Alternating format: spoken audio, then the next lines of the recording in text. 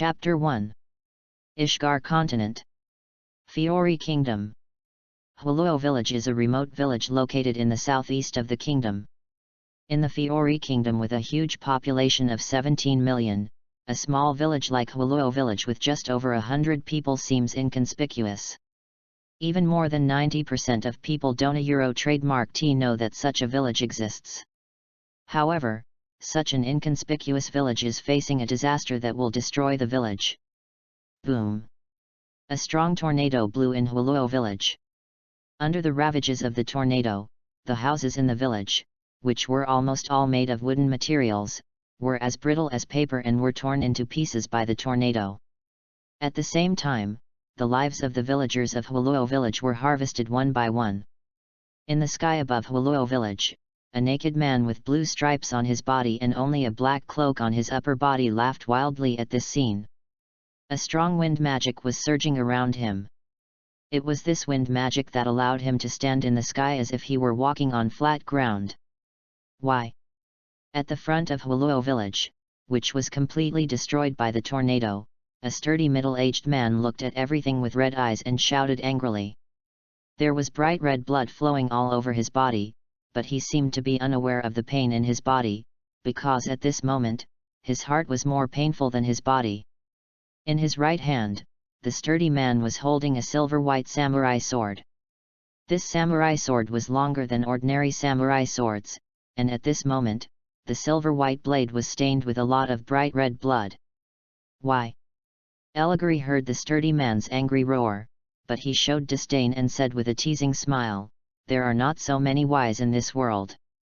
Do you need a reason to kill some ants?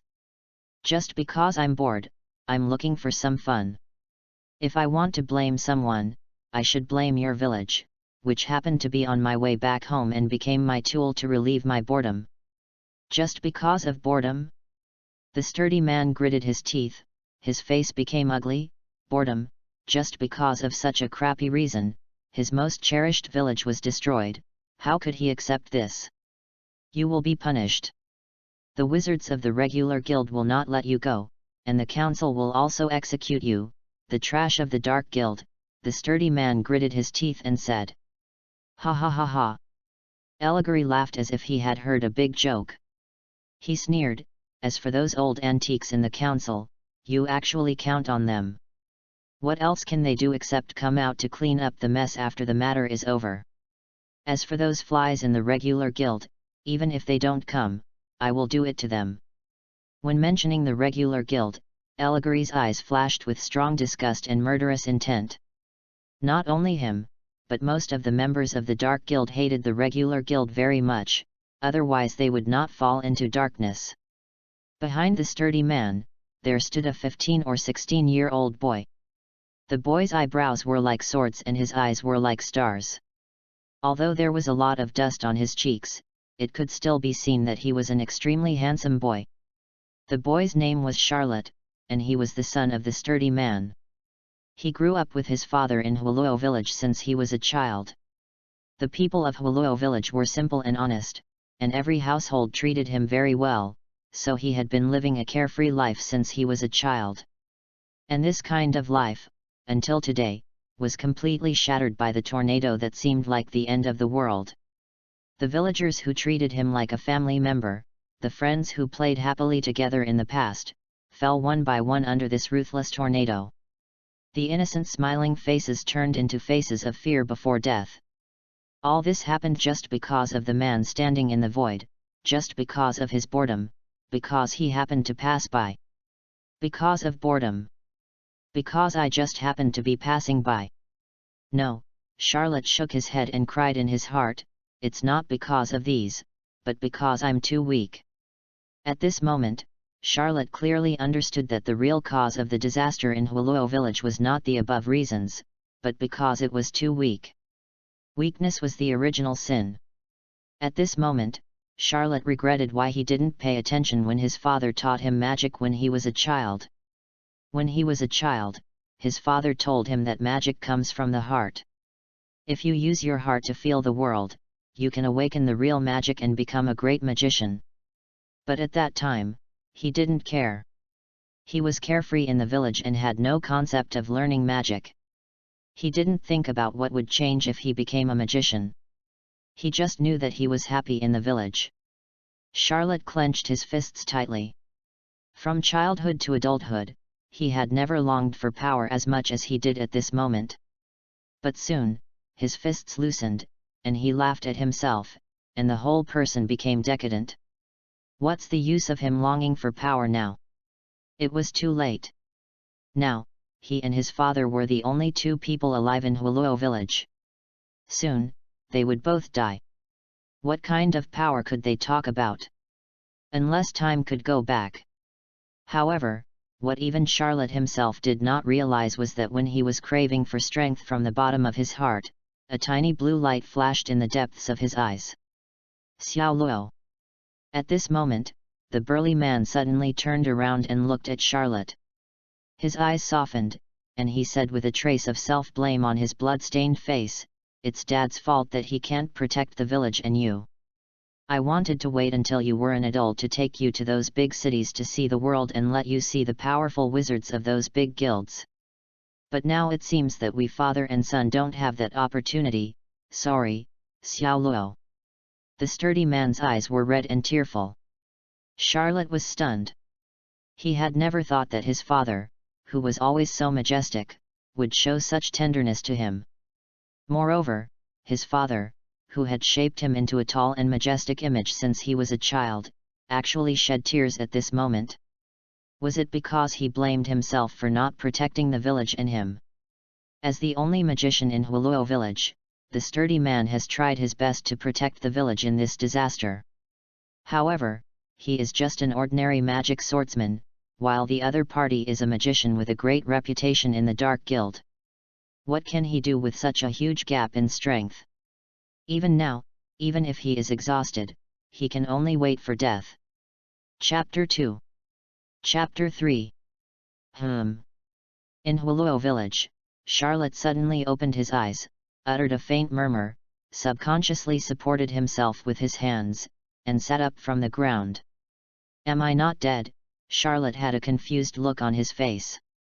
He placed his hand on his chest. He could clearly feel the strong and powerful heartbeat coming from it. However, in his memory, he had clearly been pierced through the heart by the wind blade, and was dead beyond deadness. Could it be that it was just a dream? No. Charlotte suddenly woke up and looked to the side. There, the sturdy man was lying flat on the ground. Charlotte rushed over. The sturdy man's hands and feet were cold, without any warmth, and there was no breath coming out of his nostrils. It seemed that he was not alive at all. "Dad," and everyone. Charlotte turned his gaze elsewhere and saw familiar faces in many places, but these faces were the same as those of the sturdy men, lifeless, with only corpses. What happened? Charlotte walked through the entire village. He was the only living person left in the village. In his memory, the village that was destroyed by the tornado has now returned to its original appearance. There are doubts everywhere. What he wants most now is for someone to suddenly rush out and answer his questions. At this moment, Charlotte's body suddenly shrank and he squatted down. A sharp stinging sensation came from his eyes, as if he was pricked by a needle. He couldn't help but groan and quickly covered his eyes with his hands. This pain lasted for more than 10 seconds until sweat continued to flow from Charlotte's forehead and it stopped. Charlotte took a breath and gently put his hand down. A blue light suddenly flashed in his deep pupils. He lowered his head slightly, and understood a little. He whispered to himself, "So that's how it is, the power of time." The magical power that pulled him back from hell and restored the entire village to its original state came from the power of time. The Eyes of Time. What Charlotte awakened before his death was the magic he named the Eyes of Time. Eyes that contained the power of time, eyes that could create miracles. But why am I the only one who was resurrected? Having understood what kind of magic he had awakened, Charlotte naturally knew why he was reborn. However, since the Eye of Time resurrected him, why couldn't it also resurrect his father and the other people in the village? Thinking of this, Charlotte quickly shook his head and laughed at himself. He seemed to be too greedy and didn't take the resurrection seriously. He had heard his father mention that in this world, any magic that blasphemed life was taboo. It was a miracle to be able to revive him alone. It was a bit too much to revive the whole village. People always have to learn to be satisfied. But the former Charlotte did learn it, but now he doesn't want to learn it. Since a miracle happened to him once, why can't it happen a second time or a third time? Time is the power of miracles. Now that he has this power, he also has the opportunity to create miracles. Moreover, he has died once. After rebirth, he naturally does not care too much about other things. He just wants to pursue what he wants with all his heart. In the past, he might care about the so-called taboos, but now, it is hard to say. It must be said that before and after rebirth, Charlotte's mentality has undergone earth-shaking changes, or it can be said that after the appearance of allegory, his mentality began to change.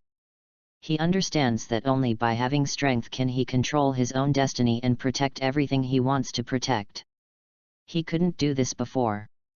But now, he has awakened the eyes of time and has the potential to become the strongest wizard in the world. Maybe when he can really control time at will, he can really create miracles, change fate against the will of heaven, and bring people back to life. A week later, at the entrance of Huluo village, Charlotte was wearing a black robe and standing upright at the entrance of the village. His handsome face was solemn and dignified. In front of him, there were small mounds of earth, and under each mound was a body of a Huluo villager.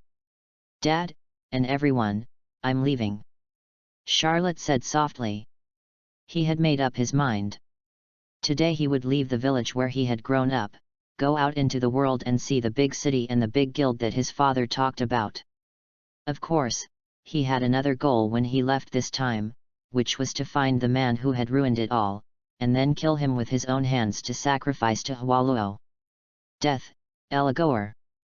The ugly appearance of Elagor with a cruel smile appeared in his mind.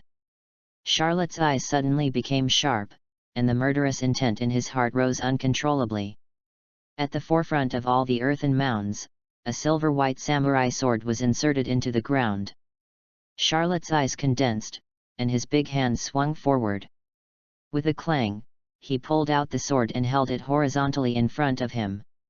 Several eerie sword lights flashed on the silver-white blade. This sword was exactly the one held by Charlotte's father. Under the reversal of time, the originally broken sword was no longer visible. The broken long sword also merged together again, and it seemed that because this sword was closest to Charlotte, it was baptized by the power of time at the moment Charlotte awakened, so some changes occurred. At the intersection of the handle and the blade, there are fine stripes, as if the cracks that appeared when it was broken before have not disappeared completely. The stripes are intertwined, and the appearance is a bit like a lotus. Unlike the silver-white blade, the lotus-shaped stripe pattern presents a bright red rich color, which forms a sharp contrast with the silver-white blade, but adds a bit of charm. This bright red is as if the blood of its original owner is flowing on it, eternal and never dry. Looking at this knife, Charlotte's eyes finally fixed on the enchanting red lotus pattern. A touch of nostalgia flashed in his eyes, and then he became determined. From today on, you will be called Jdao. Absolute Blade Red Lotus Heavenly Dance. Forgive the author for being a veteran patient of toxic milk powder and having difficulty in naming. As if sensing the absolute killing intent in Charlotte's heart, the blade suddenly revealed a bit of cold and sharp aura, and the red lotus seemed to become more vivid. After naming the knife, Charlotte inserted it into a pitch-black, simple-looking scabbard. As the blade was sheathed, the cold aura on the absolute knife also subsided, and the whole thing became very ordinary. The day you unsheath, I will kill Allegory with my own hands. After saying this coldly, Charlotte put the knife on his back, looked at Huluo village with nostalgia, and then put on the hat on his black robe, covering half of his face. He exuded a cold aura, and then turned and left. Chapter 4. In the year X782 in the kingdom of Fiori, a 16-year-old boy named Charlotte Gert walked out of the small village of Navelo and embarked on his own path as a wizard. A legend began. A small town in the south, Lauren. On the wide streets, pedestrians from all over the kingdom shuttled through. On the left side of the street, a man in a loose black robe was walking slowly. Nearly one-third of the man's face was covered by the black robe, leaving only the face below the eyes. Because of this, even the pedestrians who passed by him on the street could not see his complete appearance, but from the exposed parts, they could roughly infer that this man in black robe should be a young boy. Behind the man, there was a long object wrapped completely in black cloth. From the appearance alone, it was impossible to tell what was inside the black cloth. The man walked all the way and came directly to a hotel on the east side of the town. In a room on the second floor of the hotel, the man pushed the door open, then took off the long object behind him, and casually pulled off his black robe, revealing the black short sleeves inside, as well as his complete face. His eyebrows were like swords, his eyes were like stars, and even though his face had no expression, he still looked very handsome. This look was definitely Charlotte. Charlotte came to the desk, took out a magazine, put it on the desk, and then flipped through it carefully. After about half a quarter of an hour, Charlotte turned over the last page of the magazine, snapped it shut, and threw it to the corner of the desk, where there was a thick stack of magazines of the same type that was half an inch high. Charlotte shook his head and said to himself, "There is still no useful information, but as expected, Fairy Tale is in trouble again. What an interesting guild." What he just read was the very popular Magic Weekly published in the Kingdom of Fiori. Magic Weekly mainly published the big and small news happening in the major magic guilds of the kingdom, which allowed citizens all over the world in the kingdom to learn about the latest situation of those guilds at the fastest speed. Not only that, in the second half of this Magic Weekly, there were also many rankings of the characters of each guild. There are many kinds of these lists, and their main purpose is to satisfy consumers' strong desire for gossip. It is also because of these lists that the newspaper that publishes this Magic Weekly has made a lot of money. Now it has been a month since Charlotte left Huluo Village. After leaving Huluo Village, Charlotte was not in a hurry to find Allegory for revenge, because although his awakened magic was very powerful, he was still just a magic rookie who had just started to learn magic. What he needed most now was to grow up in the shortest time. From childhood to adulthood, Charlotte had not left Huluo Village many times, and his understanding of the entire Fiori magic world was even less. The only information he knew was from his father's occasional sighs. He was now alone outside, and it was necessary to understand some necessary information, and the fastest way to understand this information was to rely on these Magic Weekly. A week ago, Charlotte arrived in the town of Lauren, which was only considered medium-sized but well-known in the Kingdom of Fiori. The first thing he did was to buy all the Magic Weekly magazines in the past 2 years at the local newspaper office. He just went out and bought the latest issue of the Magic Weekly magazine. Through these Magic Weekly magazines, Charlotte also had a preliminary understanding of the magic guilds in the Kingdom of Fiori. At least he basically remembered those famous regular guilds and some famous people in these guilds. However, the one that impressed him the most was a guild called Fairy Tale.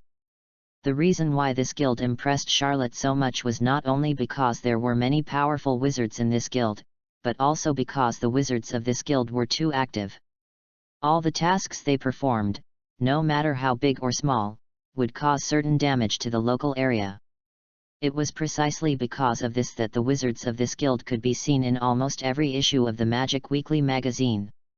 In this way, it was difficult for Charlotte not to be impressed. Through the window, Charlotte looked at the sky outside, then jumped directly onto the bed and lay down flat.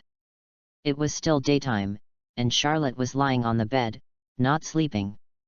A blue light flashed in Charlotte's eyes, and then he felt a flicker of spirit, and then his consciousness escaped into his eyes, and then he entered a dark and empty space.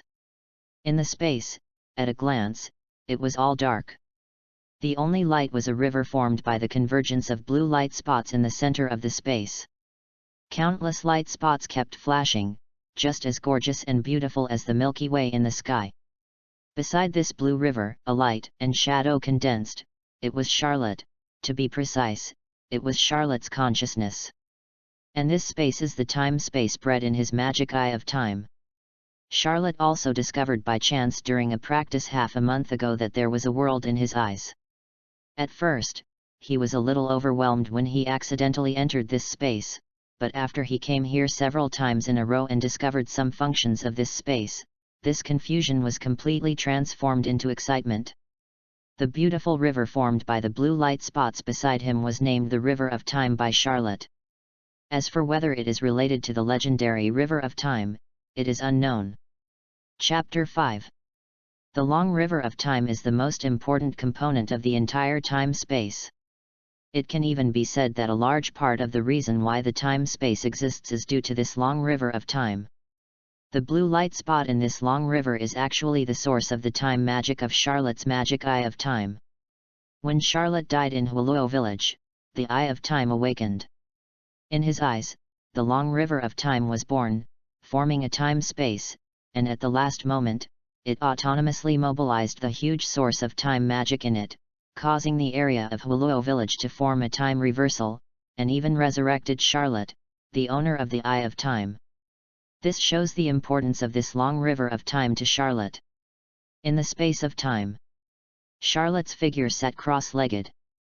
At the same time, in the long river of time beside him, the brilliant blue light suddenly flickered and surged, like a real river rolling, and a mysterious breath suddenly filled the entire space of time. Seeing this scene, Charlotte's mouth rarely showed a smile. He already knew that when the waves in the long river rolled, it was also the moment when the most terrifying ability in this space was activated. Change the flow rate of time. That's right, what surprised Charlotte most about this space was that it had the ability to change the flow rate of time. Through the rolling of the source of magic power in the long river of time, the flow rate in the space of time will change with the outside world. When the long river of time rolls autonomously, the flow rate in the space of time is 2:1 compared with the outside world, that is, 2 days in the space of time is only 1 day in the outside world. However, Charlotte has experimented that he can mobilize his thoughts to speed up the rolling of the long river of time, so that the flow rate of the space of time and the outside world will change more. After several experiments, he was able to increase the speed of time to 5 times to the maximum extent. 5 days of practice in the time-space was equivalent to 1 day in the outside world. However, this situation, which required him to accelerate the flow of time through his mind, would consume his mental power to a certain extent. When his mental power was consumed to a certain extent, he would be forcibly kicked out of the time-space, and then his spirit would fall into fatigue. Fortunately, as long as he had a good night's rest at night, his mental power would recover quickly, and he would become full of energy again the next day. And Charlotte found that every time he used his mind to mobilize the long river of time, his mental power would increase slightly, allowing him to maintain the time flow rate a little longer next time. Although the increase was not large each time, it was a huge amount accumulated over a long period of time. Obviously, this method of using his mind to modify the flow rate of time autonomously can hone his mental will. And in the future, as his strength increases and his understanding of time deepens, his mental will reach an extremely huge level. By then, he might be able to make the flow rate in the time-space reach a larger proportion. Not only that, Charlotte also found that when he went against the flow and slowed down the rolling of the source of magic power in the long river of time, the flow rate in the time-space would be reversed from before. The outside time was slower, and the flow rate in the time-space was faster. Of course, after the experiment, Charlotte would not do this stupidly again. After all, for him now, every bit of time is extremely precious. Especially he didn't know when he would face his enemy, Eligary. After all, Eligary was an old wizard who had been in the magic world for many years. Although he was confident that he could surpass him sooner or later, it still took time. The emergence of the time-space and the powerful ability it showed would greatly shorten this time. Moreover, seeking revenge on Eligary was only one of Charlotte's goals at this stage. He had more magnificent dreams and hopes in his heart. He wanted to go further on the road of magic, pursue the true meaning of time, step onto the top of the magic road, and finally, revive the village that existed in the deepest part of his heart and restore its former vitality. It takes a lot of time to do all these, so when Charlotte discovered the existence of the space of time, he was so surprised. You know, in the past few days, Charlotte has learned about many wizards from major guilds by reading the Magic Weekly in the past 2 years, and there are many magic geniuses among them. The most exaggerated one is that one of the magic geniuses has become an S-level wizard at the age of 15. You know, once you step into the S-level wizard, it means that this person has become one of the top strong men on the continent. On the other hand, when Charlotte was 15 years old, he was still like a frog in the well, staying in Huluo village, and even magic had not awakened. The gap between the two is not small. Fortunately, now he has a place of practice that can be called a cheating weapon, the space of time. As long as Charlotte uses the time flow rate in the space of time to practice for many years, as time goes by, this gap will become smaller and smaller until it is surpassed. And Charlotte is confident that the Eye of Time he awakened is definitely the top magic. Through the Eye of Time, he can fight across levels even if there is a gap in magic power. Charlotte, who was sitting cross-legged beside the long river of time, closed his eyes gently. Soon, a layer of blue light film lingered around Charlotte. The appearance seemed to be composed of blue light spots in the long river of time, and the mysterious aura in the time-space all enveloped Charlotte. This requires us to mention the second effect of the time-space. Have fun reading books on May Day. Top up 100 and get 500 VIP coupons. Top up now, activity time, April 29th to May 3rd. Chapter 6. After awakening the Eye of Time, Charlotte's practice is naturally mostly about understanding the power of time. Ice, water and other familiar forces in nature, time has always been an illusory existence. It cannot be seen or touched, but it is undeniable that it does exist. Because all people and things in this world can be said to be dominated by time, because no matter how powerful you are, as long as you cannot live forever, one day you will be annihilated in the long river of time and turned into a handful of dust. This is the power of time. And Charlotte, who has the Eye of Time, has initially mastered the medium of this power. What he has to do is to try his best to feel this magical power until he can control it, go against it, dominate time, and become the master of time. However, as mentioned above, time is too illusory. Even if Charlotte awakens the Eye of Time, it is not an easy task to comprehend the power of time.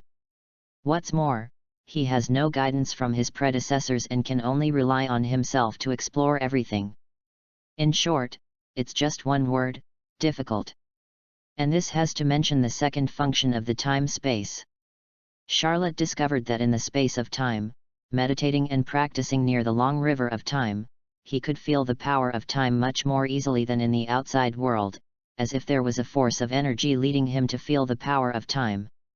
Whenever he practiced here, he would have a clearer understanding of the word time and a more thorough use of the Eye of Time. In addition to the speed of time here, I believe it won't take long for him to be able to independently comprehend the various magical uses of time. Beside the long river of time, Charlotte sat cross-legged, motionless, with a blue light film covering his body, like a dream, as if it were eternal. Time passed by bit.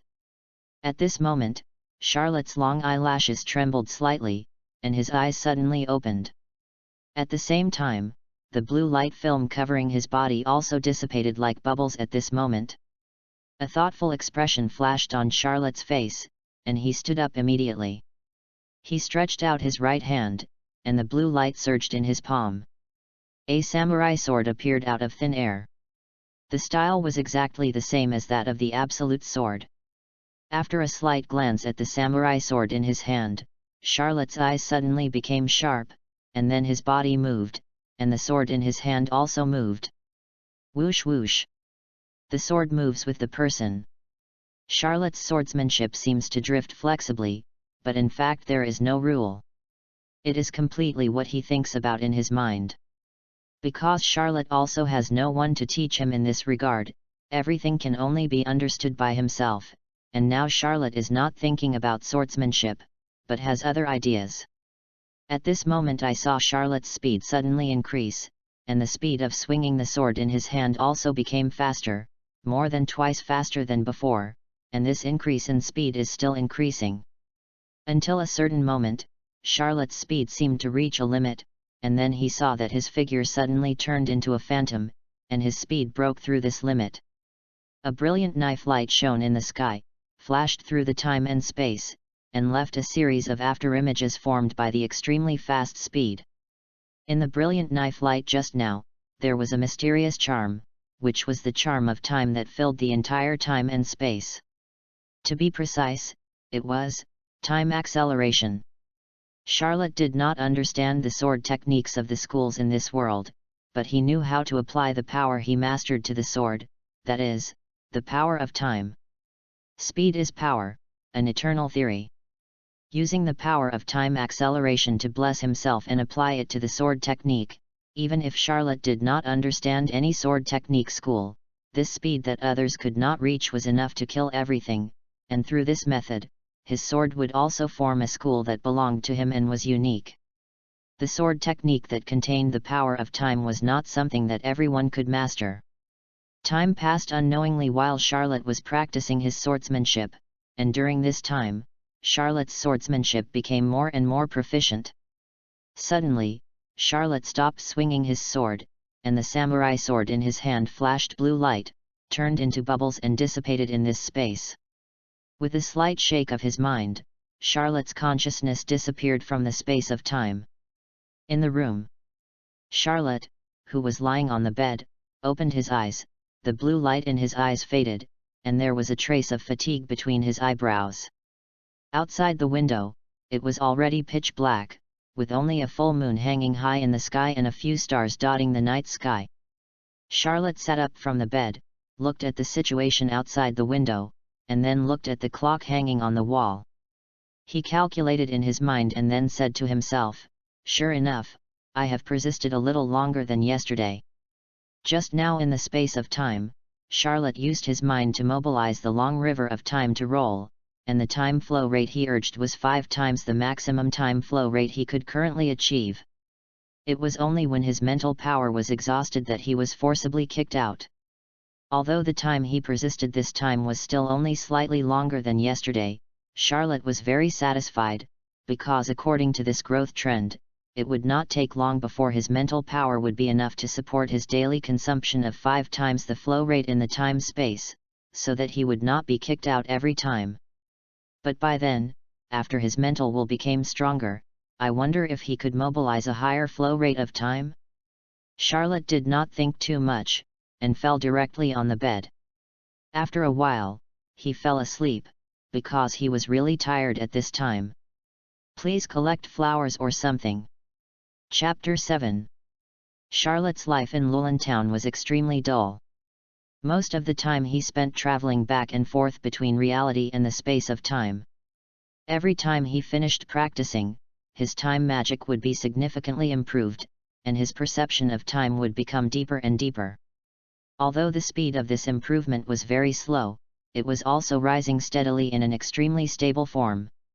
I believe that with the accumulation of time, there will inevitably be a qualitative change. In this way, another week passed. This day, in the early morning, the red sun rose, and the warm sunlight shone into the room through the window, making the whole room bright. On the bed, Charlotte, who was sleeping soundly, seemed to be affected by the warm sunlight.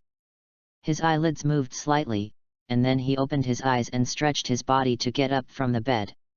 2 hours later, outside Lulantown, Charlotte, dressed in a black robe, came out here, still carrying the long object wrapped in black cloth on his back. This was the first time Charlotte had stepped out of the town in the 2 weeks since he came to Lulantown. His footsteps did not stop at all, and he walked directly to the south of the town. There, from a distance, he could vaguely see a continuous range of mountains. The town of Lauren can only be regarded as a medium-sized town in the entire kingdom of Fiori.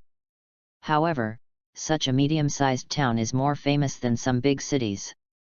The main reason is that the town of Lauren is backed by the Beast King Mountains. The Beast King Mountains are a very famous place in the kingdom of Fiori. There are many powerful monsters in the entire mountain range. These monsters are basically mutated from some animals and beasts. As for the reason for the mutation, it is because these beasts have awakened magic. Just like the difference between human wizards and ordinary humans, there is a huge difference in strength between the beasts that have awakened magic and other ordinary animals and beasts. Such beasts that have awakened magic are collectively called monsters. Most monsters are concentrated in certain specific areas in the kingdom. For example, on the snowy mountain Haybeck Mountain, there is a unique ape monster, Vulcan. It is said that the monster is very perverted and has some special hobbies for human girls. The Beast King Mountains is one of the more famous areas in the kingdom of Fiori where there are many monsters. There are all kinds of monsters in it, and in the deepest part of the mountains, there is a terrifying existence whose strength is comparable to that of an S-level human wizard. For such a mountain full of monsters, ordinary people naturally regard it as a forbidden zone, but for wizards who like adventure and challenge themselves, this is an excellent place for training. In addition, the kingdom often issues some missions to hunt monsters in various areas, and the Beast King Mountains is naturally one of them. It is for this reason that wizards from various wizard guilds can often be seen in the Beast King Mountains. Even in those missions to hunt monsters, there is a mission to hunt the strongest existence in the deepest part of the Beast King Mountains, Beast King. It seems that no wizard has taken up the task of hunting the Beast King since it was released. You should know that the Beast King is comparable to an S-level existence, and in the task of hunting the Beast King, there is not much mention of the strength and means of the Beast King. It is only said that it is a powerful S-level monster, and nothing else. So in this case, even the S-level wizards in the major guilds are unwilling to take risks. It is precisely because of the Beast King Mountains that many wizards from all over the world have gathered in Lulin Town, and Charlotte is one of them. He left Lulin Town and went to the Beast King Mountains this time because he wanted to test his strength and means. After all, he has been practicing hard behind closed doors for some time. He can clearly feel his strength growing, but for some of his means, he has only simulated them several times in his mind, and has no real combat experience. This time, he entered the Beast King Mountains and planned to use the monsters in it to verify them one by one, and it would be best if he could make some breakthroughs in actual combat. The moment he stepped into the mountains, Charlotte took off the black robe on his head, revealing his handsome face. He looked around at the surrounding environment, and after staying there for a while, he chose a direction and went into a lush jungle. In the jungle, there were thick and round trees standing in a row, and the harmonious green color was everywhere. Charlotte's figure shuttled through the forest. He had been in this jungle for 2 or 3 hours. It was a pity that he only encountered some ordinary beasts along the way, which he solved in 2 or 3 times, and also solved the problem of food and clothing. However, he had never encountered those monsters that had awakened magical mutations in the rumors. At this time, there was a sound of rushing water in front of him, and Charlotte couldn't help but speed up his pace a little, and soon he saw a small stream appear in his field of vision. Charlotte's footsteps suddenly paused, and his eyes narrowed slightly. In front of him, beside the stream, there was a gorgeous tiger sitting on the ground, lowering its head and drinking the stream water. As if hearing the footsteps of Charlotte's arrival, the tiger stopped drinking water, stood up on all fours, turned around, and immediately saw Charlotte, who was watching it. This tiger was a circle larger than the tiger that broke through. There were black stripes on the tiger skin, and 2 sharp fangs were exposed at the tiger's mouth, which looked extremely fierce. The most peculiar thing was that his tiger eyes showed a kind of dark green color. The moment he saw Charlotte, a strong fierce light suddenly emerged in his tiger eyes, and his tiger's mouth opened slightly, making a low whimpering sound. The moment Charlotte saw this tiger, he keenly noticed the difference between the latter and the ordinary beasts he had encountered before. There was a faint wave of magic in the body of this tiger. Obviously, this tiger was exactly what Charlotte was looking for on this trip, a mutant monster that had awakened the innate magic. Thinking of this, a faint burning sensation appeared in his pupils. After searching for so long, he finally found it. This tiger naturally had no way of knowing what Charlotte was thinking. At this moment, the moment it saw Charlotte, it had already defined the latter as food. Roar! Suddenly, with a roar, the tiger stomped its forehooves and flew towards Charlotte. The speed was much faster than those of ordinary tigers. There was a faint sound of wind in the air. Please collect flowers. Chapter 8. The tiger was extremely fast, and in the blink of an eye, it pounced in front of Charlotte, its mouth wide open, and its sharp fangs seemed to be shining with cold light. However, from beginning to end, the expression on Charlotte's face never changed. He tapped the ground with his toes, and then he jumped up very lightly, jumping onto the trunk of a large tree that two people could hug, overlooking the tiger below that had missed its pounce. When it pounced into the air, the tiger's eyes became even more fierce, staring at Charlotte, who had jumped onto the tree trunk, and it actually jumped up, showing amazing jumping ability, and its speed was no slower than before. But when he pounced in front of Charlotte again, Charlotte's figure flashed again, and the tiger's front paw slammed down, with a crisp sound, and the tree trunk broke in unison, but Charlotte was already standing on the ground again. Then, the tiger landed steadily on the ground. In the following time, the tiger launched a swift attack, but every time it tried to touch Charlotte's body, it would be dodged by Charlotte. This situation lasted for more than 3 minutes. Whoosh! The tiger pounced again. Charlotte stood in place, his eyes were as clear as water, and the tiger's movements were reflected in his pupils. Not only that, what was reflected in his eyes was not only the tiger's current actions, but also the subsequent trajectory of its actions. Predicting the future. In Charlotte's eyes, every action of the tiger had already appeared in his eyes before it started. Even without relying on its swift speed, Charlotte could dodge when the tiger pounced, and he could also judge and give it a fatal blow. Charlotte has been dodging like this, and he is also testing his ability. From the situation he sensed in the past 3 minutes, he can rely on the eye of time to predict the opponent's action trajectory in the next 3 to 5 seconds. Don't underestimate these 3 to 5 seconds. In a duel between real strong men, even 1 second may become a straw that overwhelms the opponent. Moreover, his prediction, combined with his powerful speed, has made him invincible to some extent. Now that this ability has been tested, Charlotte will not let this beast run wild again. Bang! The tiger's body suddenly trembled in the air, and its hair exploded, and then it flew backwards like a kite with a broken string. Charlotte stood in place, with his right fist stretched out, and the blue light on the huge fist slowly dissipated. There was no fluctuation in his eyes when he looked at the tiger, nor was there any joy because he had punched the tiger away. Swish! Charlotte's figure suddenly flashed and turned into a residual image. The tiger that had fallen to the ground was still in a daze, not understanding why he was suddenly knocked away. Then, the familiar feeling came again.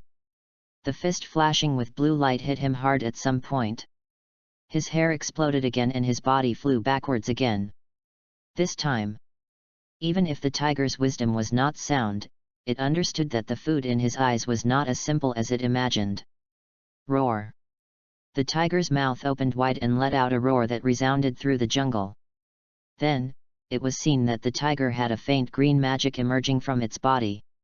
Charlotte stopped, looking at the dark green magic power on the tiger, and said to himself, "Are you going to use magic?" The tiger's body, which was already extremely strong, suddenly swelled and expanded again, becoming more attractive. The dark green color of its tiger eyes became deeper.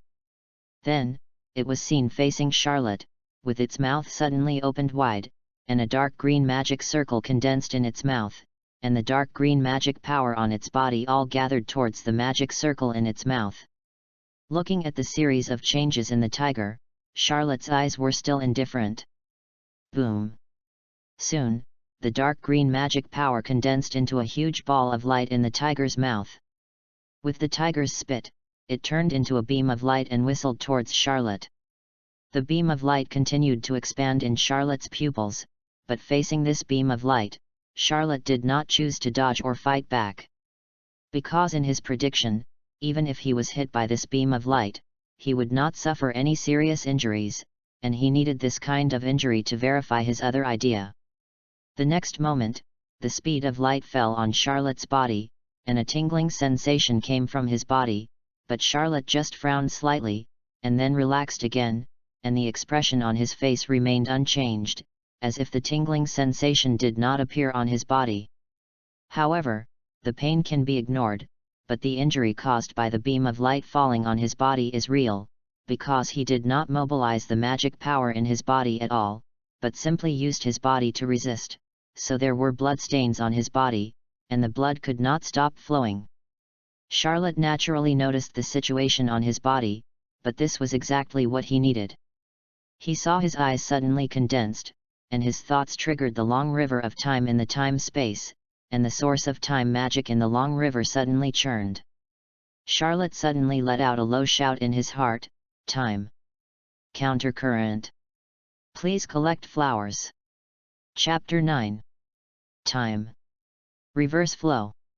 When Charlotte's voice rang in his heart, the churning of the long river of time in the space of time suddenly stopped, and the blue light-like source of time magic suddenly fluttered twice, and then returned to calm. At the same time, in the outside world, Charlotte's body was faintly brushed with blue fluorescence, and then he saw that his blood was flowing back from the wounds, and the scars on his skin were like pencil writing encountering an eraser. In an instant, they were wiped away one by one, and his skin became extremely white again.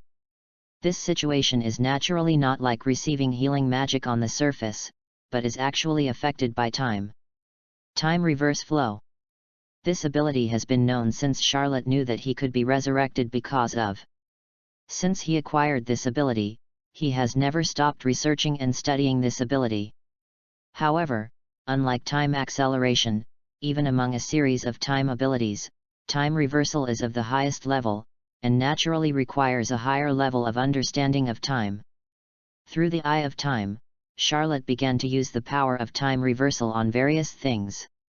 However, after a series of experiments, Charlotte found that among the things he experimented with, for those objects without life energy, he could easily reverse their time and return them to their original form in an instant.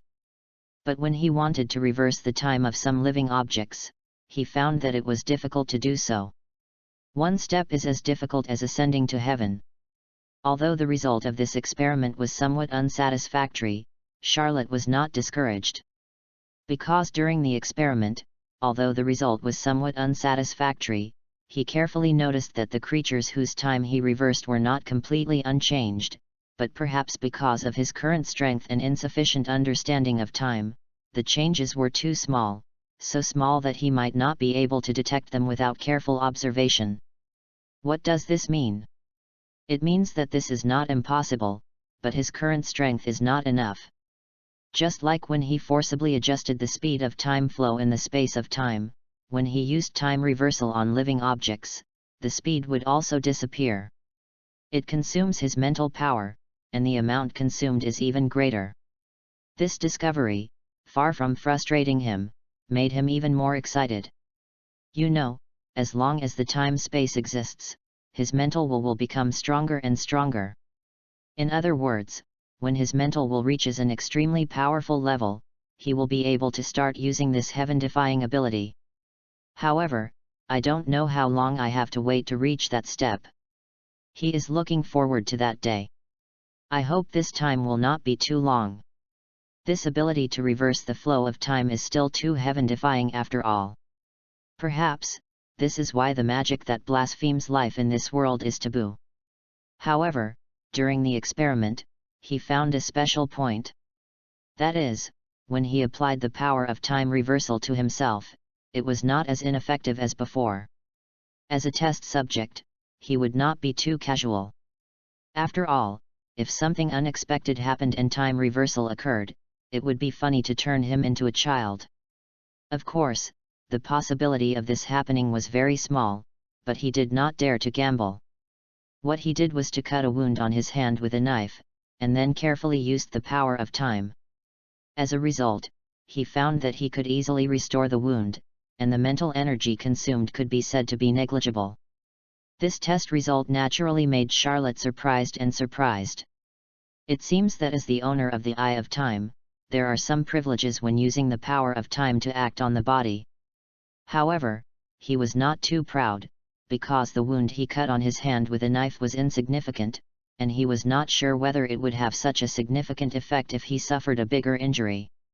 So he decided to come to the Beast King Mountains and find an opportunity to verify it in depth. Now he felt that the situation on his body was exactly the same as before he was hit by the light beam, and he couldn't help but feel a little happy in his heart. The experiment was very successful. However, what was a little different from before was that this time there was some consumption of mental power. Although it was not much, it was already a huge amount compared to the negligible amount last time. It seems that the mental power consumed will vary according to the degree of injury on the body. Although the test results were not as perfect as he had imagined, Charlotte was already very satisfied. This ability can definitely become a killer in his hands when facing a powerful enemy in the future. Compared to Charlotte's good mood, the spotted tiger was completely confused. It clearly saw that its magic accurately hit the food and caused considerable damage to the latter. However, in a blink of an eye, before it had time to go up to make up for it, it found that its food suddenly turned back to its original appearance, without any signs of injury on its body. This time, the stupid tiger was completely dumbfounded. "Your value has been fully realized," so, Charlotte looked at the stupid tiger standing there coldly, and said indifferently, "Become my food." The relationship between hunter and prey was reversed. To be precise, from beginning to end, the identities of hunter and prey did not change. It was just that the stupid tiger with low intelligence had a preconceived idea. A dazzling blue light flashed on his right fist. Charlotte's figure flashed, leaving a residual image, and instantly appeared in front of the tiger. His fist was facing up from bottom to top, and he suddenly swung an uppercut and hit the tiger's chin hard. The tiger's eyes bulged, and its two wide-open eyes almost flew out. Then a huge force came, and the whole tiger flew up like a cannonball. Speed is power. Charlotte kicked his feet hard, and his body turned into a residual image again. He appeared above the flying tiger one step ahead, and a blue light flashed on his feet.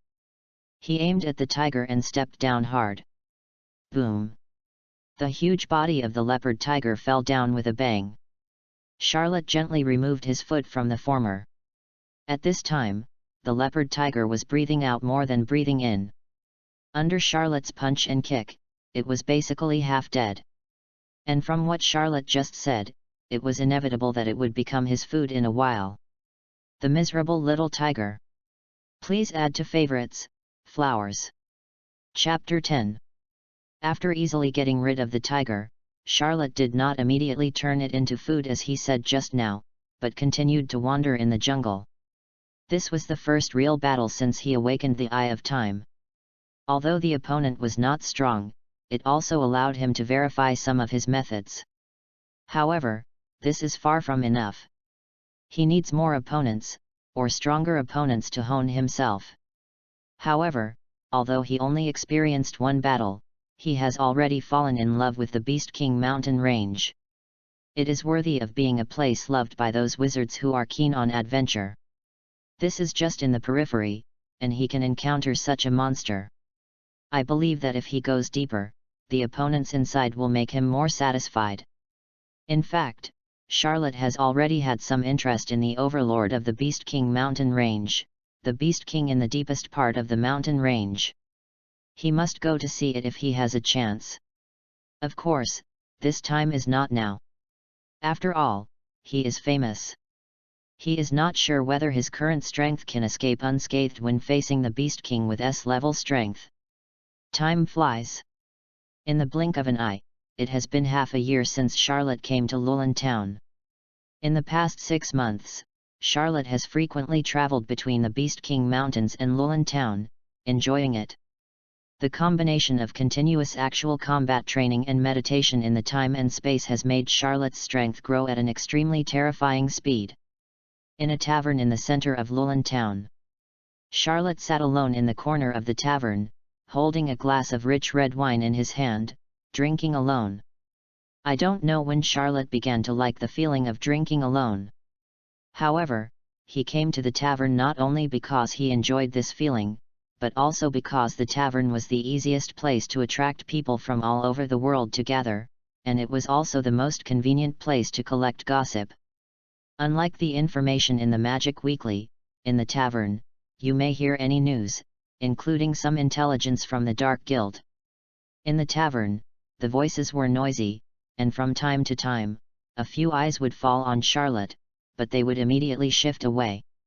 It was not only because Charlotte was wearing a black robe and drinking alone that attracted too much attention. Another reason was that in the past 6 months, many wizards from all over the world had met Charlotte in the Beast King Mountains many times. And several times, Charlotte was seen walking out of the deepest part of the Beast King Mountains. You know, the monsters that appeared there were all extremely powerful monsters. Over time, the news that Charlotte was very likely to be a powerful wizard spread quietly in Lowland Town. Moreover, the characteristics of Charlotte's black robe were so unique that it attracted the attention of many people.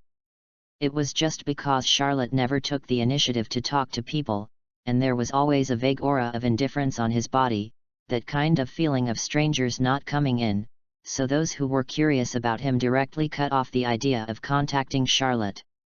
After a while, Charlotte drank the red wine in the glass in one gulp, put down the glass, got up and left. At this time, at the door of the tavern, a group of 2 women and 1 man were walking into the tavern. The 3 of them all had silver white hair. The leader was a girl dressed like a little girl. She had a pretty face and a slightly raised mouth, as if she was born with pride and confidence. Her long silver white hair was tied into a ponytail and fell on her slender waist. Her figure was even more curvy and easily attracted people's attention. The other girl had short hair and looked sweet and lovely. Her big eyes were full of spirit and she always had a sweet smile on her lips. Her cute look gave people a strong desire to protect her. As for the only man among the 3, he was strong and had a rough face. He was taller than the 2 girls, but his eyebrows always revealed a look of lack of confidence, which was very different from the first girl. When the 3 entered the tavern, Charlotte just walked out. The sweet-looking short-haired girl stood on the far left. When she saw Charlotte coming out, she moved to the right very well and made room for him. Charlotte subconsciously glanced at the short-haired girl, because the short-haired girl was shorter than Charlotte, and when Charlotte looked over, she could see through the wide black robe and meet his gaze. The short-haired girl blinked, and then showed a sweet smile on her face. Perhaps because the former's smile was too innocent, Charlotte paused, then nodded slightly, and then left the tavern. The short-haired girl looked at Charlotte's back as he left, tilted her head, blinked her smart eyes, and didn't know what she was thinking. "Listen, what's wrong with you?" Seeing her sister suddenly stop, Myra Jane, the girl dressed as a little gangster, turned her head and looked at him with a questioning look in her eyes. "Nothing." When asked by her sister, the short-haired girl listened, shook her head, then suddenly smiled and said, "Sister, that boy just now was so handsome." "Handsome?" Myra Jane was stunned, then looked away, but Charlotte's figure was already submerged in the crowd on the street. She retracted her gaze and said, "I didn't see his appearance clearly just now." As she said this, Myra Jane thought silently in her heart, "But that person just now, there was a strange aura on his body, but what is that? I didn't see it clearly either."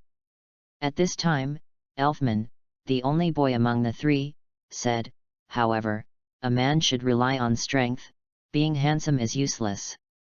As he said that, he waved his arms, as if he wanted to show off his hard muscles. On the side, Lysina covered her mouth and laughed while watching her brother's muscle show. "Let's go in first," Myra Jane said. Lysina and Elfman nodded, and the three of them walked in together. "Please collect it." Chapter 11. As Charlotte was walking on the street, he couldn't help but think of the three people he had just met at the door of the tavern.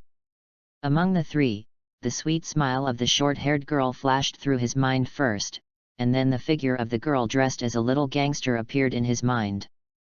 The same hair color, and the three of them have the same magical aura in their bodies. They should have awakened the same type of magic. It seems that the three of them are siblings. However, although Charlotte felt the magic fluctuations in the bodies of the three people, the one who really made him care a little bit was only the girl dressed as a little gangster, because the magic fluctuations in this person's body were much stronger than the other two. It can even be said that she was the most powerful magician he had met so far. But the specific strength of this person can only be known after seeing her take action with his own eyes. At this age, silver hair color.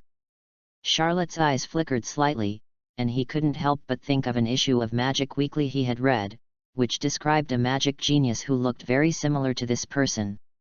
However, that issue of Magic Weekly didn't include that person's photo, so he couldn't verify his guess. But Charlotte didn't care about it. He was not a gossipy person. He was just a little curious about the man's strength. As he was thinking, Charlotte had already walked out of Lulin Town, and the direction he was heading was still the Beast King Mountains. Deep in the Beast King Mountains. Woohoo! A loud scream came from the mountains. A huge blue wolf, more than 3 times larger than an ordinary wolf, stared at the black-robed boy in front of it with fierce eyes. What was even more bizarre was that on the surface of this giant blue wolf, there was a flash of extremely violent purple lightning. It was obviously another mutant monster. The black-robed boy was Charlotte. There was a cold look in his eyes. He held the knife in one hand. The knife was not out of the body. The scabbard was black and simple. This knife was the ultimate knife, Red Lotus Tianwu. This giant blue wolf must have been in a state of being angered by Charlotte. The purple lightning on its body seemed to be extremely violent, making a crackling sound.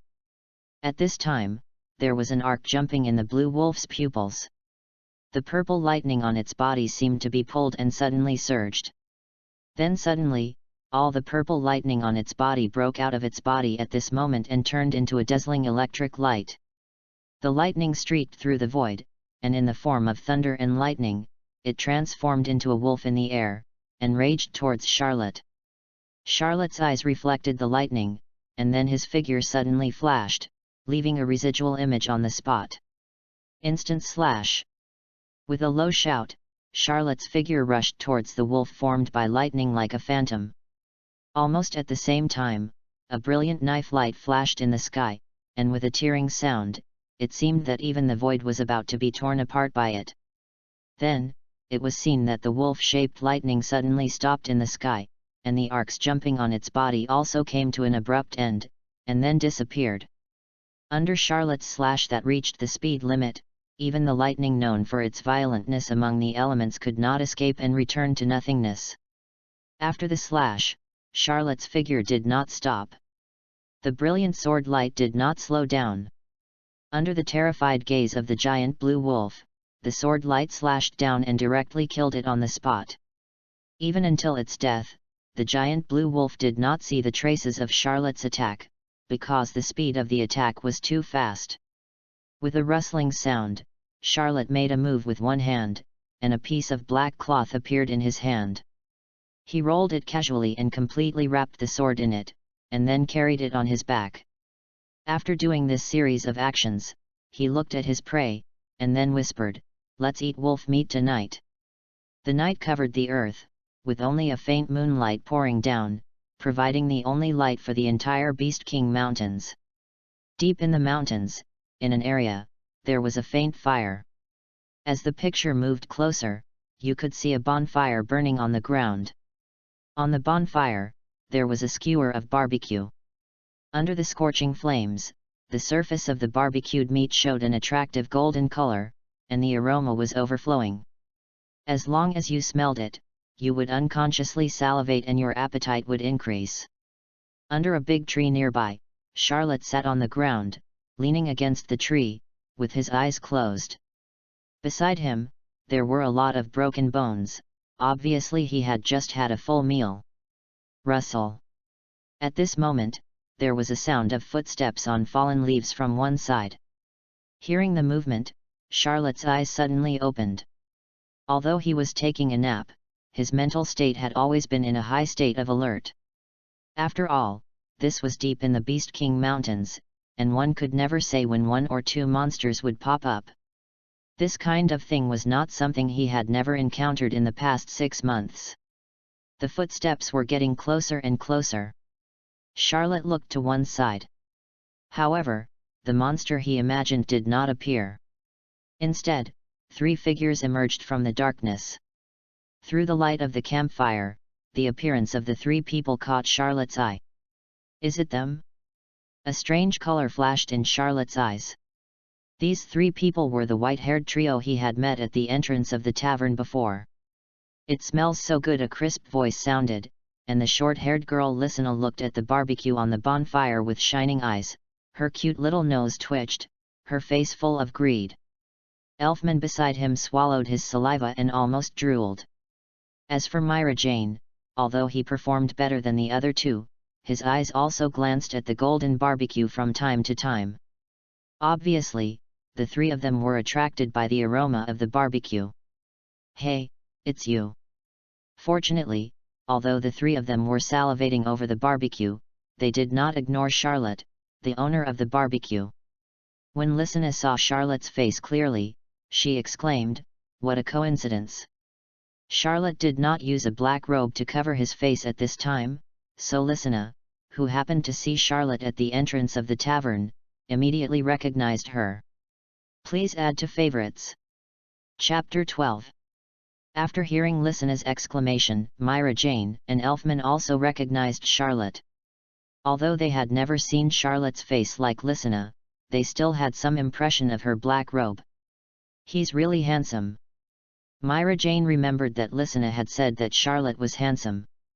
She didn't take it too seriously at the time. But now that she had seen his true face, she found that Charlotte was really handsome, much more handsome than those guys in her guild, especially his eyes, which were as deep as the starry sky. One look at them would easily make people fall in love with him and couldn't help wanting to take a second look. Moreover, there was a special temperament that was hard to explain in Charlotte. This temperament was like the finishing touch, adding a sense of transcendence to the handsome Charlotte. Although he always had a cold face, he made people like him at first sight. Although Myra Jane was not the kind of fangirl who couldn't walk when seeing a handsome guy, she had a good first impression of Charlotte because of this.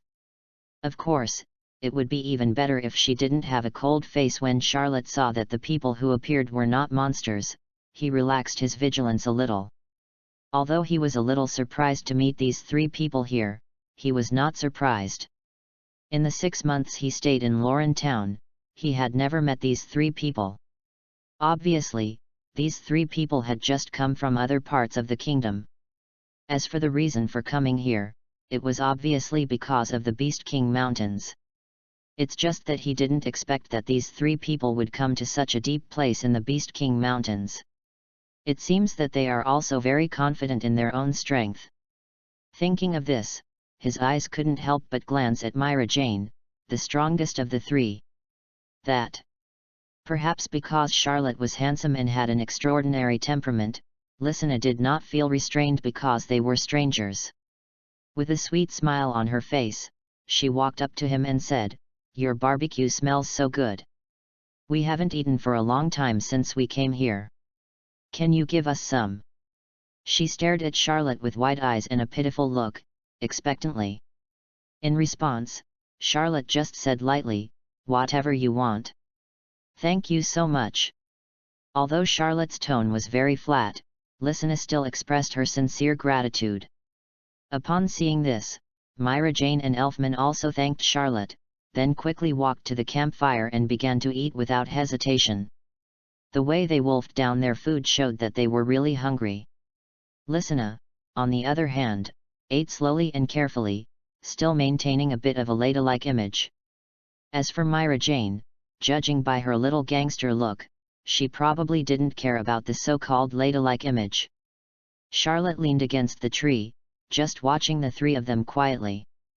But at this moment, his eyes suddenly focused, and his sight fell on Lysina's smooth left arm, where a red emblem was engraved. Charlotte was not unfamiliar with the appearance of the emblem, because he had seen it countless times in Magic Weekly. It was from that guild. Lysina also noticed Charlotte's gaze at this time, stopped eating, and asked in confusion, "Hey? What's the matter?" "No."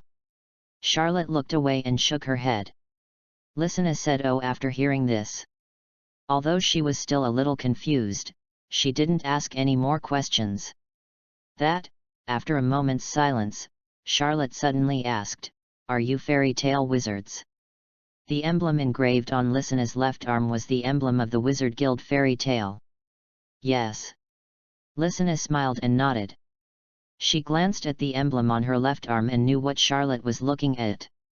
"I am Lysina, the Wizard of Fairy Tale, this is Sister Myra, this is Brother Elfman, we are all wizards of fairy tale." As Lysina said this, the smile on her face became more and more intense, and it was obvious that she was very proud of being a wizard of fairy tale. "Big brother, what about you?" Lysina asked Charlotte. Myra Jane and Elfman also looked at Charlotte. It was obvious that they both had a certain interest in Charlotte. After all, if he appeared here, it meant that Charlotte must be a strong wizard. "Charlotte," Charlotte said calmly, "Wandering wizard." Hearing Charlotte's brief introduction, the three nodded gently. They were not too surprised that Charlotte was a wandering wizard. In this world, although most wizards choose to join the Wizard Guild, there are still many wizards who have no affiliation, and these wizards are collectively called wandering wizards. In fact, in Myra's opinion, it is more reasonable for Charlotte to be a wandering wizard. After all, if Charlotte is a member of a regular guild, then according to the latter's appearance, he can definitely be ranked at the top of the want to be a boyfriend ranking in the Wizard Weekly, or even the top of the list. After all, his appearance and temperament are here. "Then I'll call you Brother Charlotte." Lysina smiled sweetly. That sweet smile and clear voice made Charlotte unable to refuse. Seeing Charlotte didn't say anything, Lysina took it for granted that this was the former's acquiescence, and she happily called him Brother Charlotte, which made Charlotte speechless. This girl, that's too simplistic. At this time, Myra Jane beside him had almost finished eating. She threw a piece of leftover bone aside, then looked at Charlotte and said, "Thank you for the treat. Although Lysina has already said it, I still feel the need to introduce myself." Mirage said, "My name is Mirage, and I'm a wizard of fairy tale." Charlotte narrowed her eyes, met Mirage's gaze, and whispered, "I know. I still know fairy tale's S-class wizard, the famous demon Myra Jane. I hope you can help me click on the collection." Chapter 13.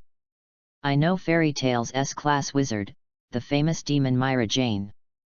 After Charlotte finished speaking, Myra Jane was stunned at first, then the corners of her mouth slightly raised, with a hint of pride on her face, she said, "I didn't expect that my reputation has become so high."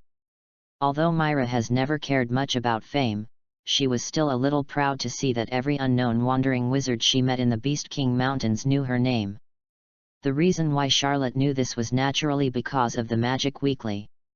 One of the most talented wizards he learned about in the Magic Weekly was Myra Jane in front of him, who was known as the Demon.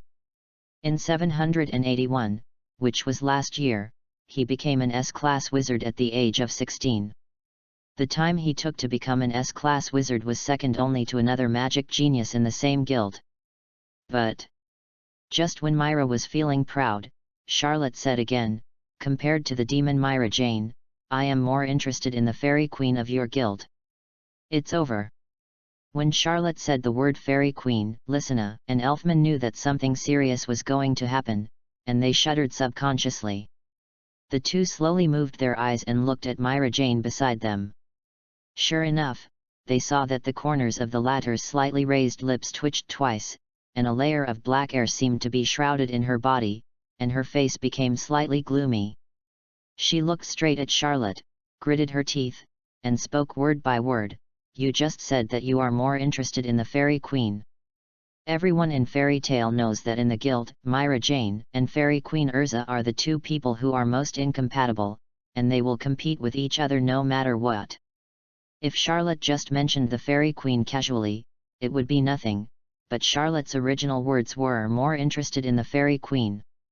Could she understand this sentence as Charlotte's interest in Urza surpassing hers? Even though Charlotte was just a stranger she had just met, for Myra Jane, who wanted to compete with Urza in everything, anything that could compete with Urza was a big deal. However, Charlotte didn't know the twists and turns. Although he didn't understand why Myra Jane suddenly became a different person, he still replied, "Is there anything wrong with what I said?" After that, he continued, "I'm just curious about how the Fairy Queen who became an S-class wizard a year earlier than you would be. It's over." As soon as these words came out, Lysina and Elfman's faces changed. This time, things really got serious. As expected, after hearing Charlotte's words, Myra Jane was about to turn black. She held back the anger that was about to erupt in her heart, and said through gritted teeth, "That was just her good luck. If I hadn't accidentally lost my way that time, I would definitely have become an S-class wizard first. Sometimes, luck is also a part of strength." Charlotte said lightly, "This is just an excuse you made up. You guy." Charlotte's words and his annoying tone directly made Myra angry. The good first impression that Charlotte had originally created because of his handsome appearance and his transcendent temperament instantly collapsed at this moment. This guy was so annoying that he even said so frequently that she was not as good as Urza. Marajana's full breasts rose and fell slightly, and it was obvious that she was angry. She took a deep breath and forced herself to resist the urge to transform into a demon and teach Charlotte a lesson. She snorted coldly, "For the sake of the barbecue, I won't bother with you this time." After that, she turned around and didn't want to look at Charlotte again, even though the latter was handsome. Seeing this, Lysina and Elfman both breathed a sigh of relief. It seemed that things were not as bad as they imagined. Sister Myra was still somewhat rational. But at this moment, Charlotte whispered again, "What a sick woman." Although the voice was very soft, it was still heard by Myra Jane at the distance between them. Even Lysina and Elfman heard it clearly. The two of them were immediately relieved. Marajana's body, which had just turned around, suddenly stiffened. There was even a solid black gas floating above her head. It seemed that there was a volcano hidden in her petite body, and it was about to erupt. "Hey, Sister Myra." Seeing that her sister seemed to be about to go berserk, Lysina quickly ran up and took her arm. "Sister Myra, it's getting late, how about we go to bed early? I'm sleepy." Holding Myra's arm, Lysina saw her sister lowering her head and seemed to be whispering something. She moved her head closer and immediately heard a voice, "Barbecue. Barbecue. Barbecue." Lysina immediately realized that her sister was using this delicious barbecue to comfort her, and she once again suppressed the urge to beat Charlotte up. "That." Charlotte spoke again, but as soon as he said that, Lysina turned her head and looked at Charlotte with tearful eyes, saying pitifully, "Brother Charlotte, please stop talking, okay?" Charlotte was stunned, but still said, "I just want to say that this is deep in the Beast King Mountains, and monsters often appear at night, so be careful when you rest." "We understand, thank you, Brother Charlotte." Hearing that Charlotte did not continue to say something to provoke Myra, Lysina's heart suddenly relaxed, and then she showed that familiar sweet smile and smiled sweetly at Charlotte. "I hope everyone can help to collect it after reading it. Thank you." Chapter 14. After Lysina finished speaking, she pulled Myra Jane to the other side of the campfire to rest. While walking, Myra Jane looked at Charlotte with a grim look on her face. Elfman saw this and walked over, but before leaving, he couldn't help but look at Charlotte with admiration. He was full of admiration. He dared to talk to Sister Myra like this, and he didn't get beaten. He was a real man. After Charlotte reminded him, he closed his eyes and continued to take a nap. Of course, he still maintained a certain vigilance to prevent the appearance of monsters. Since the tragedy in Huluo village, he has always been a person who doesn't like to talk.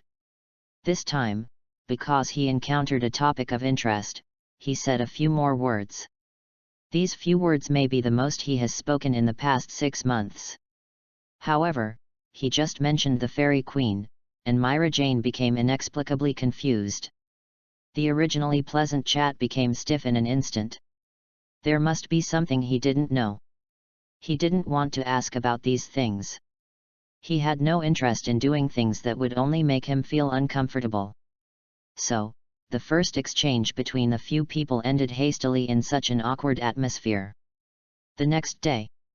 The night passed, the sky gradually brightened, the red sun rose, and the warm sunlight shone into the Beast King Mountains.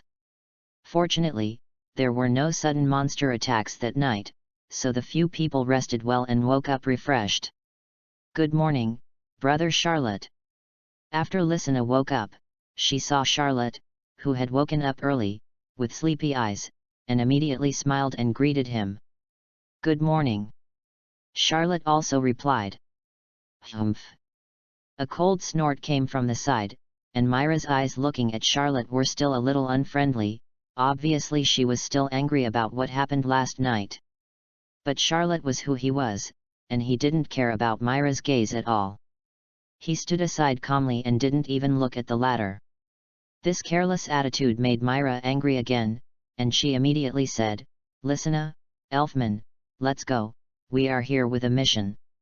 Then she strode into the depths of the mountains, not wanting to stay with Charlotte for a moment. "Oh."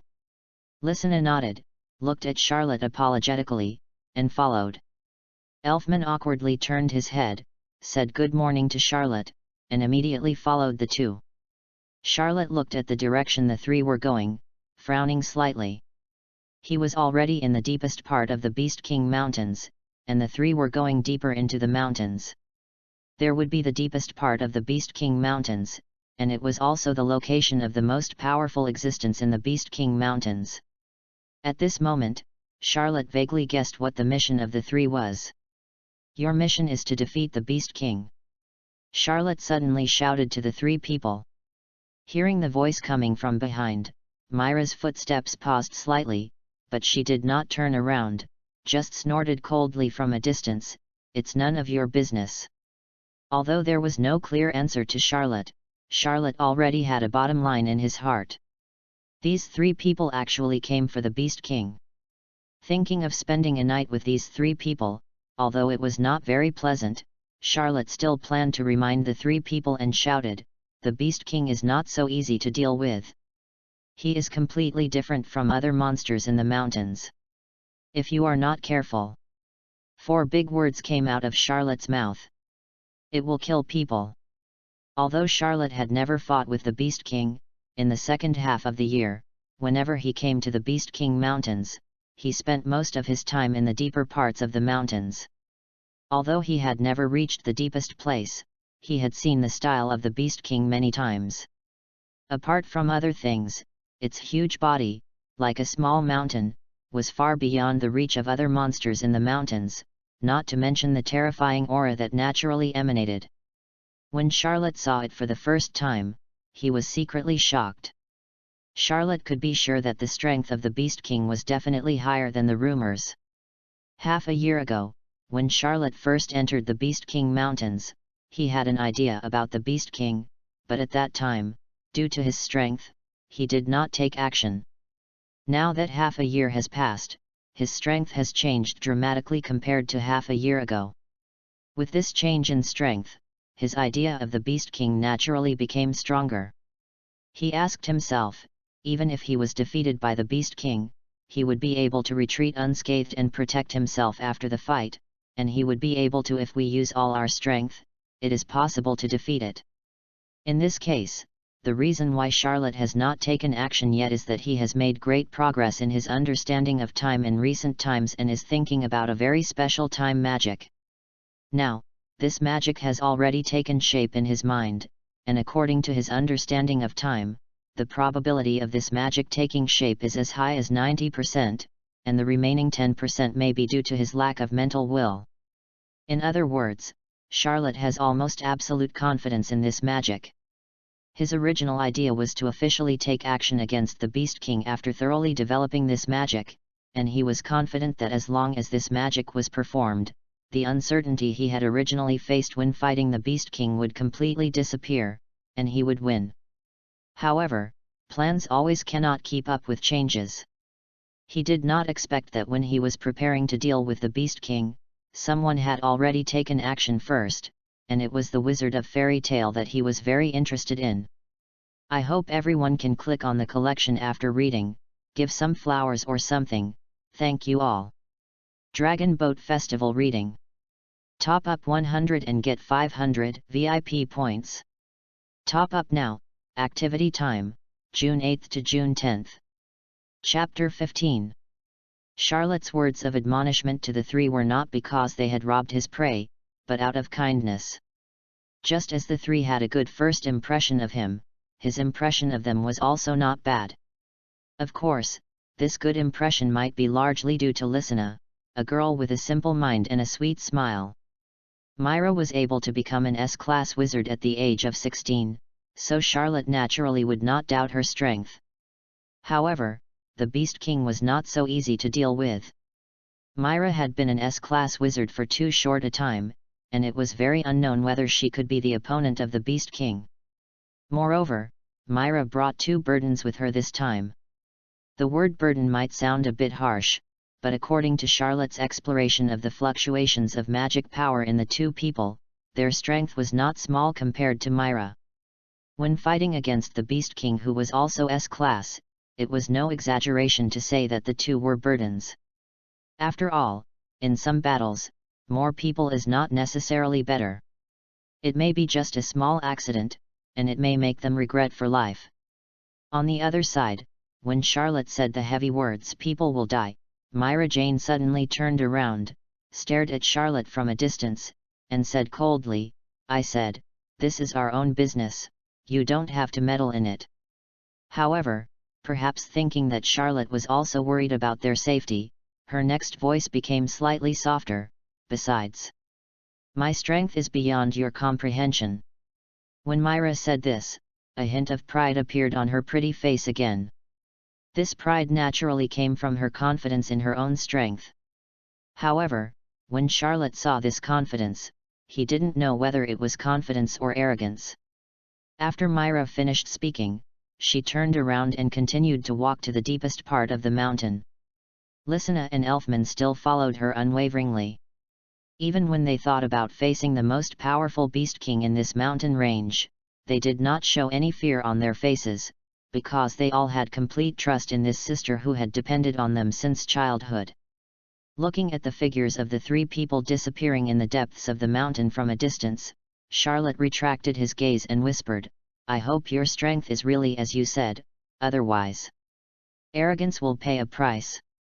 After saying that, Charlotte left the place. He had already reminded them once, and if someone didn't listen to his advice, it was none of his business. Half a day later, in the deepest part of the Beast King Mountains, a thunderous roar resounded from the deepest part of the mountains. For a long time, the deepest part of the Beast King Mountains, whether it is human wizards or other monsters in the mountains, will not set foot here. Because this is where the most powerful existence in the entire mountain range, the Beast King, stays. His strength that is unrivaled in the entire Beast King Mountains makes him the unique king here. However, today, someone actually appeared here and attacked the king. Roar! Another thunderous roar sounded, and along with this roar, there was also a low and delicate cry. "Receive with the whole body, the soul of Satan." A black light emerged, and Marajana's pretty figure suddenly changed, transforming into the body of Satan. Her white hair was flying, her figure was graceful, and behind her was a pair of black wings like bat wings stretched out. Powerful and violent magic power emanated from her body, and compared with the original Myra Jane, she looked even wilder and more violent. This is the receiving magic used, the demon Myra Jane who received the soul of Satan.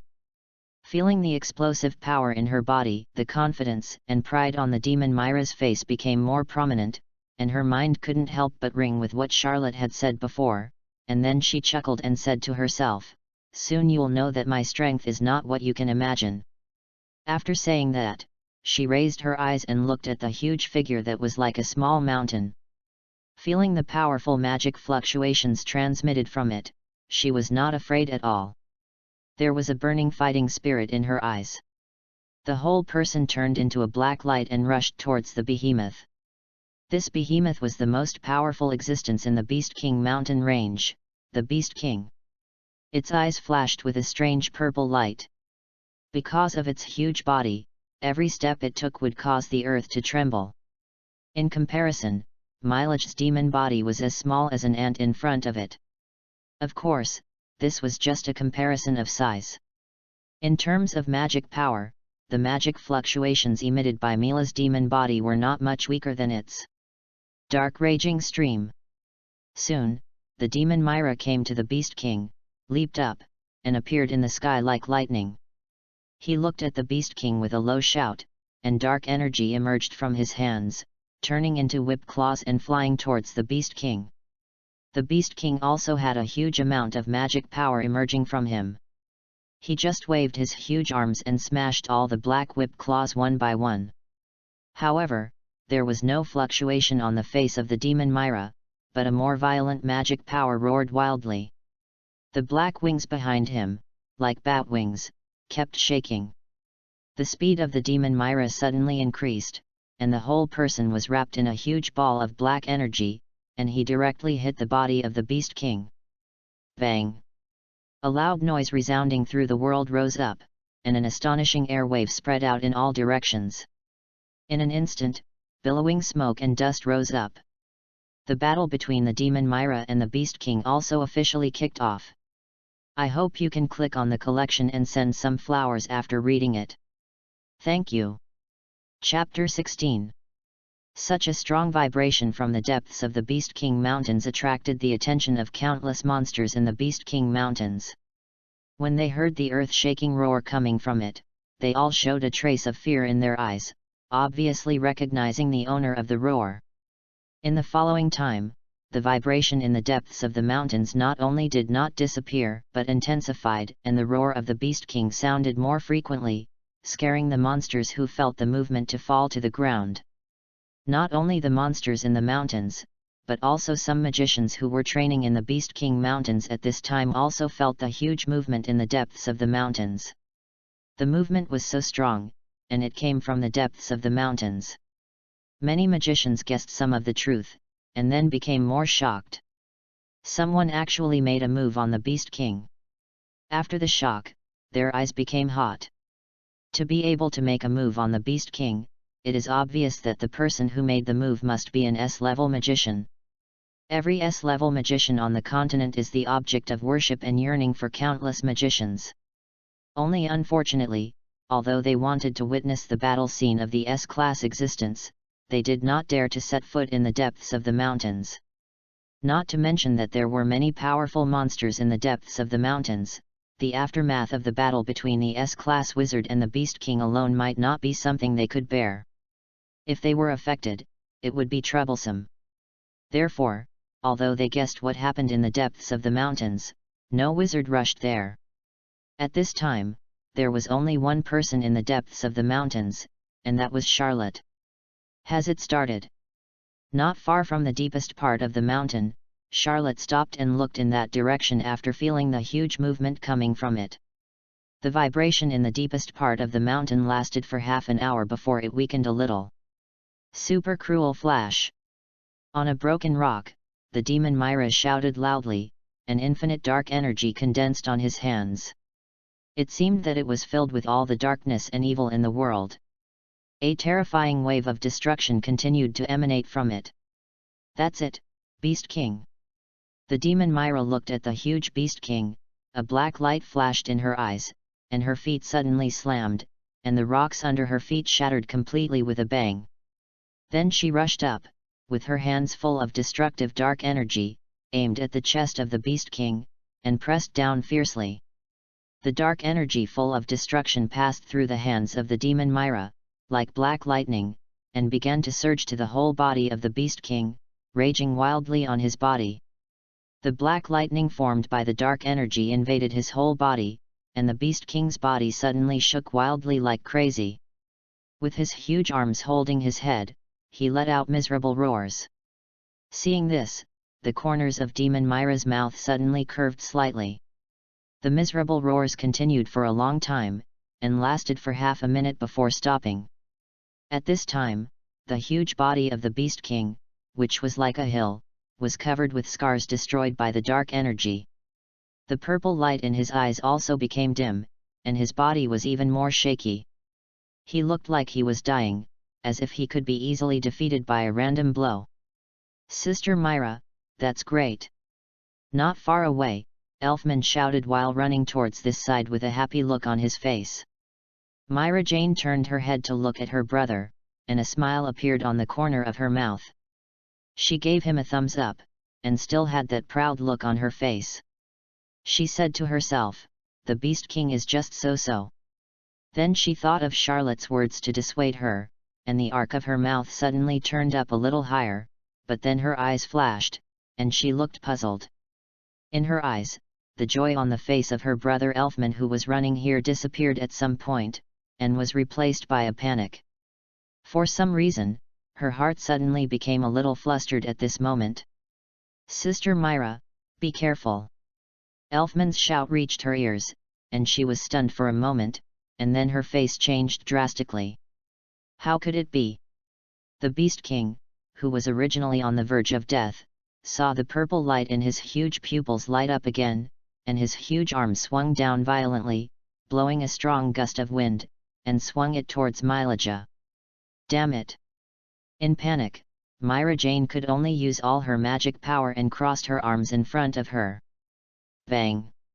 The giant arm swung down, and Myra flew backwards, hitting a huge rock behind her. Under the impact of this huge force, cracks suddenly appeared on the surface of the rock. Myra fell to the ground, and a black light flashed on her body. The demon body of Satan disappeared and turned back into the appearance of a little girl. Although her appearance had changed, her eyes were still filled with fear and confusion.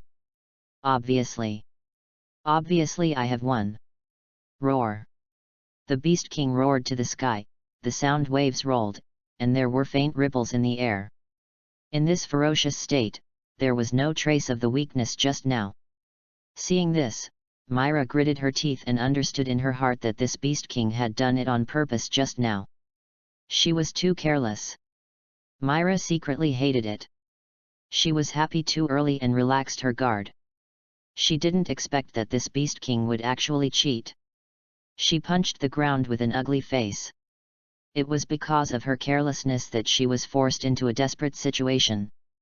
I hope everyone can help me collect it and send some flowers. Please help me. Chapter 17. The Beast King's huge body kept approaching Myra. Every step taken by that huge body would make a loud bang sound on the ground. As the Beast King approached, Myra's heart gradually sank. For the first time in her life, she felt despair. At this moment, after enduring the last blow from the Beast King, her magic power had been completely consumed. She was unable to receive the soul of Satan. Moreover, with her current physical condition, even if she could receive the transformation, she would not be the opponent of the Beast King. Myra only felt a darkening in front of her eyes, and the figure of the Beast King had already arrived in front of her. "Are you going to die here?" Myra looked at the Beast King in despair. At this moment, the latter's strong arms were already raised high. She could not think of any other outcome except death. "Don't touch Sister Myra!" A black shadow suddenly flashed by and appeared between the Beast King and Myra, with arms open, looking up and glaring at the Beast King. "Elfman! Seeing the appearance of the person, Myra was stunned at first, then her face changed drastically, and she shouted anxiously, "Elfman, what are you doing here? Go away." "No." Elfman turned his head and looked at Myra, his tone was particularly firm. "Elfman." Myra stared at Elfman in disbelief. Was this still the brother who always obeyed her? From childhood to adulthood, in her impression, Elfman was the kind of person who was not firm enough, even a little cowardly, which was completely inconsistent with his strong and tall figure. However, at this moment, Elfman's rough face was filled with a strong stubbornness, and his eyes were even more determined than ever. Such a huge change before and after.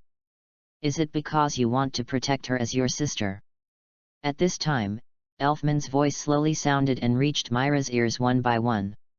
"From childhood to adulthood, it has always been Sister Myra who protected Lysina and me. No matter what difficulties we encountered, she would rush to the front alone to prevent Lysina and me from getting hurt. This time was no exception, but Sister Myra has fallen, so this time, it's my turn to protect you, Sister Myra. A man should protect his sister." Elfman roared at the end, his voice rolling like thunder, echoing through the depths of the mountains. Not far from here, on a cliff, Lysina was alone. Before Myra Jane attacked the Beast King, she was worried that her weakest sister would be affected, so she asked her to wait here first. A man should protect his sister. Elfman's voice was like thunder, with a little echo, and it also reached here. Elfman's brother, Lysina's cute little face was filled with deep worry, and then her eyes fixed. A blue magic circle appeared under her feet, and she turned into a blue bird, flapping her wings and flying inside. At the same time, Charlotte, who was also in the depths of the mountains, also looked in that direction.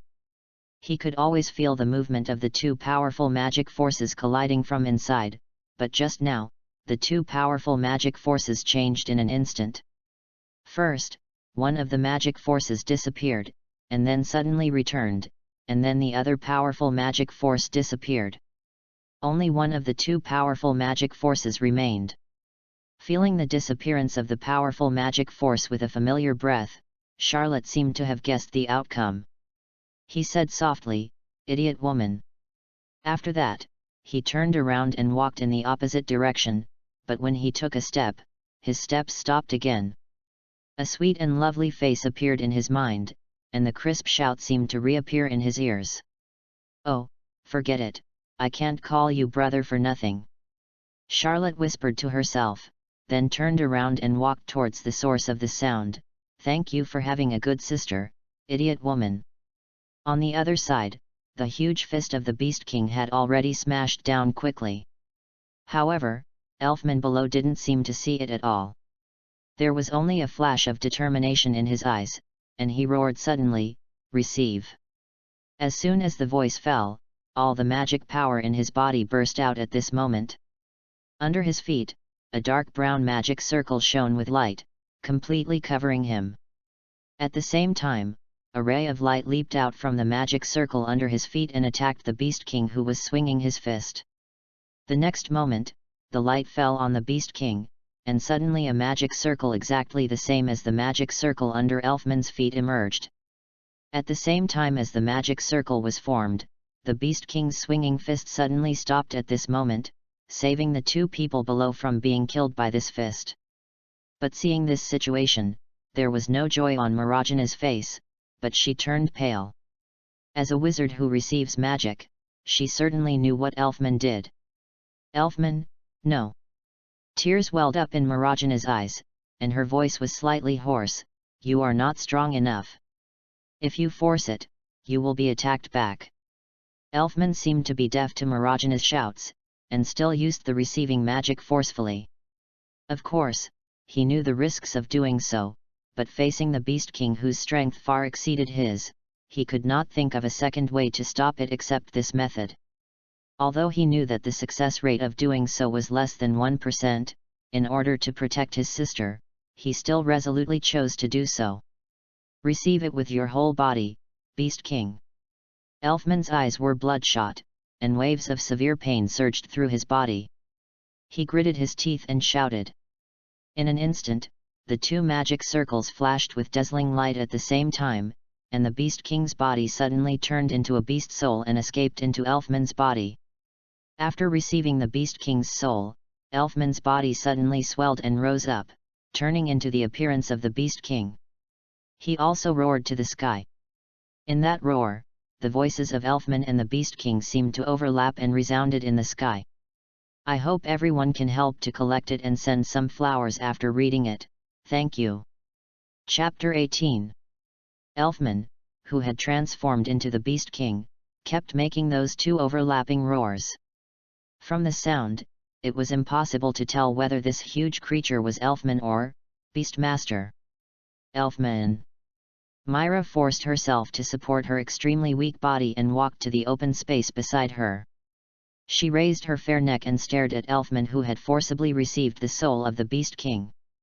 She was very nervous. In Elfman's body, the consciousness belonging to Elfman and the soul of the Beast King were in a fierce struggle.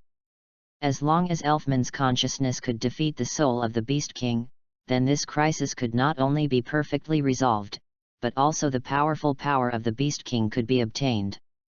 Just like Myra's Satan soul, if the soul of the Beast King could be suppressed and mastered, Elfman would be able to receive the soul of the Beast King with his whole body and transform into the body of the Beast King.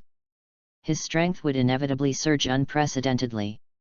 However, imagination is often beautiful, but reality is always so cruel. The strength of the Beast King is not comparable to that of Elfman at all. The gap between the two is not small. In this case, Elfman chose to forcibly receive it, and the probability of success was only 1 in 100. It can be said that his behavior was undoubtedly suicide. Elfman knew this, but he still did it. Myra also knew this, but at this moment, she could not give Elfman any help. She could only put her hands together and pray for him in her heart, praying that the 1% chance would appear, praying that, a miracle. However, if a miracle could happen so easily, then it would not be called a miracle. On the huge body of the Beast King, the light in the huge eyes flickered, sometimes showing a strange purple, and sometimes turning into inky black. But soon, this flickering situation changed. The strange purple completely suppressed the black and soon stabilized. At the same time, the two overlapping roars gradually faded. Below, Myra's praying hands slowly loosened, and her pretty face turned pale, because in the fading roar, Elfman's voice completely disappeared, leaving only the voice of the Beast King. What this means, there is no need to say more. Elfman's purple eyes looked at Myra below, without any emotion in his eyes, and he stepped forward step by step. Myra did not choose to run back. Although she had no power to fight back now, she still stood firmly on the open ground, looking at Elfman with tears in her eyes, and shouted loudly, "Elfman, cheer up! Sister Myra!" At this time, a blue bird flew in the sky, with a flash of blue light on its body, and it transformed into Lysina and landed beside Myra. She looked at the huge Elfman and asked, "Sister Myra, what happened? Where is Brother Elfman?" "Run away, Lysina." Myra looked at Elfman with tears in her eyes and said, "It's all my fault for being too careless.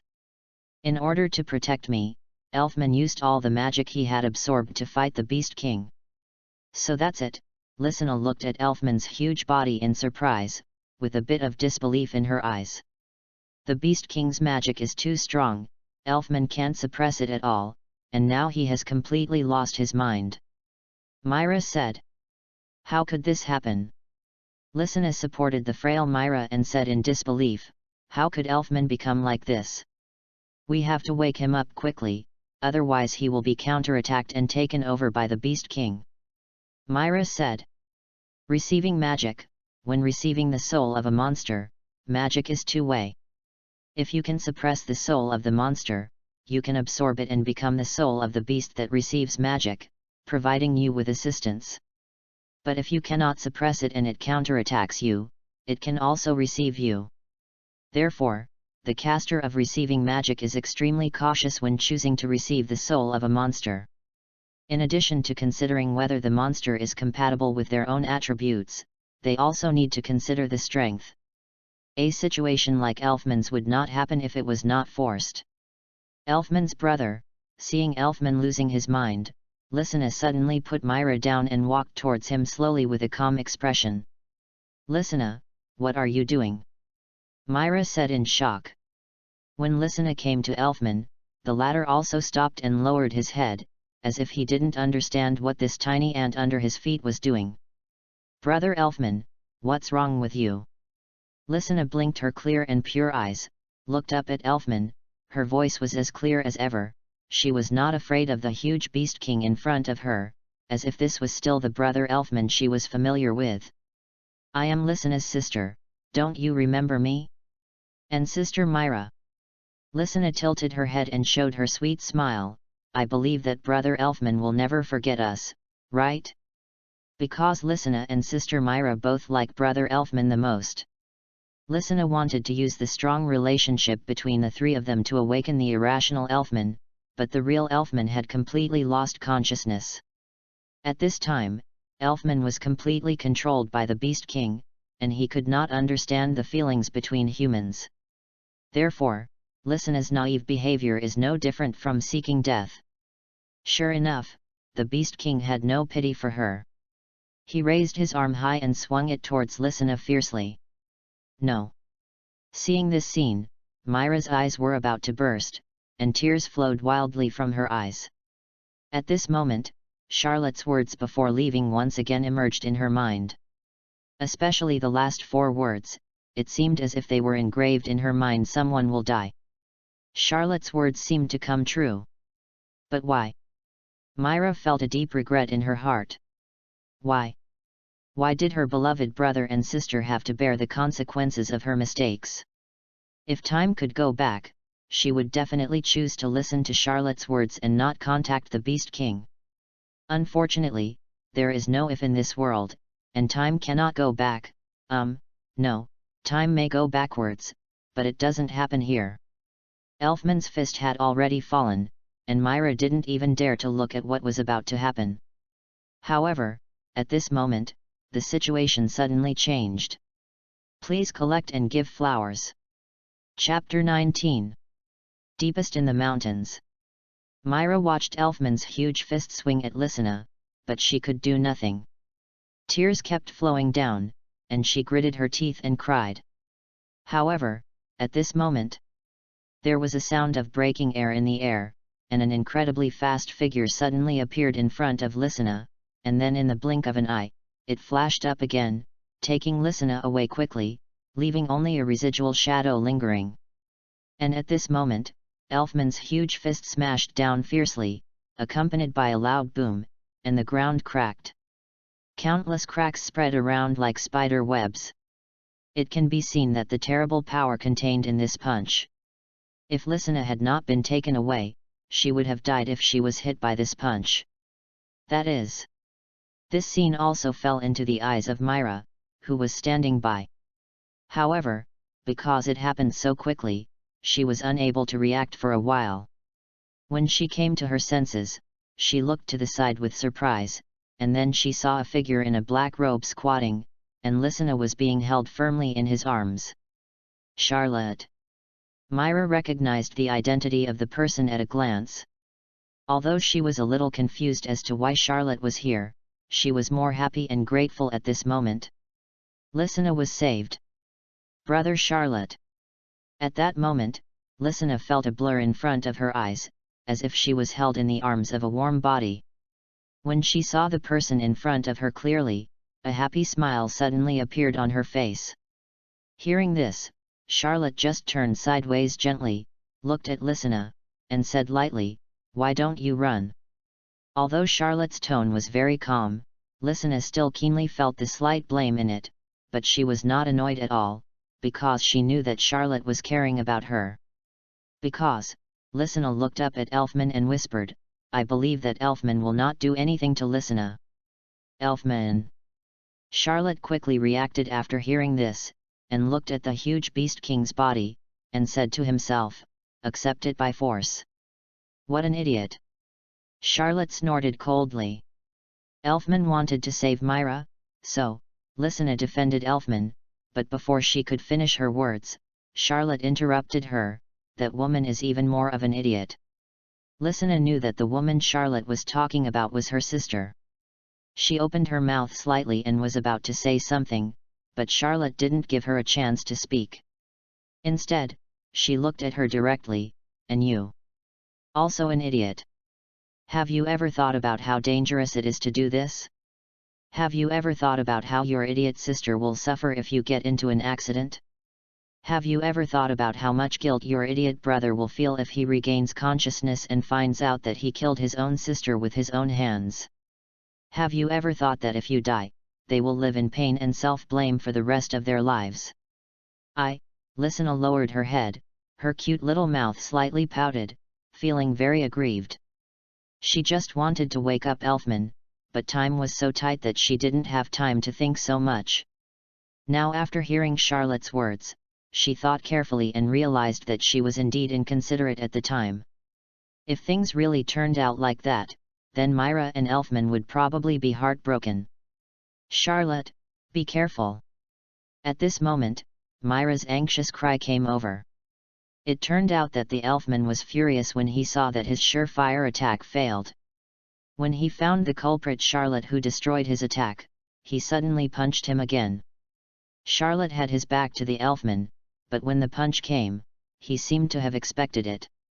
Even before Myra opened her mouth, he had already hugged Lysina, and his body turned into a residual image again, easily dodging the angry punch. Charlotte's figure flashed continuously, and in an instant he came in front of Myra, glanced at the latter with indifferent eyes, and then put Lysina down. "Take care of her." After that, he turned around and walked forward step by step, while looking at the Elfman with a grim look. "Lysina, you are not hurt, are you?" Myra kept looking at Lysina's body. After seeing that Lysina's body was intact without any signs of injury, she breathed a sigh of relief and said, "Lysina, you were too impulsive just now. Don't do this kind of thing in the future. I was almost scared to death." Fortunately, Charlotte showed up, otherwise. "I'm sorry, Sister Myra." Lysina lowered her head, her tone was very low.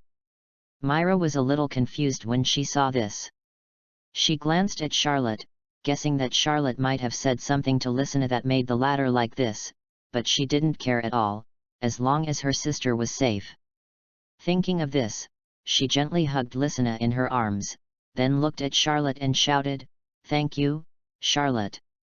There was a strong sense of gratitude in her tone, without any of the previous pride, but Charlotte seemed to have not heard it, and still walked forward on his own.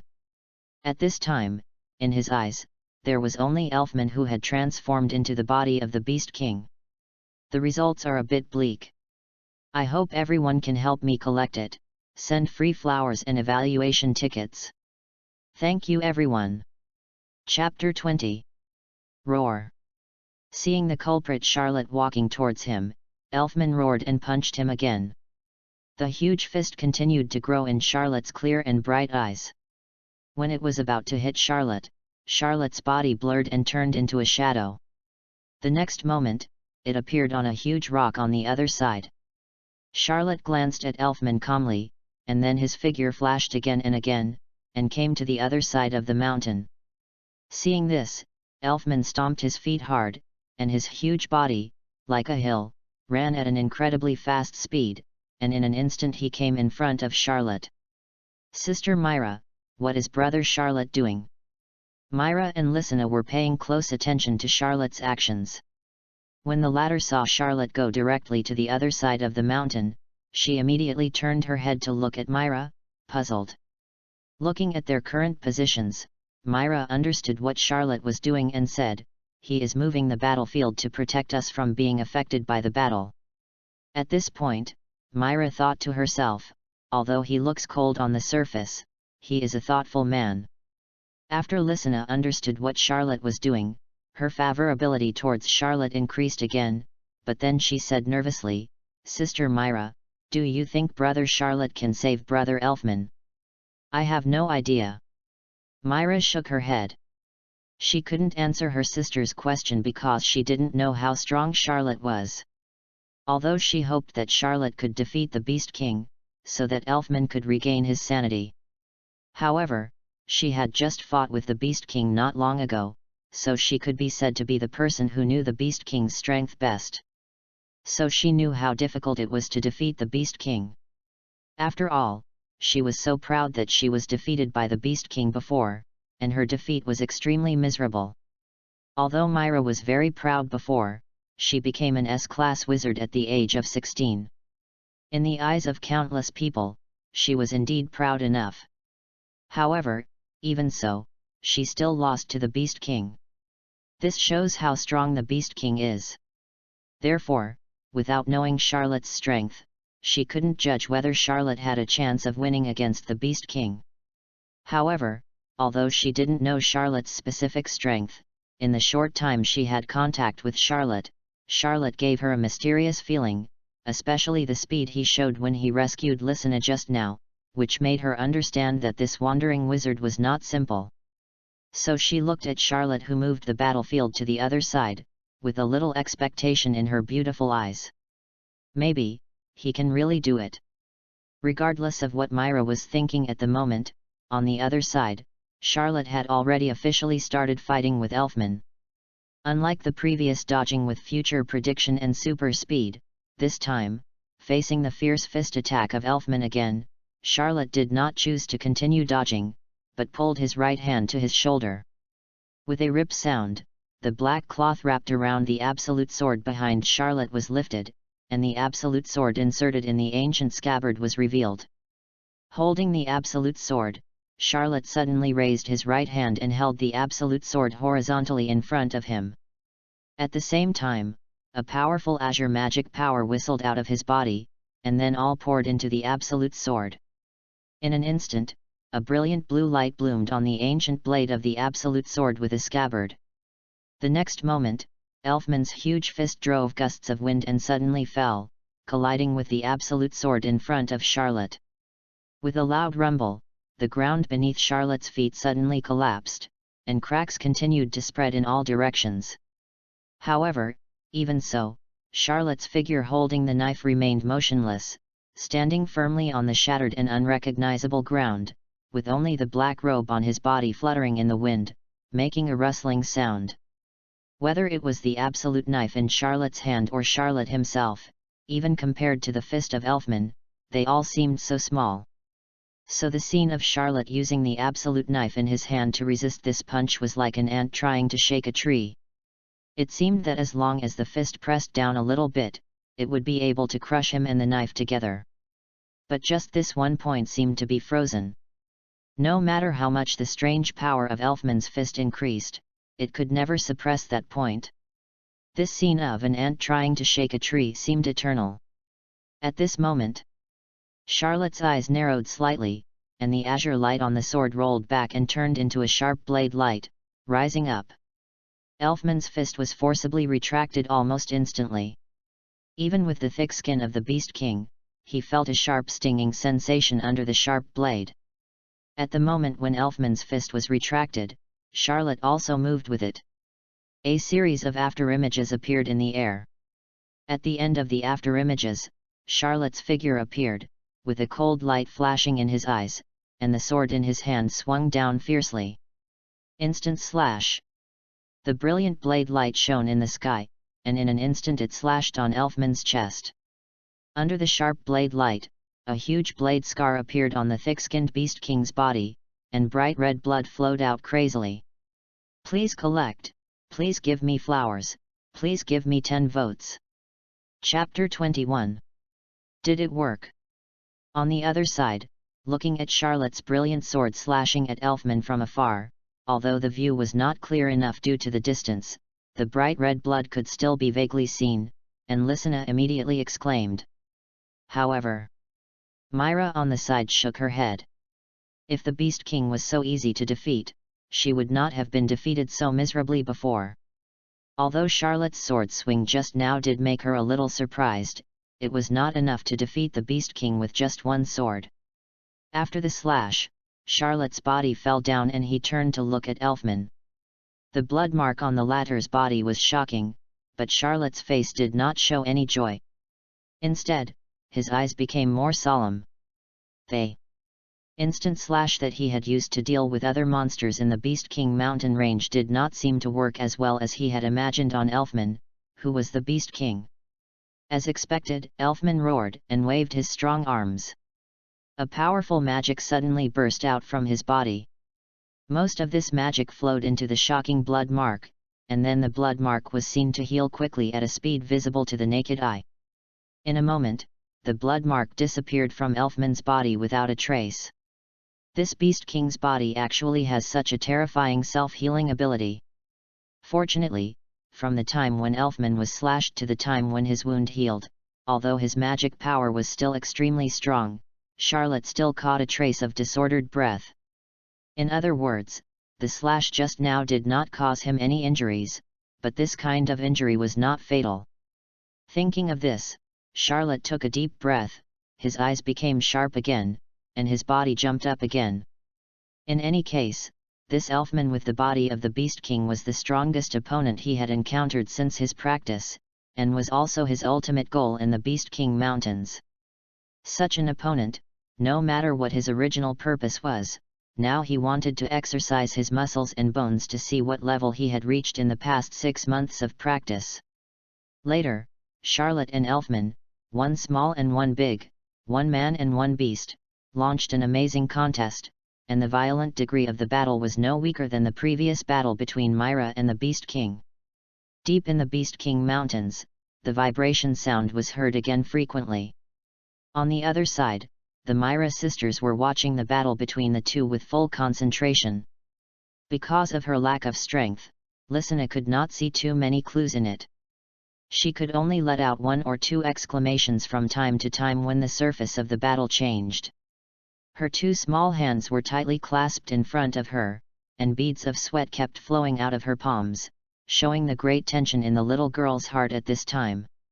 As an S-class wizard, Myra, although she was seriously injured and no longer strong, this did not affect her vision as an S-class wizard at all. She saw much more clearly from the battle than Lysina. Although on the surface, Charlotte relied on her speed and exquisite swordsmanship and seemed to have the upper hand, Myra knew that Charlotte's attack fell on Elfman. Although it seemed to cause considerable damage to the latter, under his powerful magic self-healing, these injuries were actually much smaller than imagined and could not shake his foundation at all.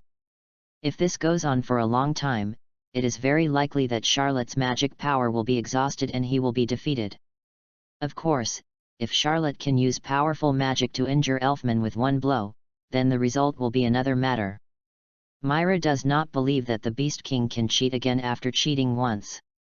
In fact, if Myra observes more carefully, she will find that when Charlotte launched an offensive against Elfman, the latter's attack on him seemed to be anticipated by Charlotte in advance, and his clever body movements quietly resolved it into nothingness. However, in this battle, what puzzled Myra the most was that from beginning to end, no matter how fiercely Charlotte fought, he never drew out the samurai sword in his hand, and he always fought with the scabbard. This strange behavior puzzled Myra. Shouldn't the sword be sharpest when it is out of the body? However, just as Charlotte did not know her past, she would not understand the story if she did not know Charlotte's past. Myra watched the two in the fierce battle. Although her expression did not seem to change much, she was actually as nervous as Lysina. However, after watching for so long, she was quite shocked by Charlotte, the wandering wizard she met for the first time today. The other party did not look older than her, and might even be younger than her. However, the fighting power and the experienced fighting experience he showed were not inferior to hers at all. She asked herself that even if she was in her prime, if Charlotte relied on her terrifying speed and exquisite swordsmanship, she would not be able to defeat him. This made Myra, who had no rivals among her peers except for the fairy queen Urza, pay more attention to this wandering wizard in her heart. Moreover, This kind of attention was based on the premise that Charlotte had saved Lysana's life just now, and it was simply an attention to strength. However, if Myra knew that Charlotte had only awakened magic for half a year, I wonder what she would think.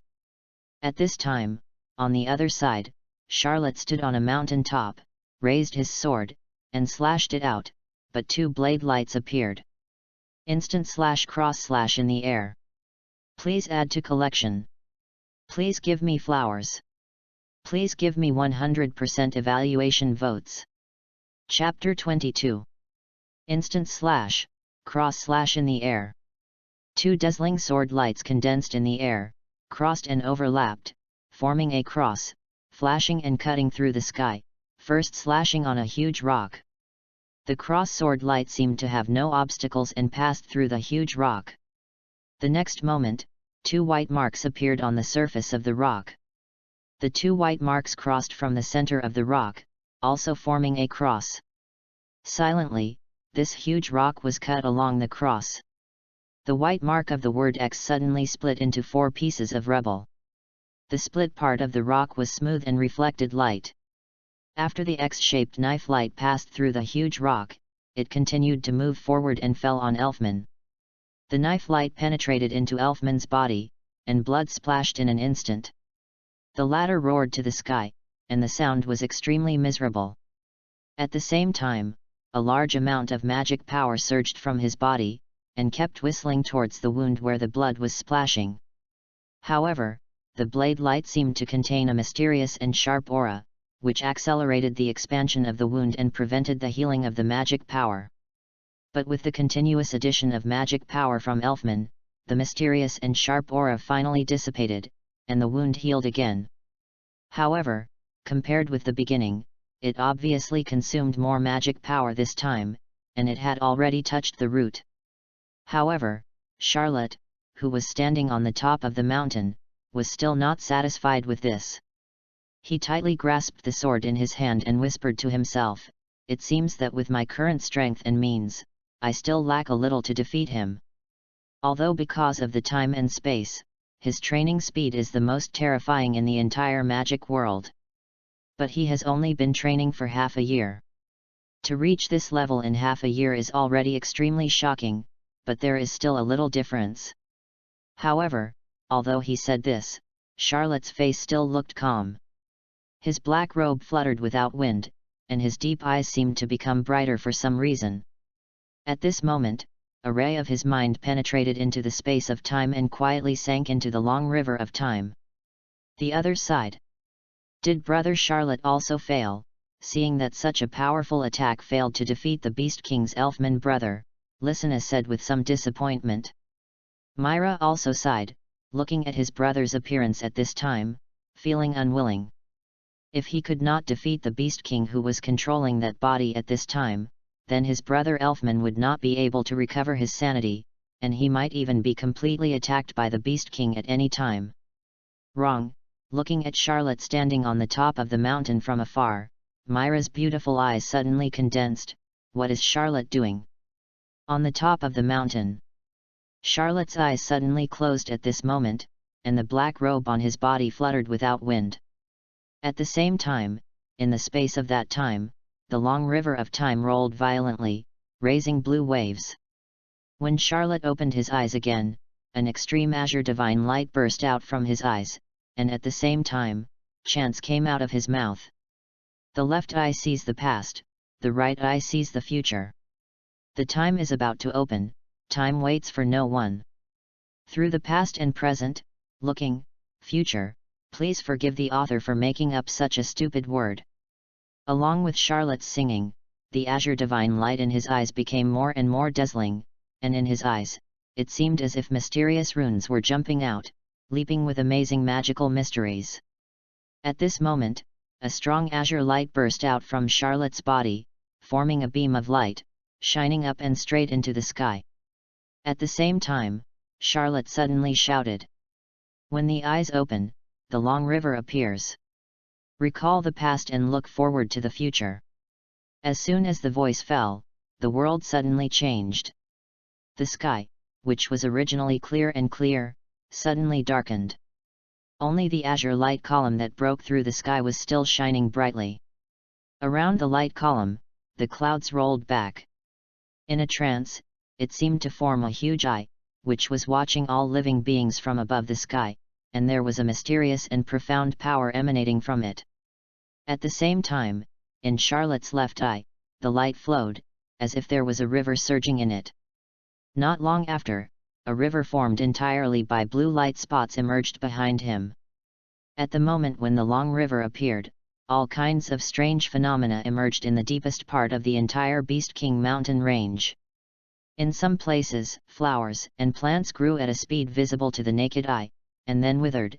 In some places, the green branches and leaves on the trees shrank and turned into branches and buds, and the thick trunks shrank and eventually turned into saplings.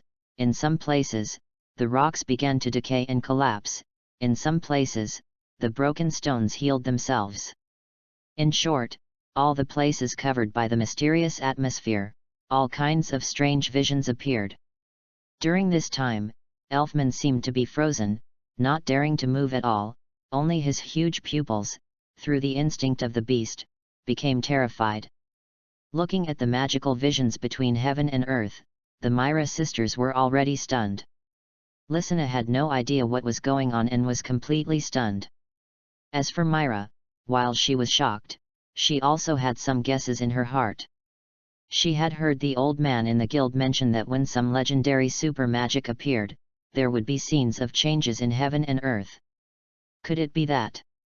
Thinking of this, Myra looked at Charlotte, who was right below the center of the eye of heaven. Her beautiful eyes were full of brilliance, and she was filled with infinite expectations. However, Myra didn't know that not all super magics would cause heaven and earth phenomena, nor would heaven and earth phenomena accompany every use of super magic. The only thing that would really cause heaven and earth phenomena was the creation of super magic. The protagonist's most crucial magic is about to be revealed. I hope everyone will like it. By the way, I would like to ask for collections, flowers, and 10 votes for evaluation. Thank you. Chapter 23. In this world, every kind of super magic is a treasure, and the birth of every super magic will resonate with the original energy of magic in the world, and then produce a strange phenomenon of heaven and earth, as if welcoming the arrival of another treasure. However, the existence of super magic is so rare, and the creation of super magic is so difficult. Everyone who can create super magic is a powerful wizard with a thorough understanding of his own magic and super magic attainments. As for the example of creating super magic at such a young age like Charlotte, I can only say that fate is wonderful. The magic he is currently performing is the time magic he conceived from his major breakthrough in time comprehension some time ago. Before that, after his continuous thinking, this magic already has a complete prototype of magic, but it has always lacked some maturity. Originally, Charlotte planned to come to the Beast King for testing after it was truly developed. It was just that the plan could not keep up with the changes. Because of Myra and the other two, he had to fight the Beast King one step ahead. Although the one who really fought with him was Elfman in the body of the Beast King, the one who really controlled this body was still the Beast King, so there was not much difference between the two. Now, although he was not 100% sure, Charlotte was also confident that he could successfully display the magic. Charlotte completely ignored the strange phenomena around him. He was now fully immersed in creating this super magic. When the eyes open, the long river appears, recalling the past and looking forward to the future. Above the sky, the eyes of the sky are shining. The eyes of time have opened. Behind Charlotte, the long river of time is shining brightly. The long river has appeared, recalling the past. But in Charlotte's left eye, light was flowing, as if there were pictures jumping one by one in it, and the pictures combined together were like the growth history of a boy.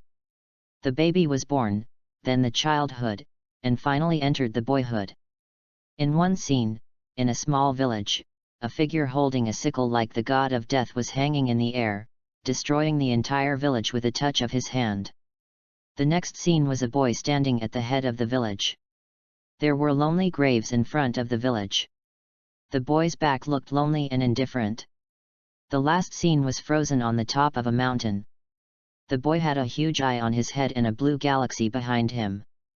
The boy was Charlotte himself. The picture that flashed in his left eye was his whole life. That is, at the moment when the picture in his eyes froze, a majestic mental force burst out from Charlotte's body and rushed to the long river of time. Above the long river, the blue river flowed wildly, until a certain moment, a figure jumped out of the river. The figure looked exactly like Charlotte, the only difference was that pair of eyes, which were completely lifeless and extremely empty, like a puppet. After the figure appeared, Charlotte did not cut off the output of his mental power. Instead, he gritted his teeth and mobilized his mental power even more frantically to send it into the long river of time. "This is not my limit." Charlotte gritted his teeth and shouted in a low voice, and then all the mental power in his body poured into the long river of time, and then he saw that in the long river of time, another figure jumped out and stood beside the figure at the beginning. The two figures stood side by side on the long river of time. Because of the exhaustion of mental power, Charlotte's face became extremely pale, but his eyes were flashing with a more dazzling divine light, and the corners of his mouth unconsciously rose slightly. "My past, my strength," Charlotte muttered in his heart, then opened his hands to both sides, and then shouted, "Past mode, open." As soon as the voice fell, the two Charlottes on the long river of time suddenly jumped out of the long river of time, and flashed into the body of Charlotte's original body. In an instant, a huge magic power like a tsunami gushed out of Charlotte's body, and the mountain top under his feet was directly shattered under this huge magic power. The so-called past mode is to summon the past self from the long river of time, and then bless the power of the past self to the original body. This is the power of the past. The strength of the past self cannot surpass the present self, but it can be equal to the present self. After all, he 10 years ago was the past, he a year ago was also the past, he an hour ago, and even he a second ago, all belonged to his past. Let me ask, is there any change in strength between the self an hour ago or the self a second ago and the self now? In this case, since he was going to summon the past, he would naturally summon the most powerful past. In other words, after Charlotte absorbed the power of several pasts, his strength would increase several times. Just now, Charlotte forced two past selves from the long river of time while squeezing his limit. The two past selves strengthened the original body. This is Past Mode X2. As Charlotte's past mode was activated, the strange phenomena around him began to disappear, and the eye of the sky in the sky and the long river of time behind Charlotte also dissipated. The appearance of these strange phenomena was because Charlotte was creating super magic. When Charlotte used this trick for the second time or more times in the future, the scene would not be as grand as it is today. At this time, after accepting the power of the past, Charlotte's appearance also showed some subtle changes. On his originally black bangs, there were a few strands of hair emitting azure blue luster, and the black pupils of his eyes were even more light blue. With every move, his temperament seemed more transcendent and unworldly. He clenched his fists gently, and felt the huge magic power in his body that was far beyond the past. Charlotte suddenly felt comfortable all over. He tilted his neck and looked at Elfman. A blue light flashed in his eyes, and he whispered, "You are in big trouble. Please collect, please give flowers, please give evaluation votes, well, it is very." Chapter 24.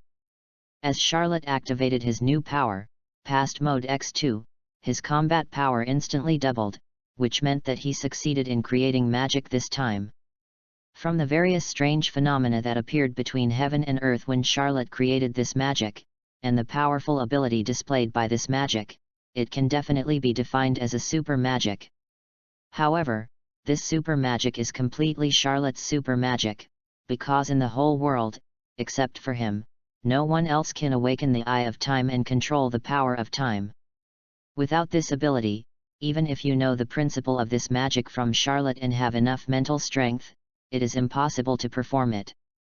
Moreover, judging from the ability displayed by this super magic, it definitely has infinite potential. As long as Charlotte's mental will as the original body is stronger, the value that this super magic can bring to him will also be greater. In fact, this magic still has more amazing development space, but Charlotte is temporarily unable to perform it. The strange phenomenon in the surrounding heaven and earth disappeared, but the shock in the hearts of the two sisters Myra had not disappeared at all, but was even more severe than before. How is this possible? Myra stared blankly at the domineering figure on the top of the mountain, her beautiful eyes widened and her mouth slightly opened, as if she couldn't believe that such magic existed in the world. Although she was at a distance from Charlotte, she could still feel the huge changes that occurred in Charlotte before and after the strange phenomenon disappeared. The magic power that naturally emanated from Charlotte's body made her slightly shocked. She had no doubt that Charlotte's magic power at this moment was definitely several times more than before. This kind of magic that directly increased one's own strength by several times was something she had never heard of before. "Is this Charlotte's super magic?" Myra murmured softly, looking at Charlotte with a somewhat inexplicable look. "How many secrets does this mysterious wandering wizard hide?" She was really curious. Charlotte didn't know that a woman began to have a strong curiosity about him. At this moment, he was immersed in the explosive and terrifying power in his body. At a time, so much power surged in his body. While enjoying this power, Charlotte actually had a kind of nouveau-riche thought in his heart, that is, to vent this powerful power well. As for the object of venting, it naturally fell on the elfman in the body of the Beast King. His eyes, like a sharp sword, locked on the elfman not far away. After the strange phenomenon of heaven and earth disappeared, without the huge pressure of the sky-high eyes in the sky, elfman also returned to normal, but as long as he thought of the fascinating feeling just now, he would still unconsciously feel fear. When Charlotte's eyes locked on him, he suddenly felt a chill on his back and instinctively roared. If he was in a normal human form at this time, he would definitely be sweating and feel like sitting on pins and needles. Bang! The huge magic power in Charlotte's body suddenly burst out, and his whole body seemed to be burning with a layer of blue flames. He stomped his feet, and the whole person became blurred, and then disappeared on the spot. At the same time, the mountain top, which was already full of cracks, immediately shattered completely, turning into broken rocks all over the sky, and completely collapsed.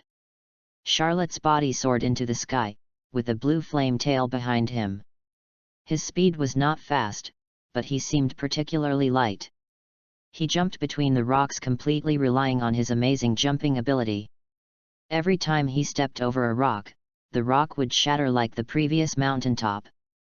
This scene looked spectacular. Not long after, Charlotte came close to Elfman, and jumped up again.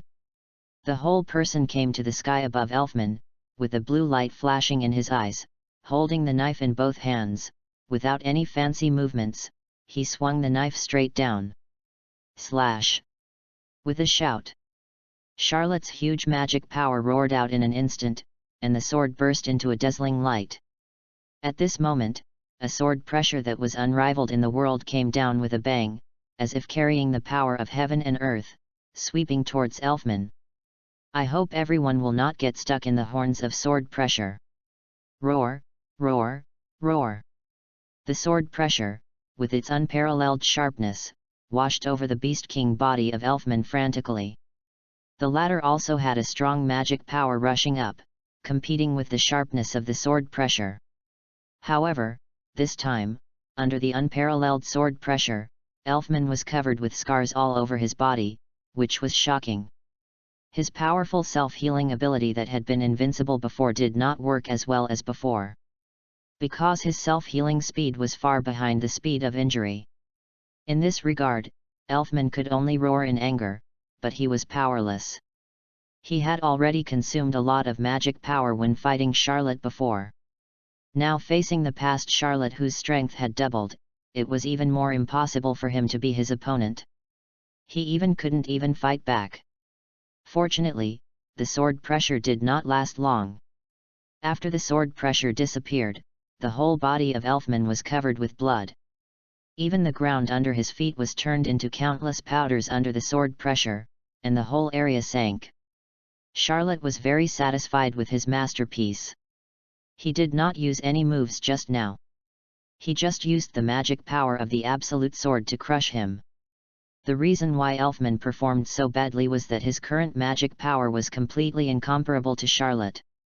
If it was the ordinary Charlotte before, he would not be able to achieve this level with the same method.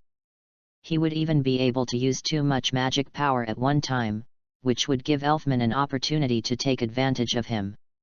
After Charlotte entered the past mode, the two were no longer in the same order of magnitude. After experiencing the powerful power in this mode, Charlotte had a good time and understood the power of the magic he created, so he lost interest in the Beast King's body of Elfman.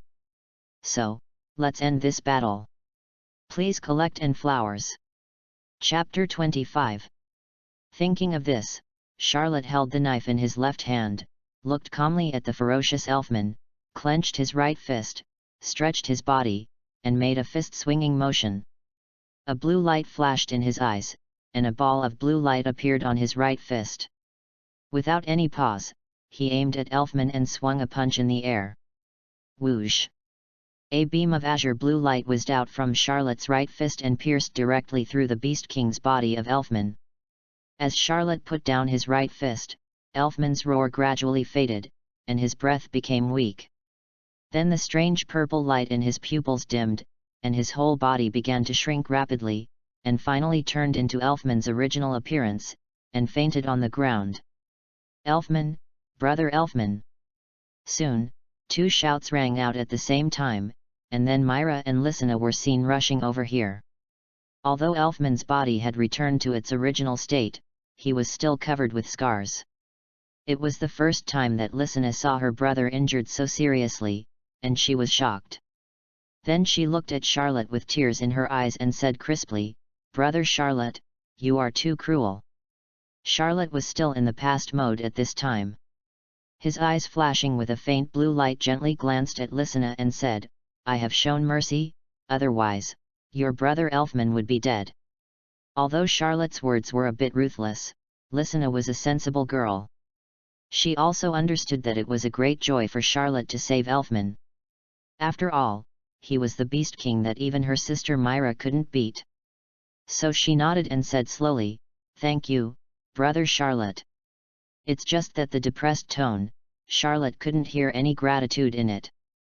He raised his eyebrows. It seems that this straightforward little girl is not in a very good mood after seeing her brother end up in such a miserable state. Myra, however, took a look and found that her brother only had serious flesh wounds and was not in danger of death. She heaved a sigh of relief, then walked towards Charlotte and thanked him sincerely, "Thank you, Charlotte. If you hadn't arrived in time, the three of us might have died here." Her tone was particularly sincere, and Charlotte could feel that every word she said was from the bottom of her heart. However, Charlotte was not very impressed by this. He just said in a light tone, "I just came to meddle in other people's business." Hearing this, Myra immediately remembered the scene before she attacked the Beast King and Charlotte dissuaded him. At that time, she told Charlotte not to meddle in other people's business. Now it seems that the latter seems to be, "I feel a little bothered." But Myra was not annoyed by Charlotte's cold attitude, but thanked him again, "Thank you for your help and saving our people this time." Her tone was still sincere. If those people in the fairy tale guild who were very familiar with her saw this attitude, they would definitely be shocked. When did Myra Jane, a bad-tempered little girl, thank the same person twice in such a gentle tone, and even when the person's tone was not very friendly? This is totally unimaginable. Even Charlotte looked at Myra in surprise. As the person involved, he could naturally feel the huge changes in the latter. Although Myra was still dressed as a little gangster, there was no trace of the previous arrogance on her pretty face. Instead, she looked more like a gentle and lovely girl next door. It seems that this incident has had a great impact on this girl. She is not as stupid as imagined. Thinking of this, Charlotte couldn't help but look up to Myra, and then replied briefly, "Don't do it again next time." Yet. Myra's lips slightly raised, and a beautiful smile suddenly appeared on her pretty face. Although Charlotte's tone remained unchanged, she knew that when Charlotte said this, she had already let go of the bad feelings towards her in her heart. In fact, at this moment, Myra didn't think about why she cared so much about the attitude of this strange man who she had only known for half a day. Was it just because of his strong strength, or because he saved the three sisters, or both, or because of some other reasons that she herself didn't know? At this moment, Charlotte's mind suddenly shuddered. Under the puzzled gazes of Myra and Lysina, his figure blurred and quickly disappeared from the spot. In an instant, he appeared on the top of a hill. His eyes flashed with a little blue light, and he looked into the distance. In the past mode X2 state, not only did his magic power increase by 2 times, but other aspects also showed a significant increase to a greater or lesser extent. Just now, his perception became more acute, and he suddenly detected a very strange and special magic fluctuation. "What is that?" As Charlotte looked out, he could vaguely see a strange scene like a whirlpool in the distant sky. In the whirlpool, Charlotte could feel a very profound magical fluctuation, as if the center of the whirlpool was connected to another world. But just as Charlotte was curious and was about to go over to find out, his vision suddenly became blurred. He was startled and immediately found that the majestic magic power in his body began to quickly dissipate, as if it had returned to where it was supposed to belong. Please add to collections, flowers, and ratings, very much. Have fun reading books on May Day. Recharge 100 and get 500 VIP coupons. Recharge now, activity time, April 29 to May 3. Chapter 26. Although the changes in his body came a little suddenly, Charlotte quickly reacted. He knew that this was a sign of exiting the past mode. In this case, Charlotte had no choice but to give up the idea of investigating the strange vortex. However, just before his vision became blurred, he seemed to see that the vortex was shrinking. He wondered if it would slowly disappear. Forget it. Looking in that direction again, Charlotte muttered to himself, then controlled the magic power in his body that was becoming less and less due to the loss, jumped down from the top of the mountain, and returned to Myra and the others. "Charlotte, brother Charlotte!" Myra and the others shouted when Charlotte came back. Charlotte just nodded to the two of them, then walked to the side and sat down with his back against a big rock. After feeling his physical condition at the moment, Charlotte suddenly smiled bitterly. His current situation could be described as terrible. In just a short while, the huge magic power in his body that had doubled had already disappeared, leaving only the little low magic power left. Moreover, the decline in all aspects of his physical condition made Charlotte extremely uncomfortable after experiencing the powerful posture in the past mode. This was like a nouveau riche going bankrupt overnight. This sense of gap was simply too cool. In his current situation, if he faced the elfman of the Beast King again, he would probably be slapped to death by the latter. Of course, the latter was even worse than Charlotte at this time, and was already in a half-dead coma. "Brother Charlotte, are you okay? You look so bad, are you injured somewhere?" Lysina came up at this time and said with concern, and Myra was also looking at Charlotte worriedly. Charlotte was pale and ugly at this time, and his magic power was extremely low. Anyone could see that he was in a bad state, and Charlotte's appearance had also changed. To be precise, it had returned to its original state. The strands of hair with blue luster on his forehead, and the pupils that were flashing with faint blue light, were all turned back to black. Myra knew that all these changes were most likely related to the super magic that Charlotte had cast before.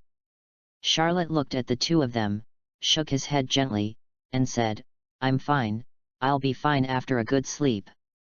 Although Charlotte said it lightly, looking at the expressions of the two girls, one big and one small, they all looked like "I don't believe it."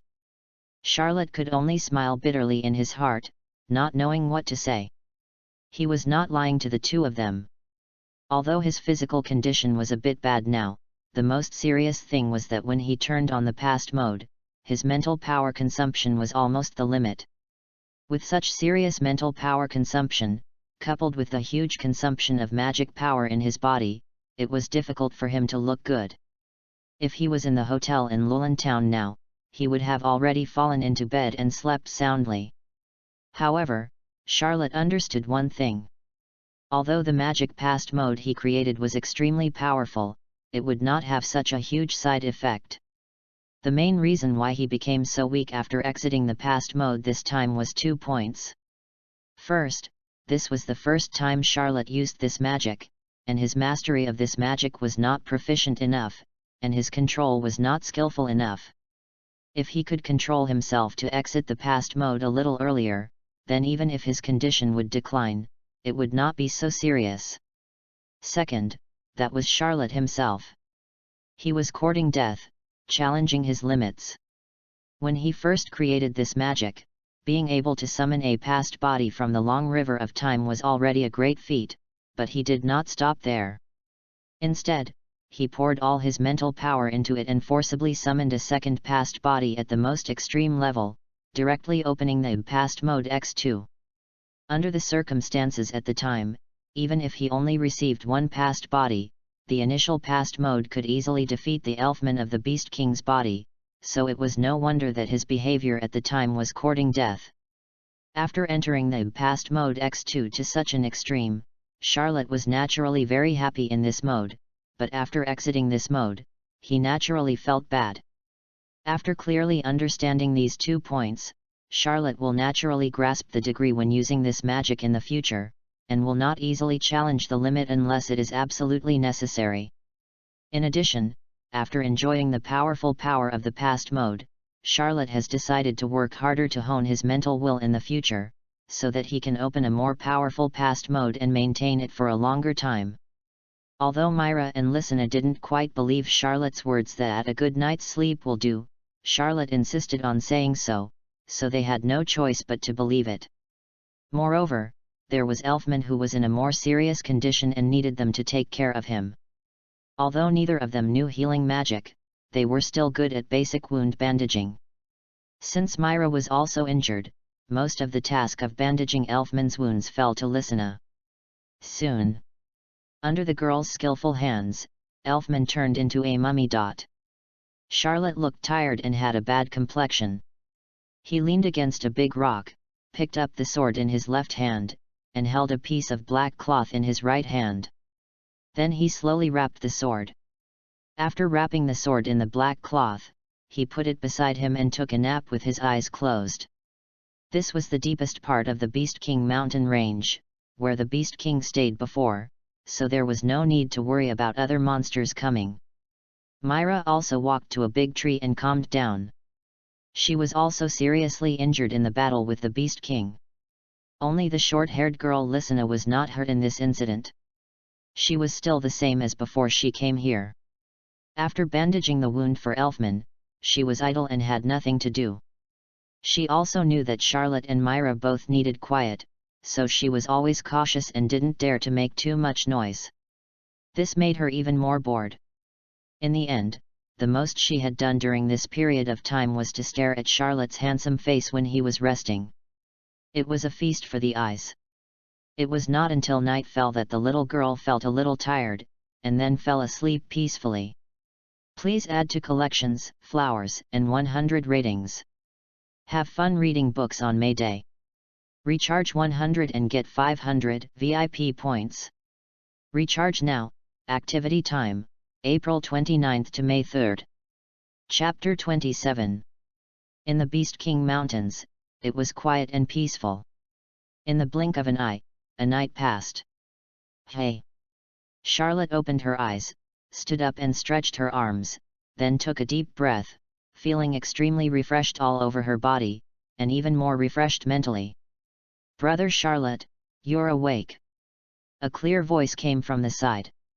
Charlotte turned his head and saw Lysina and Myra standing beside him. Both pairs of beautiful eyes were constantly looking at Charlotte, and there was a little surprise on their pretty faces. The reason for the surprise was that Charlotte now looked full of energy, his eyes were bright, and his condition was even better. There was no trace of the weak and sluggish look of yesterday. This made them quickly understand that what Charlotte said yesterday, "It will be fine after a good sleep," really did not lie to them. It really will be fine after a good sleep. Charlotte saw what the two were thinking at the moment, and he just shrugged and said, "Good morning, Brother Charlotte, it's getting late now." Lysina pointed to the sky and said, "The sun is about to burn our butts." Charlotte looked up and saw a red sun hanging high in the sky. Judging from the heat it was emitting, it was almost noon. Charlotte had gone to bed early yesterday, and now he woke up almost at noon. This was the first time in the past 6 months that he had slept for such a long time. However, Charlotte also knew that the most serious problem he had yesterday was the depletion of his mental energy, and the fastest and most convenient way for him to restore his mental energy was to rely on sleep. This time he slept for such a long time, it seemed that his mental energy was really exhausted yesterday. Since it's almost noon, Charlotte retracted his gaze and looked at the two sisters again, saying, "Then I will treat you to lunch. Your mission this time is over.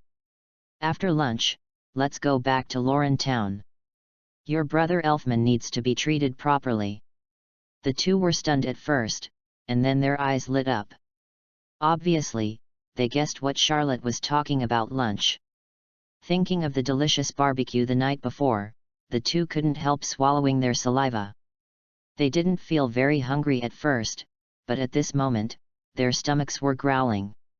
The three of them moved quickly, dragging Elfman, who was tied up like a mummy, and stepped out of the deepest part of the mountain range.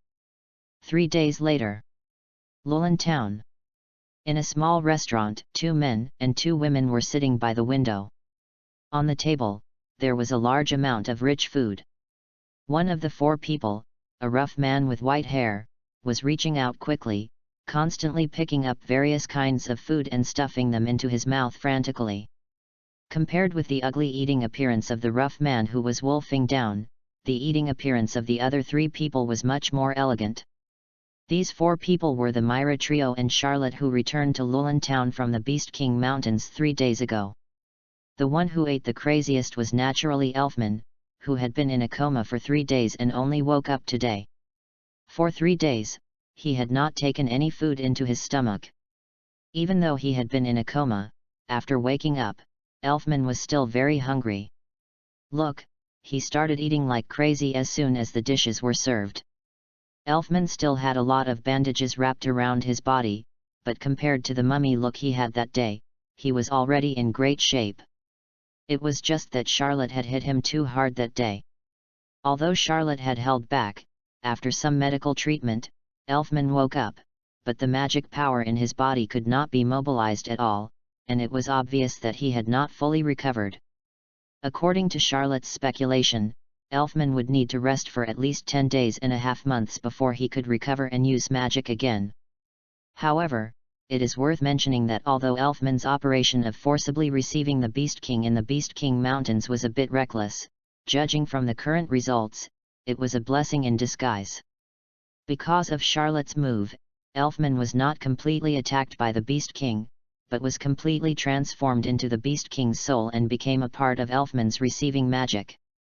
However, as I said before, Elfman is too weak. Even if he gets the Beast King's soul, he doesn't have enough magic power to receive it in a short time. If he receives it by force, the scene in the Beast King mountain range will inevitably be repeated. I believe that Elfman, who has learned a lesson, should not be so stupid. Therefore, no matter how much he covets the power of the Beast King's soul in his body, Elfman can only endure it until he has enough magic power to control this power before he can receive it. The meal took a long time, and no one said much during this time. The atmosphere between them seemed a little weird. As for the reason, they all knew it, because this meal was not just an ordinary lunch, but also their farewell meal. From the moment they entered the restaurant, the little girl Lysina kept frowning her cute little face, and she ate in small bites. This was not because of her ladylike nature, but simply because she had no appetite. Even Myra, although not as obvious as Lysina, had a somewhat unnatural look on her face, and she would glance at Charlotte from time to time, with a special light flashing in her eyes. Charlotte, on the other hand, always looked indifferent, eating the food in the bowl by herself, and was not affected by the emotions of the two girls at all, at least on the surface. As for Elfman, let's not talk about him. This plot is almost over here. Considering that many people want to see the plot, I thought about it and decided to satisfy you. The official plot will soon begin, so please look forward to it. It's burning. By the way, please add some collections, flowers, etc. Chapter 28. Inside the small restaurant, looking at the leftovers on the table, Charlotte put down his chopsticks and spoke softly, breaking the strange silence between the four of them. Everyone has almost finished eating. Charlotte's eyes first glanced at the two girls, and finally fell directly on Elfman. It can be said that most of the food on the table went into this guy's stomach. Seeing Charlotte's gaze, Elfman immediately touched his obviously swollen stomach and said quickly, I'm full, I'm full. We have finished eating too. Myra also said softly, only Lysina lowered her head and did not speak. Now that you have eaten, Charlotte retracted her gaze and said calmly, then we should leave too. This leaving didn't just mean leaving this restaurant, but also leaving this town. Half an hour later. Outside Lulin town. Charlotte, although I have said this to you many times, I still want to say thank you again before I leave. If it weren't for you, let alone completing this mission, I'm afraid it would be a question whether we can get out alive. Myra and the other two stood together, looking at Charlotte on the other side, and Myra thanked him sincerely again. Charlotte waved his hand, raised his hand to rub his ears, and said, I don't know how many times you have heard this sentence in the past few days, so there is no need to say it anymore. My ears are about to get calluses. Myra smiled when she heard it.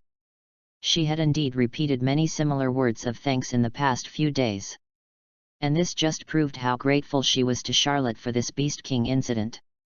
After leaving here, we plan to go back to the guild directly. Myra looked at Charlotte and said, what about you?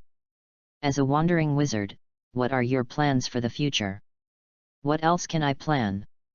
Charlotte looked up at the sky and said in a very casual manner, a wandering wizard, of course, wanders around. Brother Charlotte. Hearing what Charlotte said, Lysina, who had been standing aside without saying anything, suddenly shouted, and then said, if Brother Charlotte has nowhere to go, why don't you come to our fairy tale? Fairy tale is the best guild in the world, just like home. Brother Charlotte, you will definitely like it here after you come. Yes. Myra's eyes lit up, and she praised Lysina's suggestion in her heart. Then she smiled confidently and said, if Charlotte has this intention, I can recommend you to the president. My face is still very useful in the guild. And, as Lysina said, you will definitely like our guild after joining. Although Elfman did not speak, he nodded heavily to Charlotte. He fully agreed to Charlotte, his lifesaver, joining his guild. Home. Charlotte muttered to himself, and a certain string in his heart was slightly plucked because of this word. To be honest, what Lysina and the others said did make him a little moved. In the past 3 days, in the process of getting along with the two, his impression of them has been constantly improving. As for Myra, Charlotte didn't know what her personality was like before, but after getting along with her for 3 days, the personality she showed was completely different from when they first met in the Beast King mountain range. If you want to describe it in 4 words, it would be gentle as water. Charlotte is confident that if Myra takes off the little girl's decorations on her body and puts on a slightly ladylike dress, combined with her beautiful face, she will definitely become a peerless beauty that will fascinate the magic world. What Charlotte didn't know was that his idea really happened after Myra returned to Fairy Tale, and the change in her personality surprised everyone in Fairy Tale for a long time at the beginning. But no matter how they asked, Myra's answer was only that gentle and peaceful smile. Perhaps only Lysina and Elfman, who were involved, knew the key point. The change of their sister Myra was only because of what happened in the Beast King mountain range. Of course, there might also be that person. And listen. Charlotte could never be cold to this girl with a sweet smile who always called him brother. Her smile seemed to be able to melt everything. Even Charlotte's heart, which had been frozen after the tragedy in Huluo village, had a tendency to melt under the influence of this smile. At least, it made his heart feel warmer than it had been for a long time. During these 3 days, even he himself almost had an illusion that this girl was really his sister. Whenever he thought of this, Charlotte would feel an extremely strange resentment towards his father, blaming him for not giving him a sister. For such a girl, Charlotte felt that there was no other way to deal with her except to pamper her. Looking at the strong expectation in the eyes of the two girls, Charlotte really couldn't bear to reject them, but thinking of what he was carrying now, he still shuddered in his heart, shook his head, and refused cruelly, "I'm sorry, although I also want to join you, but I still have important things to do. We are about to enter the official plot. Please add some collections. Please give some flowers. Thank you all." Chapter 29. I still have very important things to do. As soon as Charlotte finished speaking, the expectations in the eyes of the two girls immediately turned into deep disappointment. Lysina wanted to say something to retain him, but when she saw the determination in Charlotte's eyes, she swallowed the words back, and just looked at Charlotte with her big watery eyes, and whispered, "Then brother Charlotte, you must come to Fairy Tale to see me in the future." Charlotte took a step forward and came in front of Lysina, put his slender palm on her silver white and soft short hair, and a rare smile appeared on his face. He said in a firm tone, "Definitely." "Yeah." Lysina nodded with satisfaction, and then suddenly said, "Brother Charlotte, you look so beautiful when you smile." "Hey!" Xiaoluo was stunned for a moment, then suddenly realized something. Thinking carefully, it seemed that he had laughed less and less since leaving Huluo village. "Brother Charlotte, promise Lysina that you will smile more in the future, okay? Because..." Lysina's face flushed, she puffed her lips, and then said loudly, "Because brother Charlotte is the most handsome when he smiles."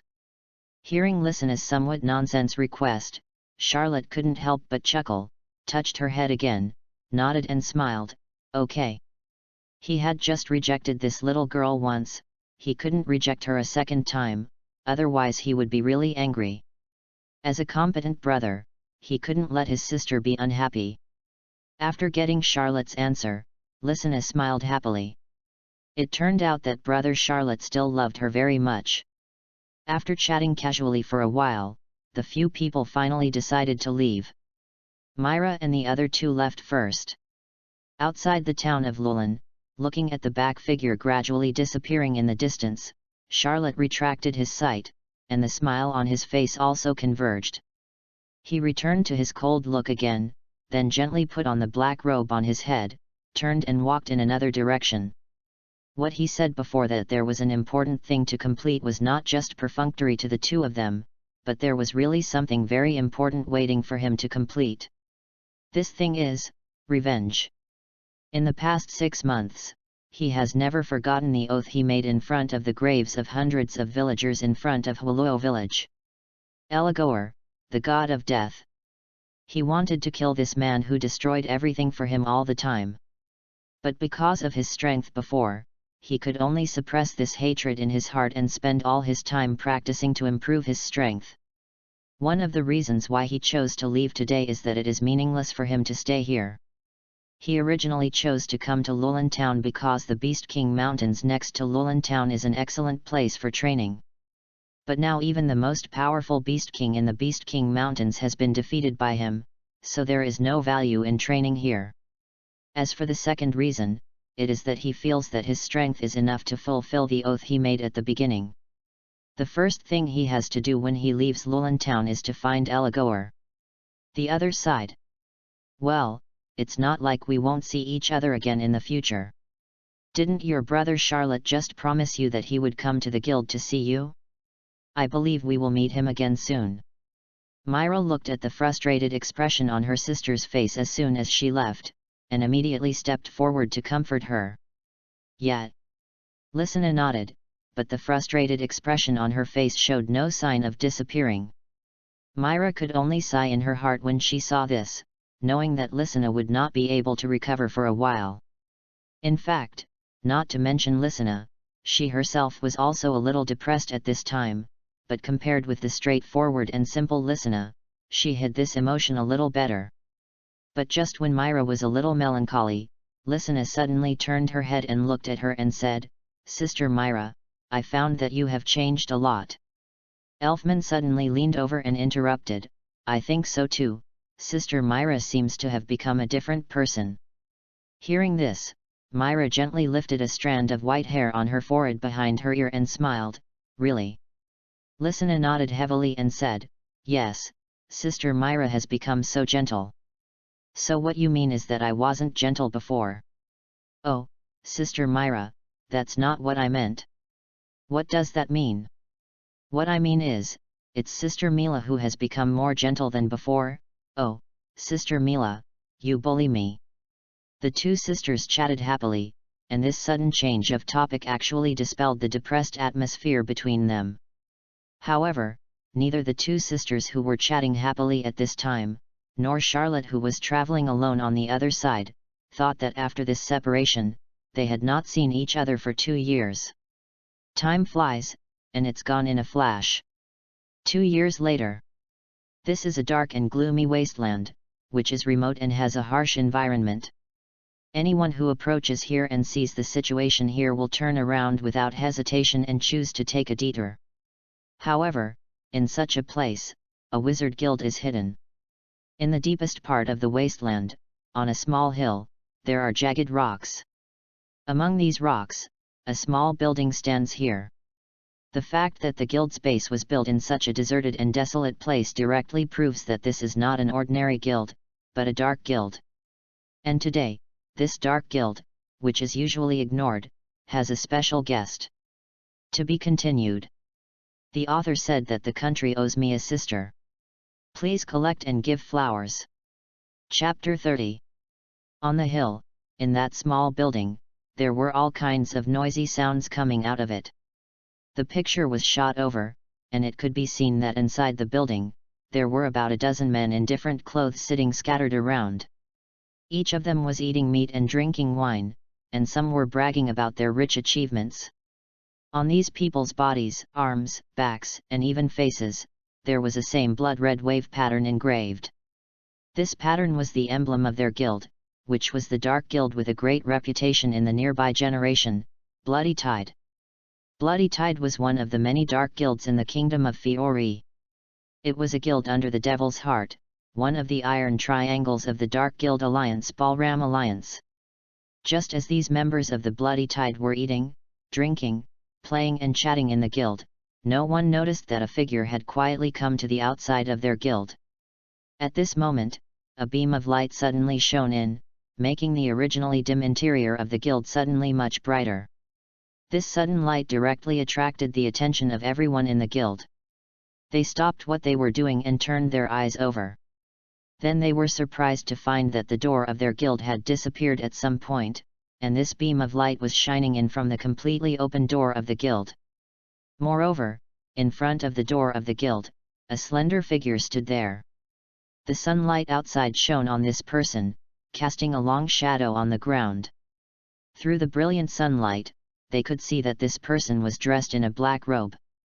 Although nearly half of his appearance was covered by the black robe, they could still vaguely tell that this person was a man who looked very young. "Who are you? How dare you trespass into our guild? Don't you know where this place is?" Soon, a strong man walked out of the guild, stood in front of everyone, and shouted loudly. The man in black robe raised his head slightly and his eyes fell on the strong man. He did not answer the latter's words, but asked directly, "Are you the president of this dark guild, Vampire Jetter?" "Hey, you know my name." The sturdy man Jet uttered a light exclamation, and then said in a fierce voice, "Boy, since you know this is the Dark Guild, you still dare to come here alone, are you looking for death? The black-robed man still ignored Jet's harsh words, but said to himself, if that's the case, then it's good. I give you two choices. Tell me about the Iron Forest and where Allegory is, or die. The words of the black-robed man made Jet feel confused, but more of it was anger. Although he, the vampire Jet, was not as good as the members of the three major dark guilds of the Balam Alliance, he was also well known in the world of dark guilds and was not someone who could be bullied by any cat or dog. Especially from the black-robed man in front of him, he did not feel any magical fluctuations. Boy, I think you are looking for death. Come on. Killing intent appeared in Jet's eyes, and then he gave an order, and all the members of the guild rushed towards the black-robed man with a teasing look on their faces. However, facing the crowd rushing over, the black-robed man did not move at all, but just raised his eyes slightly, and a blue light burst out from his black pupils. Jet only felt a burst of dazzling light coming, and he subconsciously raised his hand to cover his eyes, but after a second, when he put his hand down, his eyes suddenly bulged, and a flash of horror flashed in his eyes, and an unbelievable look appeared on his face. At this moment, what appeared before his eyes in the guild was a scene that he would never forget. At his command, all the guild members rushed towards the black-robed man. They all seemed to be cast under a spell and were frozen in front of the black-robed man, like sculptures. Especially the teasing expressions on their faces were still perfectly preserved on their faces, which looked quite funny. The black-robed man didn't care about his masterpiece at all. He just looked at Jet again and said calmly, "Can you make a choice now?" Jet swallowed his saliva. Even if he was stupid, he knew that the man in front of him was not just an ordinary person, but a powerful wizard whose strength was beyond his comprehension. For such a powerful wizard, Jet had no doubt about the truthfulness of his words. He quickly searched his mind for all the information about the Iron Forest and Allegory. It's a pity that although Bloodtide and Iron Forest both belonged to dark guilds, there was no communication between the two guilds. So although he knew some small information about the Iron Forest and Allegory, he really didn't know where the Iron Forest and Allegory were.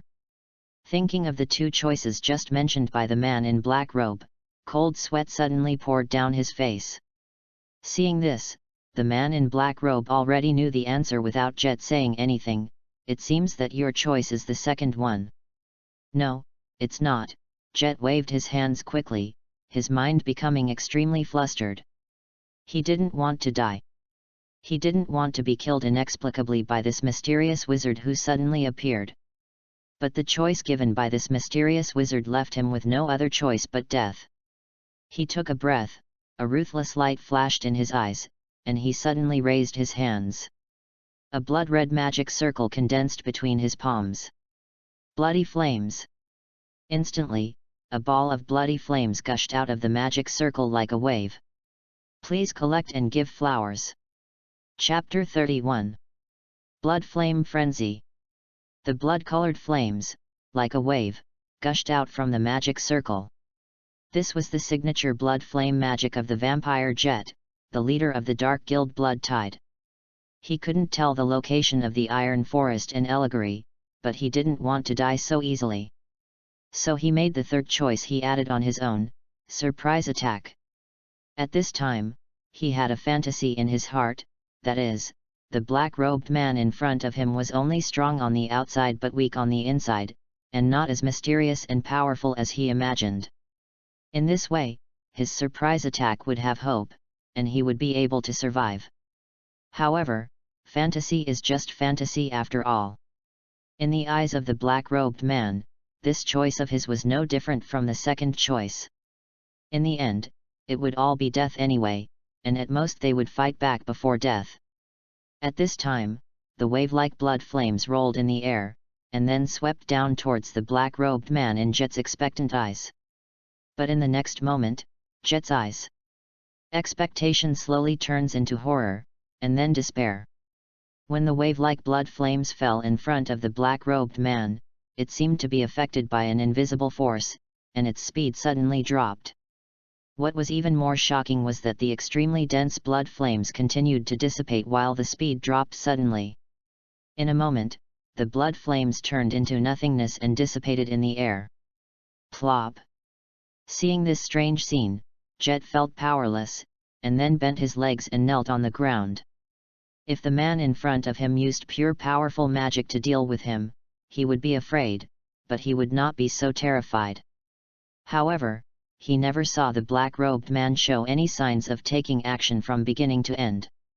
However, whether it was the guild members who were frozen or the blood flames that dissipated into the invisible, they had proved the strength and terror of this man.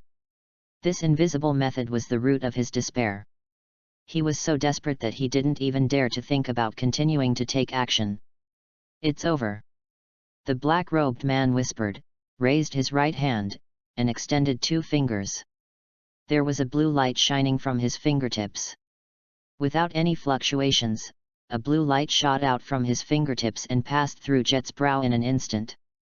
The next moment, the blue light dissipated, and with it, the light in Jet's eyes and life. With another thud, Jet's body collapsed completely, and the breath of life on his body had disappeared.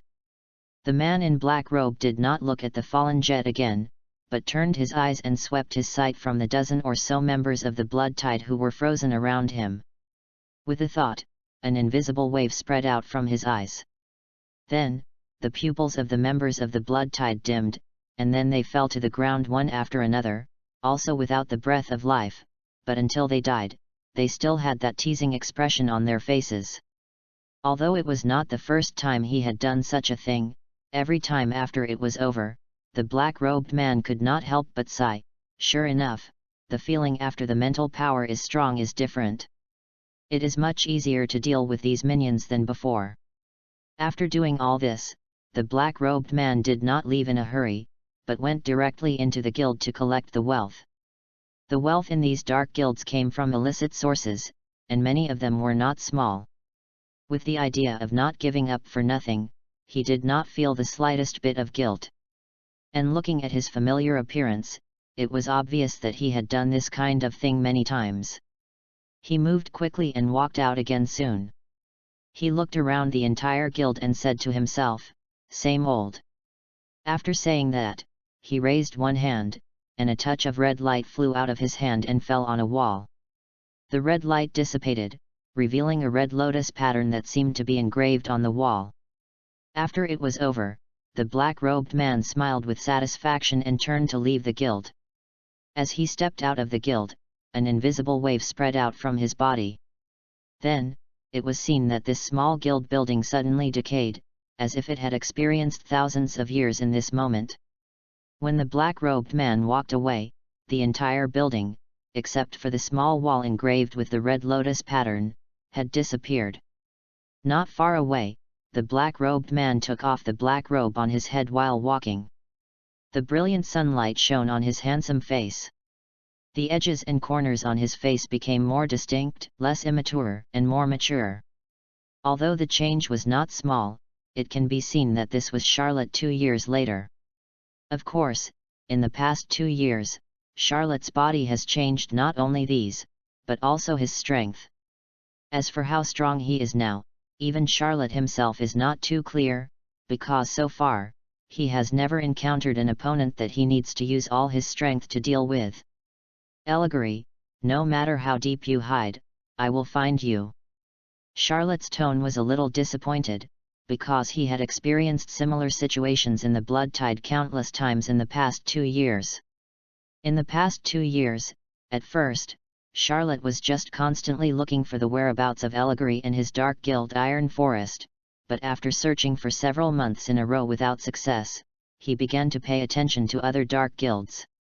He thought that since they were all dark guilds, there might be a lot of clues about Allegory. Compared with just looking for one Iron Forest, it would be much easier to find any dark guild. But the idea was good, but the final result was disappointing. Most of the situations were the same as the experience of the blood tide this time. Therefore, he understood that although they were all dark guilds, there were very few connections between them. Except for the top 3 dark guilds of the Balam Alliance, other guilds did not know each other's situation. However, despite this, Charlotte never gave up. No matter what, he would kill Elagor. Not long after Charlotte left, another person quietly came to the ruins of the blood tide. Please collect. Please give me flowers. Chapter 32. At the site of the blood tide, a beautiful figure quietly came here. She was wearing a white top and a yellow belt around her waist. She had a graceful figure and charming curves. Her snow-white skin seemed to sparkle with crystal luster under the sunlight. She was exquisite and translucent. She had an extremely beautiful face, long black hair hanging vertically at her waist, and a flat bang on her forehead. No matter which aspect, this person was a very seductive woman, charming enough to make countless men fall for her. At this moment, her autumn water eyes were constantly looking at this area. When she saw the only red lotus pattern left on the wall, her eyebrows were slightly frowned, but soon they relaxed again, and she said softly to herself, "It's this red lotus again. Moreover, the fluctuations around me are still so familiar to me." Standing in the middle of the disappeared guild, the beautiful woman could sense a faint and familiar breath from here. She opened her red lips slightly and made a tiny sound that she could hardly hear. Could it be time? She clenched her fair hands suddenly, and said to herself again, "No matter what, I will find this person." At this moment, the beautiful woman's eyes flickered, and she suddenly took out a crystal ball from her body. On the crystal ball, an old man wearing a horned helmet and an eye patch on his right eye appeared. Seeing this man, the beautiful woman immediately said, "President Hades." "Urusha, how is the investigation going?" Hades asked. The beautiful woman, "No, it should be Urusha," replied immediately, "this time it is still the same as before." Hades heard it, pondered for a moment, and then said faintly, "Is it that red lotus again?" "Yes." Urusha nodded. "Urusha, in addition to your current mission, I hope you can do everything you can to investigate the identity of this person." Hades said in a deep voice, "If necessary, I can ask Bruno to assist you." Vice President. The Bruneth that Hades mentioned was the vice president of their guild, second only to the President Hades in terms of strength. After thinking about it, she finally shook her head and said, "I think it's better not to. I have the confidence to find this person." "That's good." Hades nodded. He was still very confident in Urusha's ability to do things. "If anything happens, report to me immediately." "Yes." After saying that, Hades' image disappeared from the crystal. Urusha put the crystal away and stood there, slowly pondering. In fact, even if Hades didn't order her, she would do her best to find the owner of the red lotus, because there were many things she wanted to know about this person, such as the very familiar aura that still remained around. She could almost conclude that this breath was the breath of time. Time is invisible and formless, but if time has a breath, then she must be the one who is most familiar with this breath, because she herself has mastered the magic of time, arc of time, and she is also constantly collecting all the classics about time magic from all over the world. Since she felt the breath of time, it means that the owner of this red lotus is very likely to be a wizard who has mastered time magic. Because of her childhood experience, anything related to time is worth her effort to find. But the owner of this red lotus is too mysterious. Even though she has used many means to find it in the past year, she still can't find any clues about this person. Not only Urusha, but also many people in the dark world are looking for the owner of this red lotus. The reason is nothing else, just because of the deeds of the owner of this red lotus in the past 2 years. The first time this red lotus appeared was about a year and a half ago. Dark guilds all over the world were frequently attacked by a force, and every time a guild was destroyed, that person would leave a red lotus pattern there. At first, not many people paid attention to it. After all, as a dark guild, it is natural that it may be attacked by regular guilds and the council at any time, so these dark guilds will set up guilds in some hidden places. But even the most hidden places can be discovered, so it is not that dark guilds have never been eliminated in the past. But soon, they found that this time seemed different from the past. The number of times this Red Lotus appeared was increasing, and many of them were even dark guilds under the Iron Triangle of the Balam Alliance. And the most important thing is that as time went by, the traces of this person's actions became more and more weird. Every time, a guild disappeared out of thin air, and the people in that guild had no signs of injury on their bodies, but they had no signs of life. After this incident spread, many weak dark guilds were terrified, fearing that the owner of this Red Lotus would come to their door one day. Over time, this incident directly formed a legend about the Red Lotus in the dark world, a legend that frightened countless dark magicians. Finally, this matter directly alarmed the three giants of the Balam Alliance, and even sent out guild members to take charge of this matter. Arusha was one of them.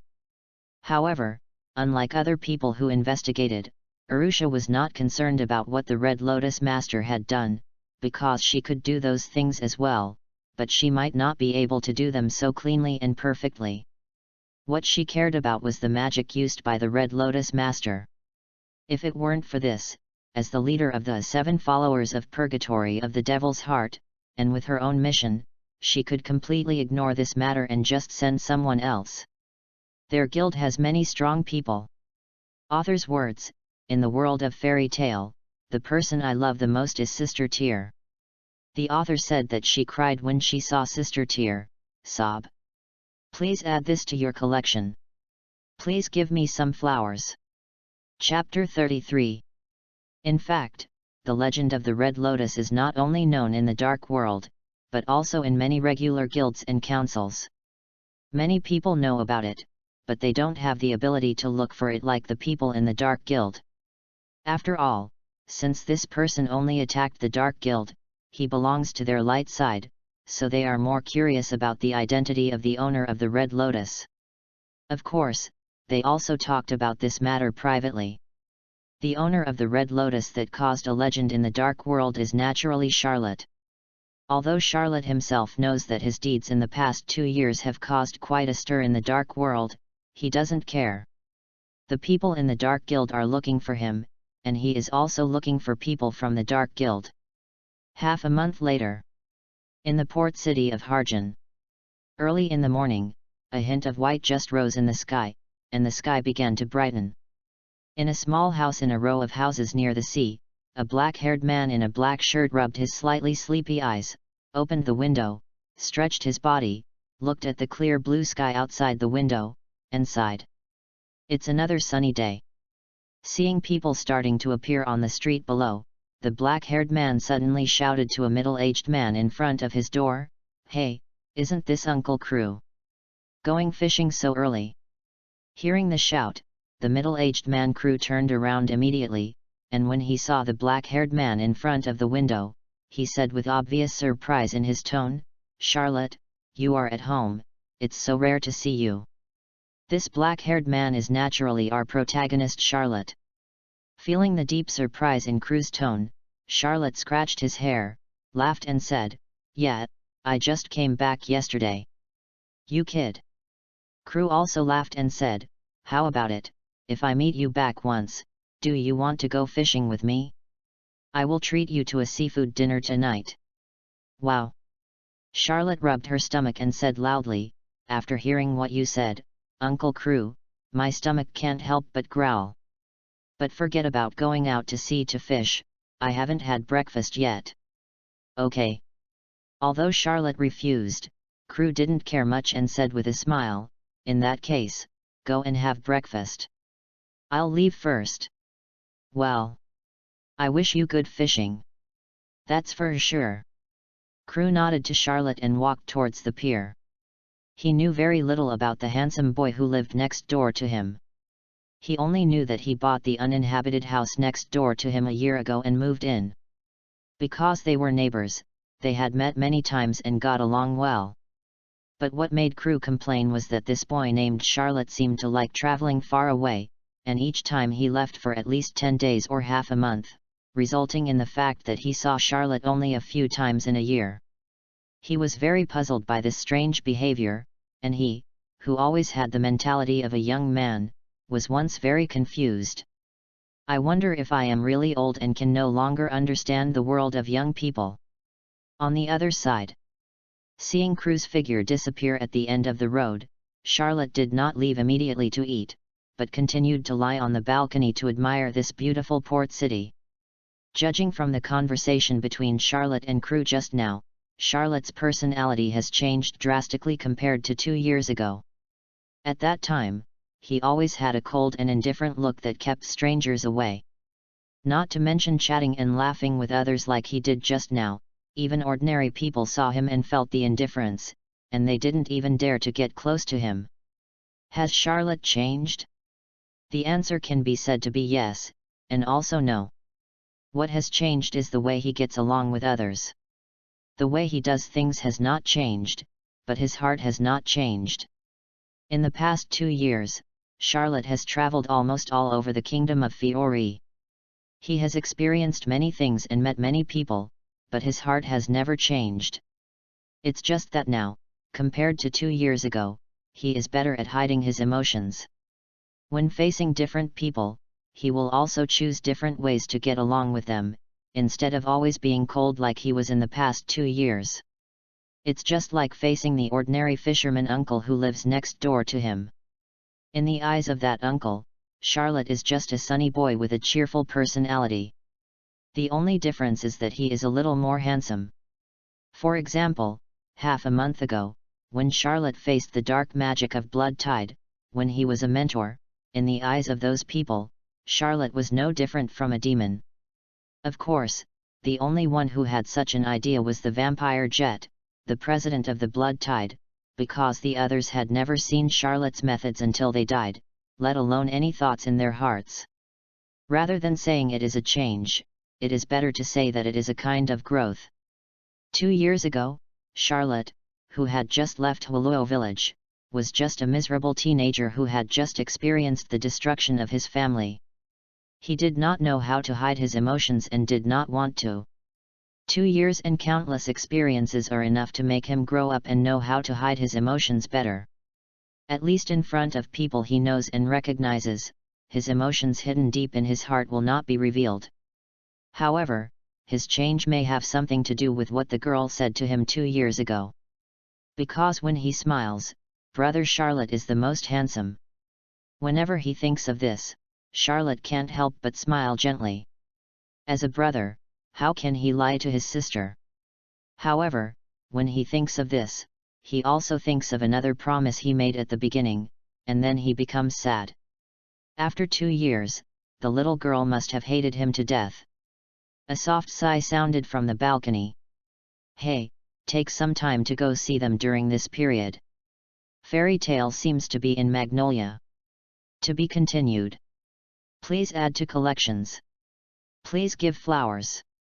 Falu's 18th anniversary brand upgrade gives back to readers. Top up 100 and get 500 VIP coupons. Top up now, activity time, August 10th to August 20th. Chapter 34. Welcome.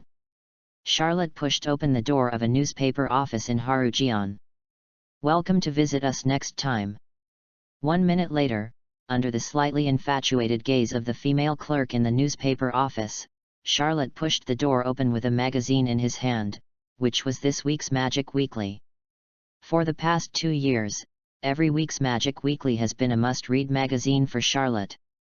Even if he missed a certain week's Magic Weekly due to something, he would make up for it later, as if it had become a habit. When Charlotte stepped out of the newspaper office, the sound of a door being pushed open in the store next to him was heard at the same time. Charlotte glanced subconsciously, and then saw a blonde beauty in a sky blue miniskirt pushing the door open angrily. Looking at her angry look, it seemed that she had been treated very unfairly in this store. Faintly, with his powerful hearing, Charlotte seemed to hear the blonde beauty's tiny muttering, "Stinky boss, this beauty's beauty can only reduce 1000J, it's really tasteless." Hearing this, Charlotte was stunned for a moment, then shook her head and laughed. In this world, because of the prosperity of magic, there are many magic shops all over the world, specializing in selling some magic-related items, and the shop that the blonde beauty just entered is a magic shop. And because Harujian is the largest port city in the Kingdom of Fiori, fishing is far more popular than magic in this city, so that magic shop is also the only magic shop in the city.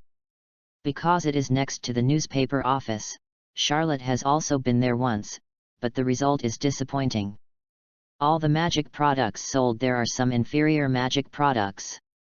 And just now, Charlotte has already sensed that this blonde beauty is also a magician, but the magic fluctuations in her body can be said to be one of the weakest magicians Charlotte has encountered so far. I think she should be a fledgling magician rookie, otherwise she would not buy things in such an inferior magic shop. At this time, the blonde beauty seemed to notice Charlotte's gaze and slightly turned sideways. And immediately saw Charlotte walking a little behind him on the left. When the girl turned around, Charlotte was stunned for a moment, and his stunned moment, in the eyes of the blonde beauty, naturally formed some inexplicable meaning in her mind. Then the girl glanced at Charlotte's face seemingly casually, then turned back and continued to walk forward, but her walking movements were different from before.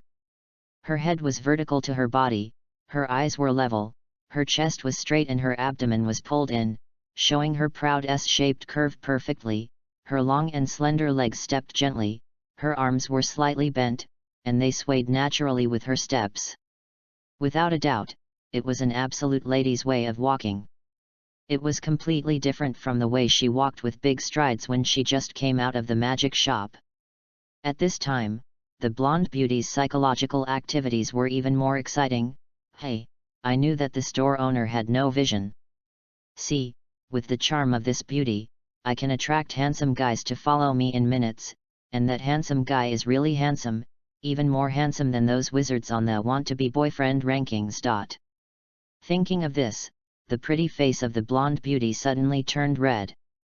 That boy was definitely the most handsome boy she had ever seen since she was a child. Obviously, the blonde beauty had subconsciously regarded Charlotte as someone who was attracted by her charm and followed her.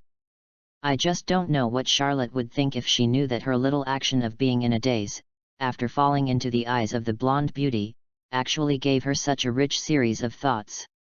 The reason why Charlotte was stunned just now was naturally not what the blonde beauty thought, but for other reasons. Of course, it is undeniable that this blonde beauty does have many eye-catching features, a beautiful face, perfect curves, especially the amazing arc on her chest that is far more developed than that of ordinary girls. It is definitely the most beautiful scenery. One look at it will make you reluctant to leave. Needless to say, the touch must be amazing. Of course, it is impossible for Charlotte to have such a dirty idea. Even if he did, he would never admit it. Back to the point, the reason why Charlotte was stunned was not the beauty of this blonde beauty, but a bunch of keys that were exposed to Charlotte's sight when she turned around just now. At just one glance, Charlotte recognized that it was not an ordinary key, but a star key unique to the star wizards who are quite special in the magic world. With these keys, the star wizards can open the door to the star world and summon various star spirits to fight. Due to some special reasons, star wizards are considered to be relatively rare wizards in the magic world. However, although there are few star wizards, Charlotte has seen them before. What really makes him curious and what is even more puzzling is that this girl, who in his eyes is just a magic rookie, actually possesses 3 golden keys at the same time. The golden key, also known as the zodiac key, summons the 12 most powerful star spirits in the star spirit world. There are only 12 of these golden keys in the entire magic world, and each one is unique, which shows how rare it is. This kind of key often appears in the hands of some powerful star spirit wizards. Of course, there are also some star spirit wizards with weaker strength but better luck who can get 1 or 2 golden keys by chance. This kind of situation is not unprecedented for Charlotte. But it is the first time he has seen 3 zodiac keys concentrated in a magic rookie with such low magic power. This kind of strength, even if you have the 3 strongest the golden key, without sufficient magic support, will only have limited power even if it summons the golden star spirit. You have to know that the strength of the star spirits, in addition to their keys themselves, depends largely on whether the star spirit wizard who summons them has sufficient magic power. Otherwise, even if you have many powerful keys, it will be in vain without enough magic to summon them. Isn't she afraid of encountering some powerful criminals who will snatch her keys? There are only 12 golden keys in the world. Even if she doesn't use them, she can make a lot of money by selling them.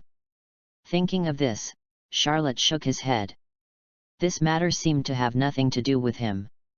He was just curious for a moment. Then he retracted his gaze, turned and walked in the other direction of the street, ready to eat at a restaurant he was familiar with. At this time, the blonde girl who imagined herself as a lady didn't realize that the person behind her who triggered her psychological activities had left, and she was still walking forward with elegant steps. Please give me flowers. Please add me to your collection. Chapter 35. In a restaurant with gorgeous decorations. Charlotte sat by the window. On the table was the food that the waiter had just brought. However, Charlotte did not start eating right away. Instead, he took out the magic weekly that he had just received. He flipped through it casually. When he turned to a certain page, a smile suddenly appeared on the corner of his mouth. As expected, fairy tale is on the list again. From his tone, it seemed as if he had expected this. He continued to flip through the pages, and soon he had turned to the last few pages of the magazine, which were the pages with various rankings. Myra. Charlotte murmured softly. In the magazine, one of the rankings called Most Popular Female Wizards had Myra at the top of the list. Her stunning beauty would make countless men lose their minds. However, Myra's appearance in the magazine had changed a lot from when Charlotte met her 2 years ago. Her original little girl look was gone. Myra was wearing a pink dress, and her white hair, which was originally tied in a ponytail, was now scattered around her waist. The front strand of hair was tied up with a ribbon, and her charm value has only increased compared to 2 years ago. When Charlotte saw Myra's big change in the magazine for the first time, she was a little surprised for a while. Even though she has seen Myra dressed like this many times now, Charlotte still sighs occasionally. At this time, 3 more people came into the restaurant, a combination of 2 people and a cat. If Charlotte could look up at this time, she would find that the one walking in front of the 3 people at this time was the blonde beauty. Although Charlotte did not see her, the blonde beauty saw Charlotte, who was reading a magazine by the window at the first sight when she entered the door. She was very impressed by this man with explosive appearance and who had followed her. Although I don't know why this person sneaked away later, I didn't expect to meet him again so soon. The blonde beauty came up with 1 person and 1 cat, but she didn't plan to get close to this person, but when she approached and glanced at the magazine in Charlotte's hand, her eyes suddenly lit up, and her body seemed to lean towards him uncontrollably. Hey, do you like fairy tale too? The blonde beauty looked at the magazine in Charlotte's hand with shining eyes. That's Myra Jane, she is my favorite wizard. Charlotte stared blankly at the girl who suddenly jumped in front of him, especially when she rushed up to him with a roar, and the majestic chest was almost touching his face. Charlotte could clearly see the flickering white in it. After seeing the girl's appearance clearly, he naturally remembered that she was the magic rookie with 3 golden keys he met before. But now it seems that she is not only a rookie in magic, but also a novice in life. Charlotte closed the magazine in his hand, then smiled and said, "Yes, I like the Fairy Tale Guild very much." "Me too." Hearing Charlotte's words, the blonde beauty was immediately delighted, and then she sat down next to Charlotte without any hesitation, holding her hands, her eyes twinkling with stars, and said with a face full of longing, "I dream of joining Fairy Tale. I think if I can join, I will definitely be able to become an independent wizard. But it must be very difficult to join such a popular guild. I really want to join it." At this point, the girl's expression became unusually firm. Although she said it was difficult, her face showed such a firm expression. Thinking of this, Charlotte smiled and said, "Then you must work hard. I believe you can definitely join the guild you like. Yet. The blonde was immediately encouraged and nodded heavily. Charlotte's eyes moved slightly, and the man and cat who came in with the blonde were already sitting opposite him. The blonde also looked over, and when she saw the man and cat, she seemed to think of her actions just now. After a moment, she jumped up from her seat, yelled, bent over and apologized to Charlotte. "Ah! I'm so sorry, I disturbed your meal because I saw fairy tale." Charlotte looked at her with a smile, then looked at the man and the cat in front of him, shook his head and said, "It's okay, let's eat together if you don't mind." "Oh. Sorry to bother you." The blonde was stunned for a moment, then she bent down to apologize to Charlotte, not noticing that her white chest was completely reflected in Charlotte's eyes when she bent down. After sitting down again, Lucy said, My name is Lucy. Please give me your advice." "My name is Charlotte," Charlotte said, and then looked at the man and the cat again, with a twinkling light in his eyes, as if he was very interested in them. "They are two." Lucy was just about to introduce this man and cat, but she got stuck halfway through. She turned her head to look at them and said something that made Charlotte speechless. What are your names?" The man sitting opposite Charlotte was a boy with pink hair. After hearing what Lucy said, he immediately showed a big little face. "My name is Natsu, and it's Harpy." Then he pointed to the blue kitten next to him, and the blue kitten even called out love. It was so cute and lovable.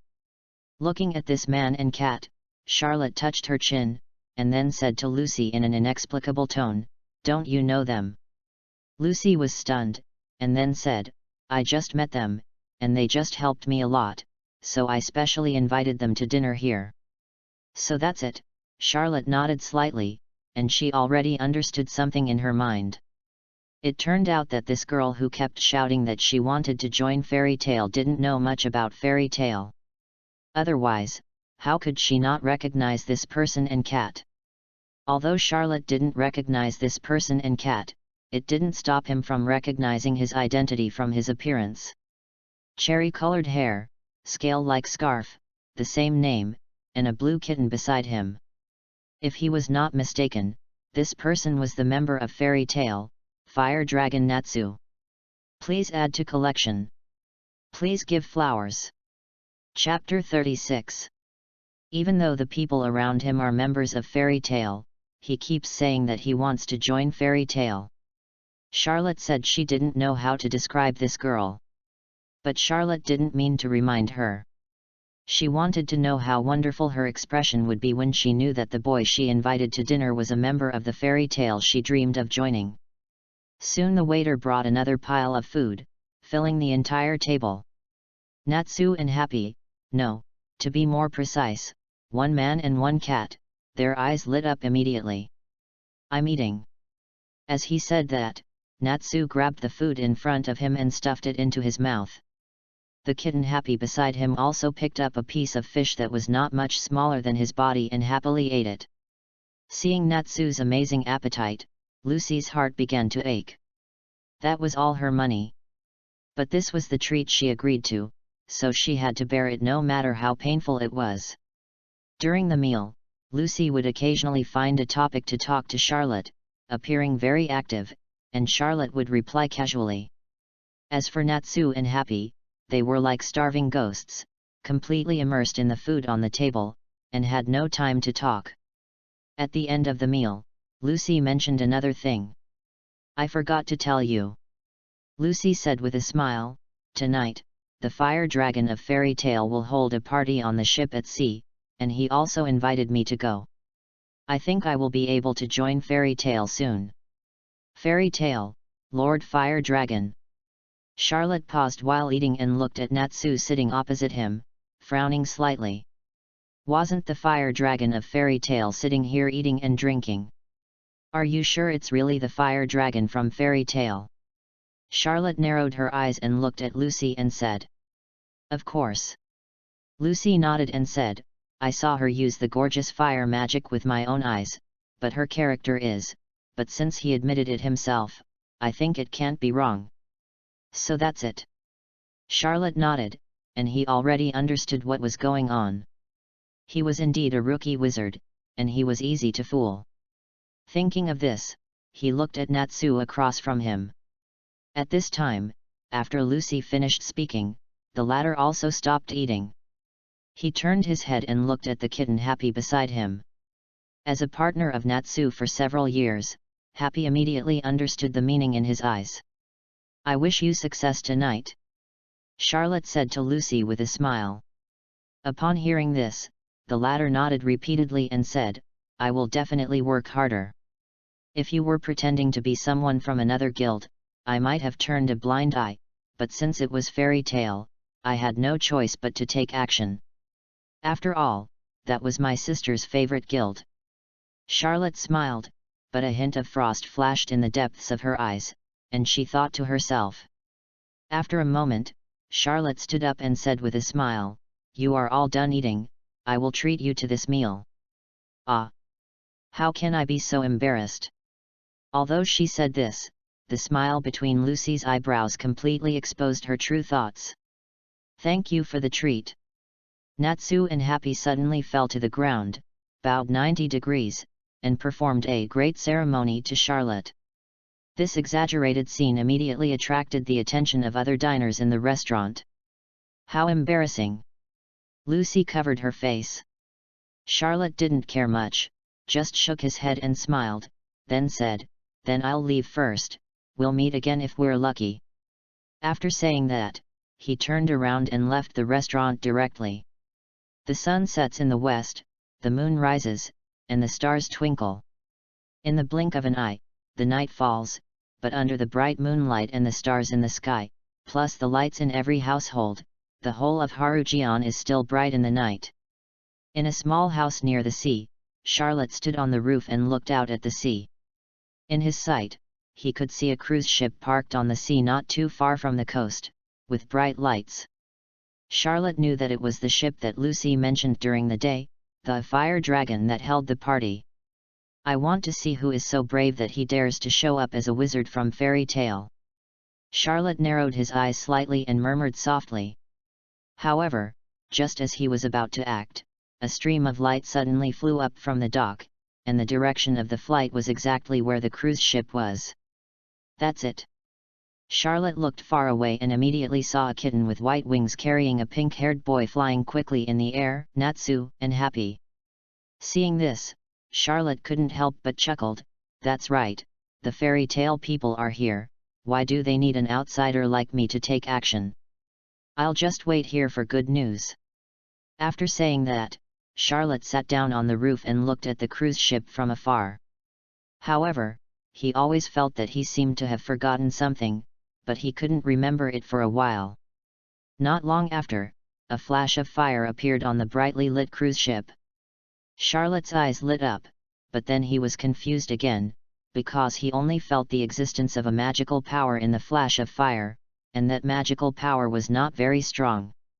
At this moment, a sudden flash of inspiration came to his mind, and he slapped his forehead. "I almost forgot that Fairy Tale's fire dragon Natsu is a dragon slayer who has mastered the ancient dragon slayer magic, and dragon slayers seem to have a common feature, that is dizzy transportation. Please collect it. Please give me flowers." Chapter 37. Fairy Tale can be said to be the most popular guild in the past 2 years. In the past 2 years, a large number of potential magic stars have emerged, and the fire dragon Natsu is one of them. Mastering the ancient dragon slayer magic, he naturally has great combat power, and his destructive power is even more amazing. In previous missions, because of this amazing destructive power, he has left a lot of reputation. Although Charlotte didn't know what the fake fire dragon was like and what kind of strength he had, in his opinion, if the Fairy Tale wizard couldn't even deal with a guy who pretended to be him and swindled everywhere, it would be too bad. However, just now he only thought of the powerful combat power of the Dragon Slayer wizard, but forgot that every Dragon Slayer wizard has a common feature: seasickness. This means of transportation naturally includes ships. After understanding it, Charlotte also understood why there was only a weak magic power in the explosion just now. Obviously, Natsu, the dragon slayer wizard, got seasick when he got on the ship. But just when Charlotte was about to rush over, his footsteps stopped again. He felt that there was a very special water attribute magic on the sea surface, and then he saw that on the sea surface, a white line slowly rose. This white line was a high wave, and this wave was roaring towards the port at this time, and the cruise ship was also driven by this huge wave and crashed into the port. Whether it was the huge wave or the cruise ship, once it rushed to the port, it would cause great damage to the port. In serious cases, even the houses near the sea would be affected. Charlotte would not allow this to happen. This is where he is staying temporarily. He kicked his feet lightly, and the whole person jumped off the roof, and then quickly came to the dock, looking straight at the huge waves sweeping towards here. There is a very strong water attribute magic in this wave, which is obviously created by magic. Under this huge wave, Charlotte, standing alone in front of the pier, was as small as an ant, as if the wave would bury him and the pier together as soon as it fell. The strong sea breeze blew Charlotte's black hair, and his pupils reflected the waves in the distance. Soon, the huge waves completely occupied Charlotte's vision. At this moment, in Charlotte's pupils, a blue light flowed, and invisible waves penetrated his body. He gently raised his right hand, facing the waves with his palm, and silently said in his heart, "Stay." As if Charlotte had heard what was in her mind, the wave that was about to hit the pier and submerge it suddenly stopped, and the high splashing waves also violated the laws of nature, with no sign of falling back into the sea. In front of the pier, the black-haired man raised his hand, and the huge wave froze in front of him, as if he had held it in the air with his hand. This scene, which can only be seen in a camera, now appears in reality. This scene is like eternity. Time. Backflow. Charlotte muttered in his heart again. The next moment, the still waves suddenly flowed back, and after a few sweeps, they finally fell back into the sea. Although the waves disappeared, the cruise ship that was pushed by the waves still rushed to the shore and stopped on a beach. Of course, those who were originally on the ship were also pushed to the shore. Cough, cough, cough. On the beach, the blonde girl kept coughing. She was choked several times while being rushed by the sea water. This blonde girl was Lucy, who was tricked onto the boat by the fake fire dragon. After she finished coughing, she looked at a blue-haired woman who looked like a mermaid holding a treasure bottle in her hand and said unhappily, "Aquia, why are you rushing over with me too?" However, the mermaid named Aquia did not seem to listen to her. At this time, her eyes were looking at the pier, where there was only a black-haired man standing. That person. A strange light flashed in Aquia's eyes. Although many people saw the magical scene that just happened on the waves, most of them were fishermen from Harujian who heard the noise from here and saw it from afar through the windows. Most of them were ordinary people, and they were mostly just amazed. They didn't understand what happened specifically, nor did they know whether it was man-made. But as the initiator of the appearance of this wave, Aquia knew that the magical scene just now was caused by the black-haired man standing on the dock. That power, Aquia frowned slightly. At this moment, the black-haired man on the dock suddenly turned around and met her eyes. There was still a deep blue light in his eyes. He raised his mouth slightly and showed a wicked smile. Seeing this, Aquia immediately looked away. Although she just exchanged glances with this man, she felt like she was about to fall in love with him under the attraction of the deep blue light. The zodiac, Aquarius star spirit, is it worthy of being the only 12 golden keys in the world? Even though the summoner is so weak, he can still mobilize the natural power far beyond his strength, Charlotte murmured softly, then lowered her head slightly. The azure light in her eyes suddenly dissipated and turned clear and bright again. "Please collect it. Please give me flowers." Chapter 38. Hey! Are you listening to me? Aqua. Seeing that the star spirit she summoned ignored her master, Lucy immediately yelled at the top of her lungs. "Cut, Aquia glanced over and made a disdainful sound. "You just said, hey." Lucy's face became stiff. "I'm so sorry." Aquia held her head high and said without apology, "I lost control just now and accidentally rushed over with the boat." "So your initial target was me?" Lucy's mouth twitched. "Also, please don't summon me for the time being, I'm going on vacation for a week with my boyfriend." After saying that, Aquia looked at Lucy again, and emphasized again with an inexplicable tone, "It's with my boyfriend. There's no need to repeat it twice," Lucy said frantically. Seeing Lucy's frantic look, Aquia seemed to feel much better. A smile appeared on the corner of her mouth, and then her figure flashed and disappeared into the ground, returning to the star spirit world. "Lucy, it seems that your relationship is not very good," the kitten Happy said leisurely. "Anyway, the matter is finally resolved." Thinking of what happened every time Aqua was summoned, Lucy couldn't help but feel a little overwhelmed. At this time, a familiar voice sounded in her ears. "Were you just mocked by your own star spirit?" Hearing this voice, Lucy was startled and turned around, and saw Charlotte appeared beside her without knowing when. "Charlotte, why are you here?" Lucy asked in surprise, but she immediately thought of what Charlotte had just said. An embarrassed look suddenly appeared on her face. She smiled awkwardly and forced an explanation, "Haha, that star spirit was a bit naughty just now." "So that's how it is." Charlotte didn't point out this ridiculous explanation, but just nodded slightly.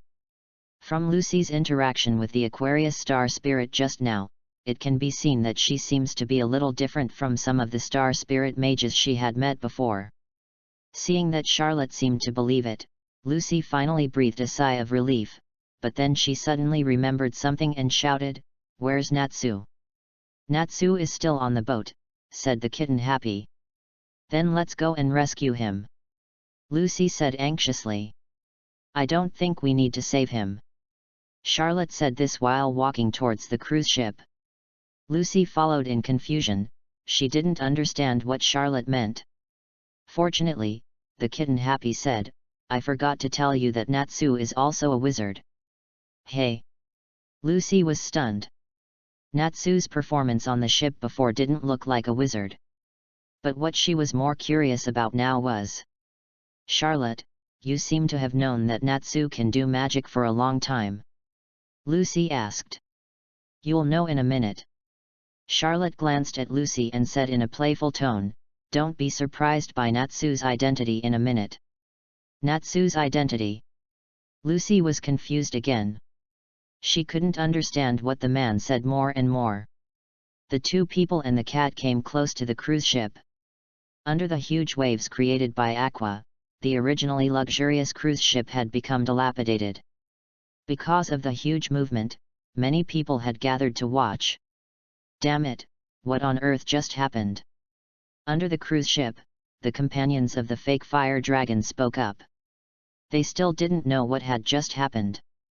They were originally on the boat, but why did the calm sea suddenly blow up a wave and wash their cruise ship up? "Charlotte, look, that's the guy."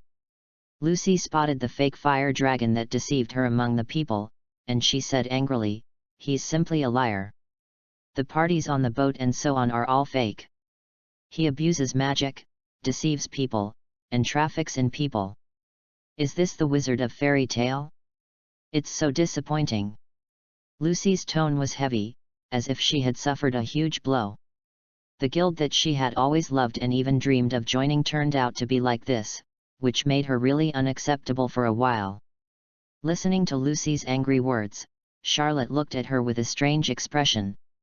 Did this woman just know that she was deceived and never thought that the fire dragon was fake? However, seeing Lucy's sad and grief-stricken look, Charlotte also knew that the former really liked this guild. He smiled softly and slowly said, "Believe me, Fairy Tale will not let you down." "Charlotte." Lucy looked at Charlotte, tears still welling up in her eyes. For some reason, when she heard Charlotte's words, she subconsciously wanted to believe him, but then she remembered the scenes she had seen on the cruise ship before. Her heart suddenly became tangled, but in the end, she nodded gently, yes. Natsu. At this time, the little cat happy beside him suddenly shouted. Lucy immediately looked in the direction where the little cat happy shouted, and then she saw Natsu walking out step by step on the broken deck of the cruise ship. However, unlike the Natsu who always had a heartless smile on his face during the day, Natsu's face at this time became extremely gloomy. He suddenly raised his head, and there seemed to be flames burning in his pupils. His eyes were directly locked on the fake fire dragon below, and he said in a low voice. You said you were a fairy tale wizard, right? Author's words, I was drawn to fairy tale after watching Natsu's show-off scene in the first episode. Please add to collection. Please give flowers. Chapter 39. You said you were a wizard from fairy tale, right? Because of the accident just now, the fake fire dragon now looks a little embarrassed, and more people are gathering around to join in the fun. I believe it won't be long before the army stationed in Harjan will hear the news and rush here, so his action this time will be completely exposed. He originally thought that it was a surefire trafficking operation, but this kind of accident happened, so he is in a very bad mood now. Now hearing the words of the guy who was vulnerable in front of him on the ship before, he immediately smiled coldly and said, so what? As soon as these words were spoken, Natsu, who was standing on the deck, looked even gloomier. Seeing the change in Natsu's expression, for some reason, the fake fire dragon's heart suddenly became uneasy, and he immediately ordered his men, get rid of him for me. Yes. After saying that, 2 of his men rolled up their sleeves and rushed forward. Let me take a good look at your face. When Natsu said this, he threw his coat away. He looked at the 2 fake fire dragons rushing towards him with a gloomy look, and suddenly swung his right fist, directly knocking the 2 guys away. At the same time, the bright red guild emblem appeared on his right arm. I am Natsu from Fairy Tale. I have never heard of you before. Natsu's voice sounded again, reaching the ears of everyone below. Upon hearing this, the fake fire dragon and his subordinates all changed their expressions. But the most shocked person at this moment was Lucy.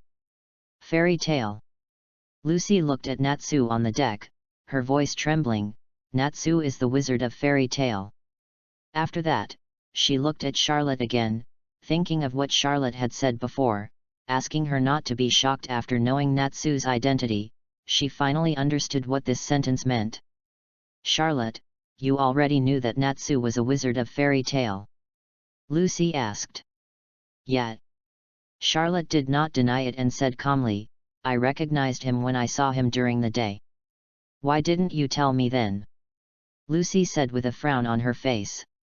I thought you liked fairy tales so much, you should have known it a long time ago. Charlotte looked at her with a little teasing in her eyes.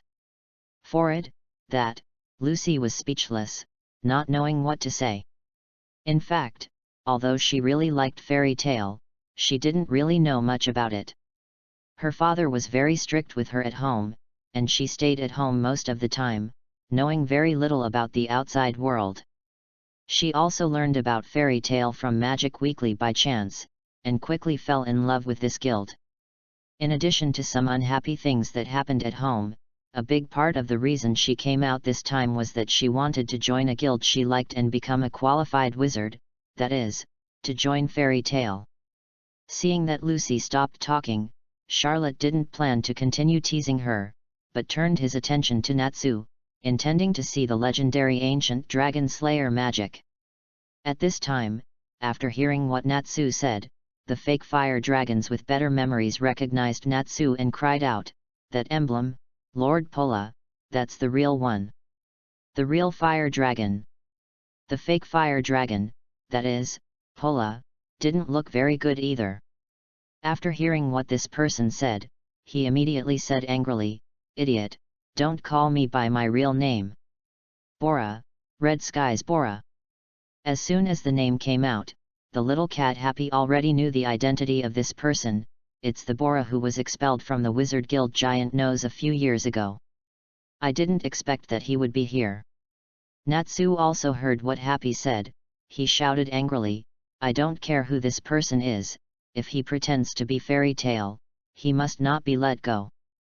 I pretended to be you, so what?"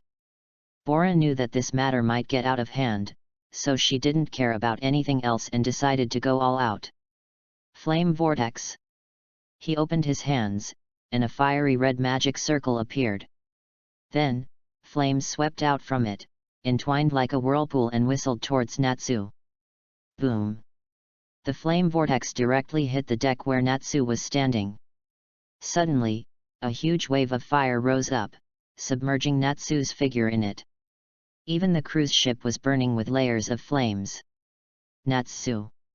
Seeing this scene, Lucy exclaimed immediately. On the other hand, Charlotte and Happy on the side did not look nervous at all. Charlotte's eyes flashed with a hint of mockery and sneered continuously. Natsu, who is known as the Fire Dragon, is a veritable fire dragon slayer.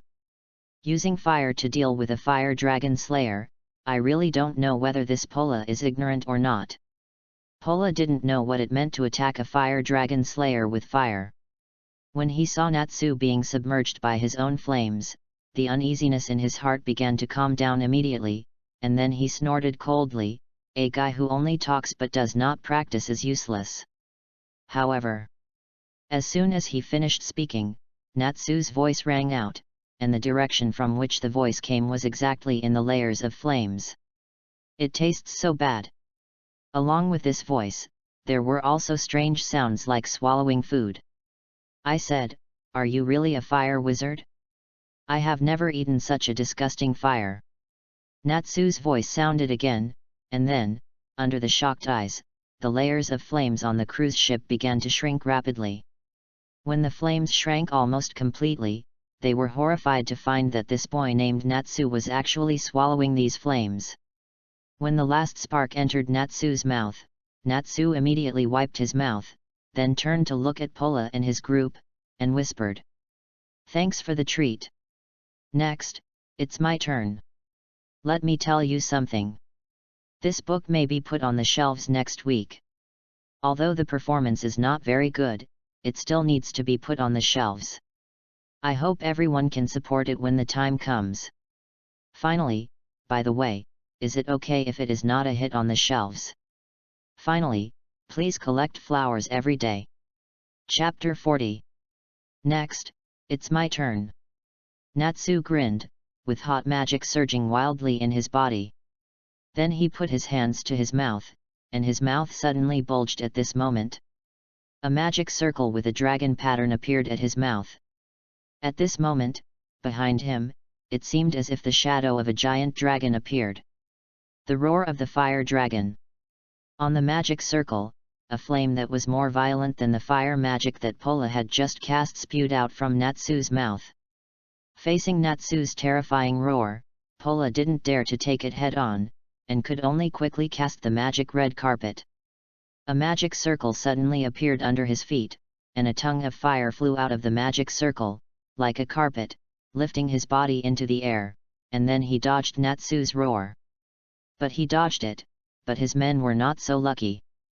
With a loud explosion, the area where Pola had just stood exploded, and his men were even more miserable. All of them were burned to a crisp, and even if they didn't die, they were basically disabled. This bastard! Pola in the air saw this scene, and his face suddenly turned livid. Although these subordinates were not as strong as him, they were also a group of loyal subordinates that he had worked hard to train. Now, they were all destroyed by this guy. He looked at Natsu on the deck, his eyes became fierce, and he suddenly waved his hands. A huge fireball quickly condensed in his hands and was thrown towards Natsu. However, he knew nothing about the Dragon Slayer mage, and he didn't know how stupid it was to use fire magic to deal with a fire Dragon Slayer mage. Facing the huge fireball flying towards him, Natsu grinned, dragged his hands, and caught the fireball, then opened his mouth wide, and swallowed the fireball into his stomach as before. "I can finally swallow this. Eat it and the power will surge up." Natsu wiped his mouth, and his fists collided violently. He looked at Pola in the sky and shouted loudly. "Look at me, you fake one, this is the fairy tale wizard." As he spoke, a dragon-shaped magic circle appeared between his fists, and hot magic power rose up in his body. Fire Dragon's Iron Fist. Natsu jumped up from the deck, his fist wrapped in dragon flames, and punched Pola in the air. Under the huge power, Pola could not continue to use magic, and was directly knocked to the ground by the punch, splashing dust. At this time, on the other side, Naz, is this the wizard from fairy tale? Lucy stared at Natsu's display of power and whispered, using fire as food and fire as attack, is this really magic? Love. The little cat Happy said, the dragon's lungs can spit fire, the dragon's scales can melt fire, and the dragon's claws can wrap around fire. This is the ancient magic that transforms the body into a dragon's physique. That was originally used to deal with dragons. It was given to Natsu by Ignor. So cool, Lucy whispered. Charlotte, who had watched Natsu's battle from beginning to end, smiled faintly and said, as expected, this magic is used to fight dragons. It's amazing. But why do I feel that Charlotte doesn't look surprised at all? Lucy suddenly rushed to Charlotte, staring at Charlotte with her eyes, and said quietly, "Oh, is that so? I'm amazed." Charlotte turned her head and said with a little embarrassment. Lucy's eyes were still fixed on Charlotte, with suspicion flashing in her eyes, as if she wanted to see through this person. She said, "Charlotte, compared to Natsu, what I am most curious about now is your identity. From the very beginning, you seemed to know everything, and facing this battle, your performance was a little too indifferent. So, Charlotte, you are definitely not an ordinary person. What is your identity?" Haha, after hearing what Lucy said, Charlotte immediately spread her hands and said with a wry smile, "I didn't expect you to find out that I am also a wizard." Haha, my guess was correct, I knew you are not an ordinary person, Charlotte. Lucy laughed and said, "Since you are also a wizard, what is your magic?" Charlotte said, "There is nothing much to say about my magic. I am just an ordinary wizard like you who has not joined a guild. I can't compare with Natsu, a powerful wizard from a big guild." "Humph, if you don't want to tell me, just tell me." Seeing that Charlotte didn't tell her plan, Lucy didn't mean to force her, but she didn't believe what Charlotte said at all. For some reason, she always felt that Charlotte must have mastered very powerful magic.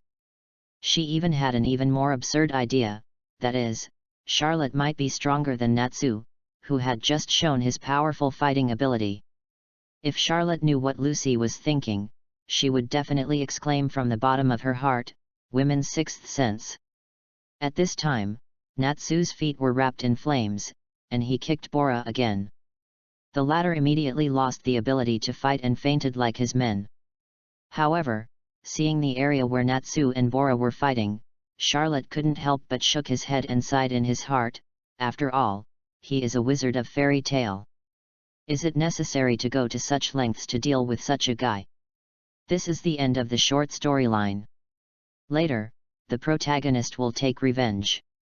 Please add this to your collection. Please give me flowers. Chapter 41. At the Harjan port at this time.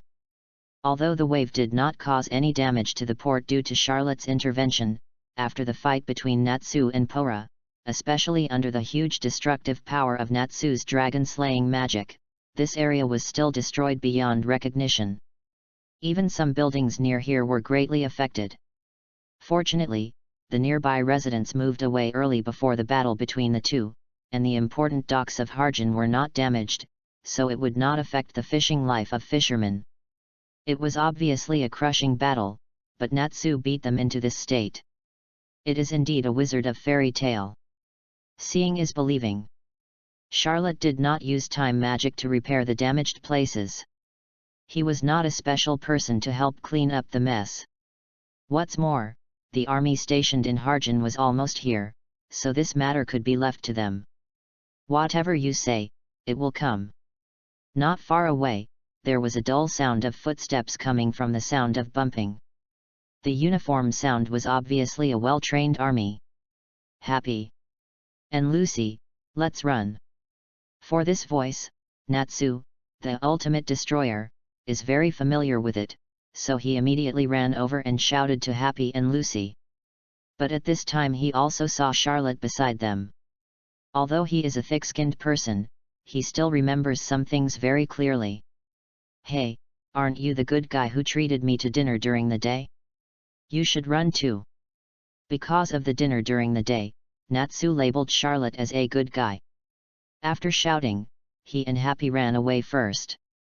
The way they walked so fast, it was obvious that they had done this kind of running away many times in recent years. Let's run too, Charlotte said to Lucy with a smile, and then ran with Natsu and Happy. Hey, it wasn't us who caused the damage, why should we run away too? Following behind Charlotte, Lucy said in confusion.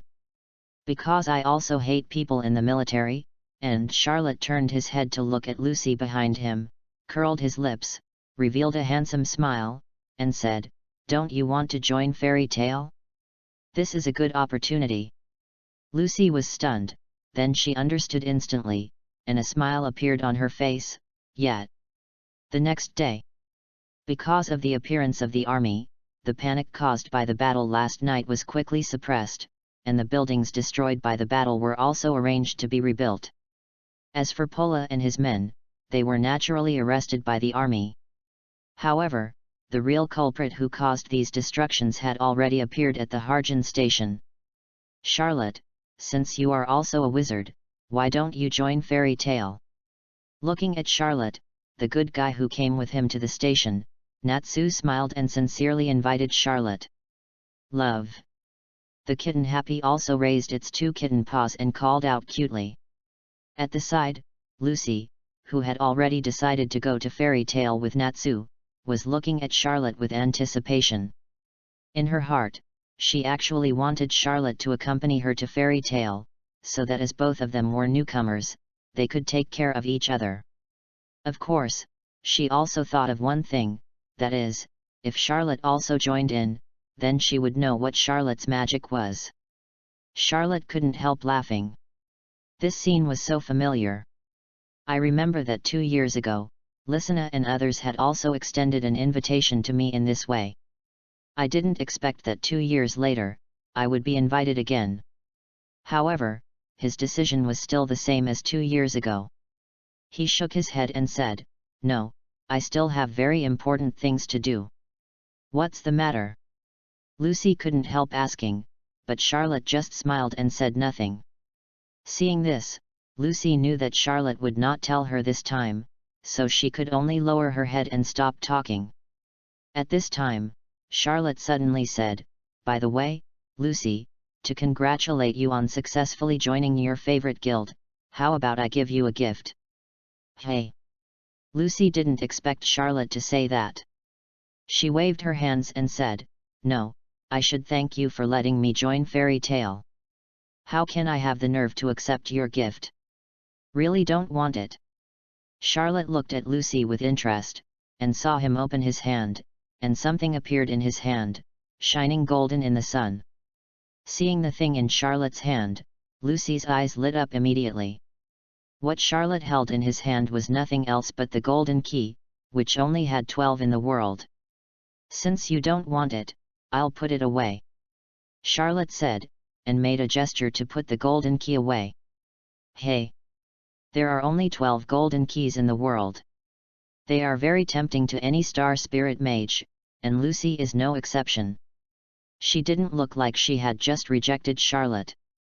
She rushed forward and snatched the golden key from Charlotte's hand, saying shamelessly, you said you would give it to me, so why would you take it back? As she spoke, she looked at the golden key without blinking. It's the Virgo star spirit. This golden key is the key to the Virgo constellation in the zodiac.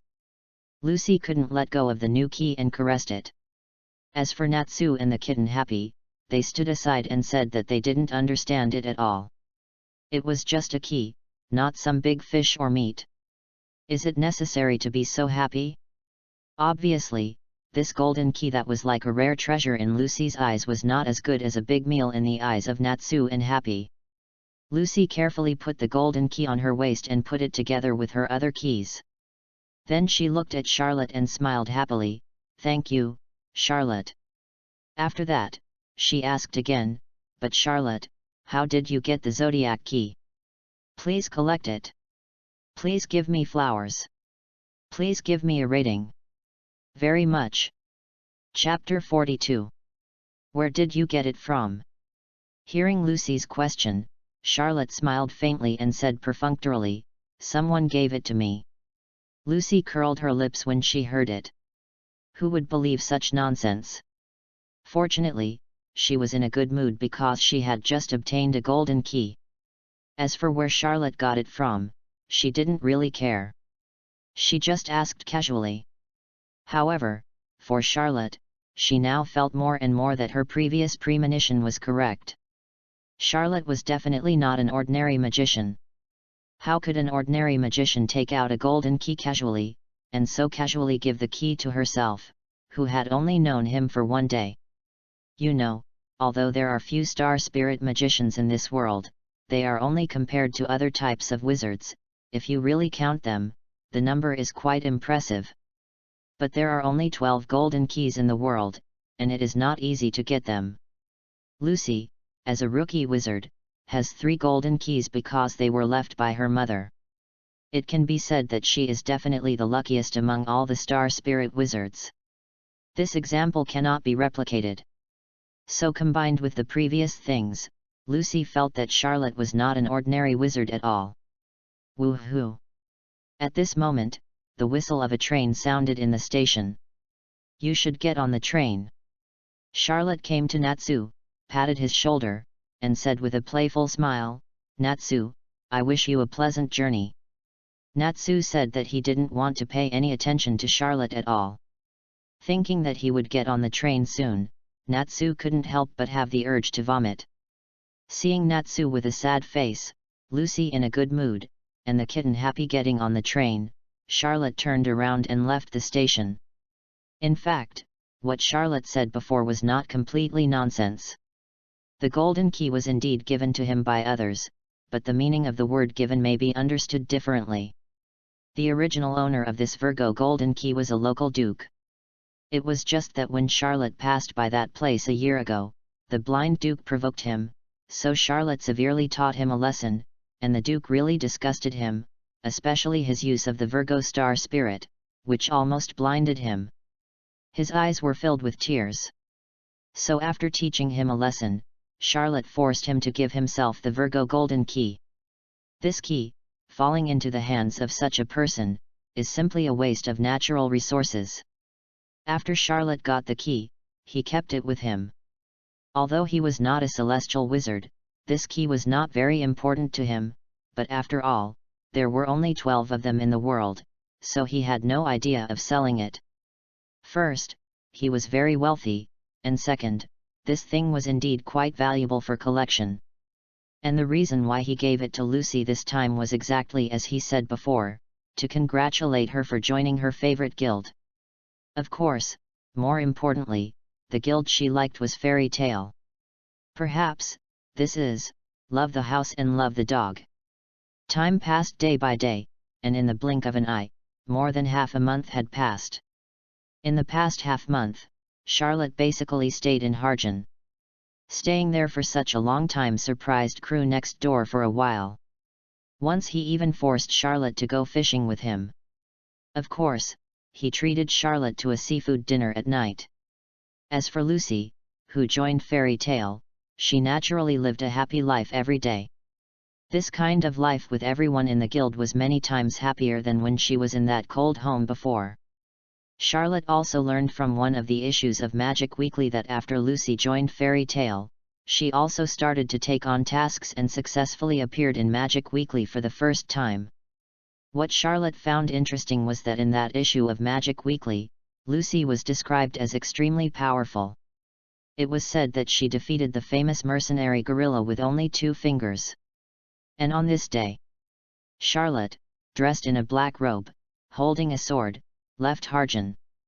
When he left, Charlotte's expression was icy, and there was an uncontrollable killing intent in his eyes. At this moment, it was as if he had returned to the Charlotte of 2 years ago, and he was even colder than he was then.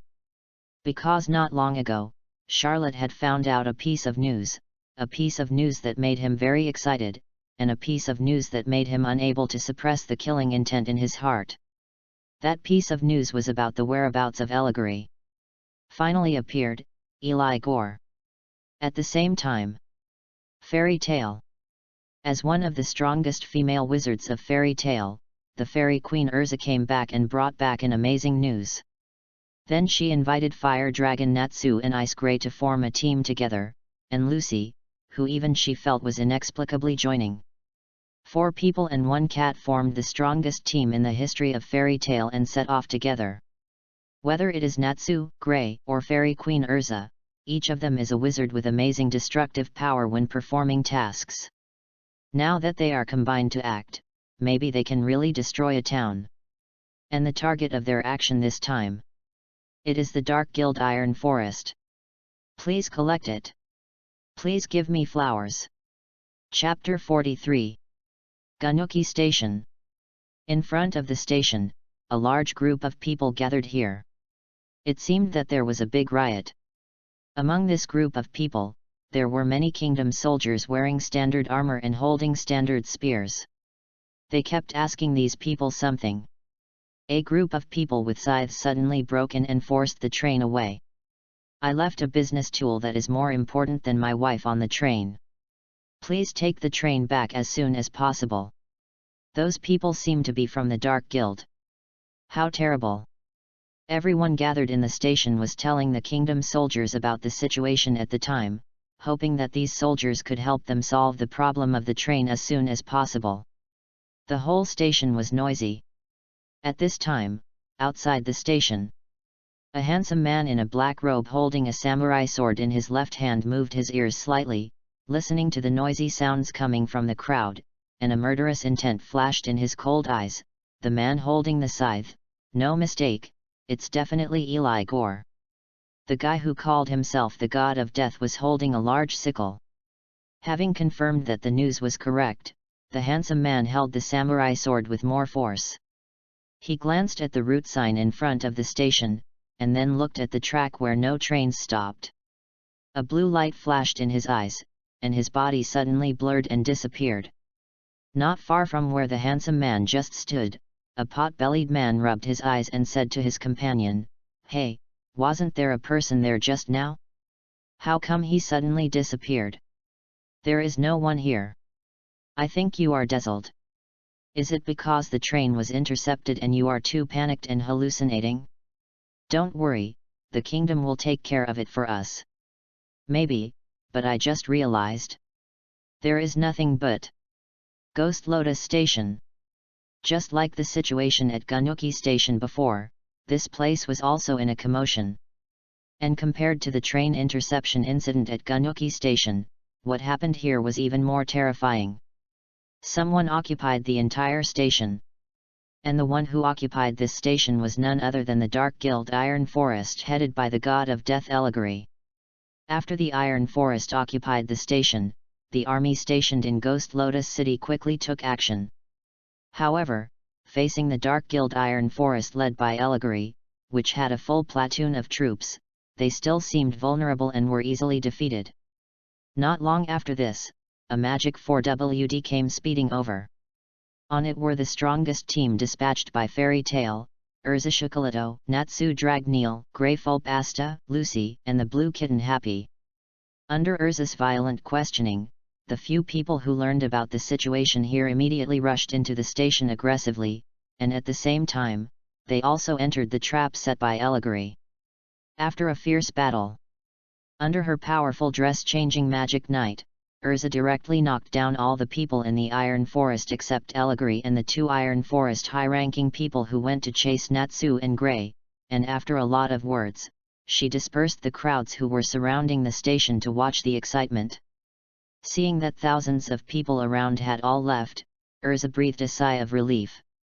In this case, Allegory's plan would fail.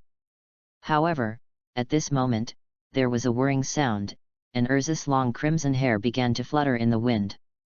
Her beautiful eyes suddenly narrowed, and then she saw that, without knowing when, a tornado-like storm had blown up around her, and was quickly surrounding the entire station. Allegory. Urza also saw Allegory floating in the air using the magic of wind, and immediately glared at him. "What on earth do you want to do? I just want to trap you here temporarily." Allegory looked down at Urza below with a teasing look, and said, "Fairy Queen, although I have always wanted to fight with you, it is a pity that I don't have the time now." After saying that, Allegory's body flew up again, and at the same time, the tornado was fully formed at this time, covering Urza and the entire Ghost Lotus station. "Allegory!" Urza shouted and rushed directly towards the tornado, but when her body touched the tornado, she felt a sharp pain in her arm, causing her to grit her teeth and retreat back. "It's useless." Outside the tornado, Allegory's voice rang out, "This magic wall of mine can only be entered from the outside. If you want to get out from inside, your body will be cut into pieces by the wind. What on earth do you want to do?" Arisa shouted angrily. Outside the magic wind wall, Allegory was floating leisurely in the air.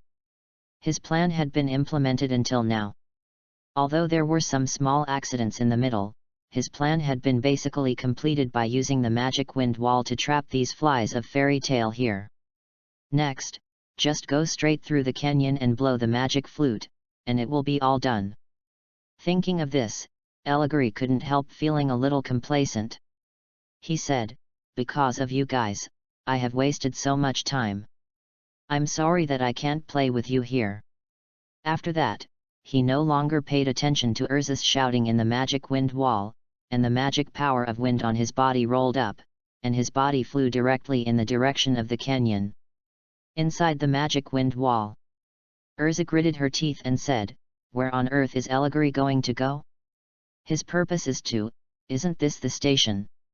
At the same time, on the track not far from Gylean City, a slight sound of wind blew by, and then there was a blur in the air, and then a figure seemed to emerge out of thin air. Because of the high speed, when he stopped, there was a vague afterimage behind him. This person was dressed in a black robe and had a handsome face. It was Charlotte, who came all the way from Gunuki Station. He looked at the outline of Gylean City in front of him, and felt a strong breath of wind coming from it. The corners of his mouth suddenly rose slightly, and he smiled coldly. "This breath, Allegory, wait for me." After saying this, the dust flew up under his feet, and his figure became blurry and disappeared on the spot. "Oh my, I'm having a writer's block at this crucial point. What should I do? Please collect my posts. Please give me flowers." Chapter 44. Ghost Lotus Station. The whistling sound of the wind kept swirling in the sky. The magic wind wall, like a tornado, enveloped the entire station, trapping the strongest team of fairy tale in the station. In the station, Urza was interrogating the members of the Iron Forest who were defeated by him one by one, trying to find out how to break the magic wind wall. Unfortunately, these people were just the lowest level members of the Iron Forest. How could they know how to break their leader's magic? Bang! Urza punched a member of the Iron Forest who failed to interrogate again, knocking him unconscious, and her face was a little furious. Where did Elago go? What was his real plan? Urza didn't know, and now she was trapped in this magic wind wall and couldn't do anything. But at this moment, Urza narrowed her eyes slightly and looked at the magic wind wall. She felt that there was a very powerful magic outside the magic wind wall, but it was not Elago's, but a magic that made her very unfamiliar. Then, she saw a blue light flashing on the magic wind wall, and it went straight through the magic wind wall and entered the station. The blue light dissipated, and a figure emerged from it. This person was dressed in a black robe, with a handsome face, but his expression was particularly cold. Urza was sure that she had never seen this person before, otherwise she should have some impression of him just because he was so handsome. The person who came was naturally Charlotte. He rushed to Gyleon station as fast as he could. When he saw the magic wind wall that enveloped the entire station, Charlotte knew from the magic power of wind transmitted from the magic wind wall that this was the masterpiece of allegory. So without thinking, he wrapped his whole body with magic power, trying to force his way through the magic wind wall. Allegory was very likely inside. However, what surprised him was that when he came in, the madly rotating magic wind wall not only did not bring him any resistance, but it also had a suction force, allowing him to easily pass through the moment he touched the magic wind wall. Before he could think about the reason, a pleasant female voice came to his ears. "Who are you?" Charlotte looked up and saw a very beautiful girl standing in front of him. She was wearing armor on her upper body, which protected her from the neck down. Her lower body was matched with a blue short skirt and a pair of long boots. She had very beautiful long crimson hair, delicate cheeks, and a heroic look between her eyebrows. She looked heroic. Whether it was the guild emblem on the left chest of this person's armor or the color of her hair, Charlotte recognized her identity at the first sight. Fairy Queen Urza. The genius wizard of the fairy tale guild who entered the S-class 1 year earlier than the demon Myra Jane. Earlier, Charlotte had said that he was very interested in this fairy queen. If it were a different time and place, he might be interested in chatting with this queen who is very famous in the magic world, and have a long talk, or even a fight. But now, he doesn't have the leisure and elegance. He didn't answer Urza's question, but directly said, "Where is Allegory?" Beside Urza, there were a large group of people lying down. These people were engraved with the same guild emblem. This emblem was naturally familiar to Charlotte, as it was the emblem of the Iron Forest. Obviously, before he came, Urza had already fought with the people of the Iron Forest, and judging from the situation, it seemed that she had challenged everyone present. However, at this time in this station, except for the magic wind wall outside, he did not feel any breath related to Allegory. So, Allegory is not here. Seeing that Charlotte had skipped her question, Urza, who was known as the Queen, frowned slightly and said in a deep voice, "Before asking others questions, you should at least show due respect. Answer my question first." While speaking, her eyes directly confronted Charlotte's cold eyes without showing any weakness. Although Urza had little magic power left in her body due to excessive use of the magic four-wheeled vehicle and forcibly solving these enemies with one move, when confronting Charlotte, her momentum was still high, and the heroic spirit between her eyebrows was even more compelling, giving people the feeling that she was really facing a strong queen, and the style of a king was fully revealed. The title of Fairy Queen is not something she gave herself, but something she conquered with the sword in her hand during one mission after another. For a moment, the two people who were confronting each other seemed to be shrouded in an invisible aura. Facing such a strong Urza, Charlotte also frowned slightly. Fortunately, although he can't control his emotions now, he is not irrational.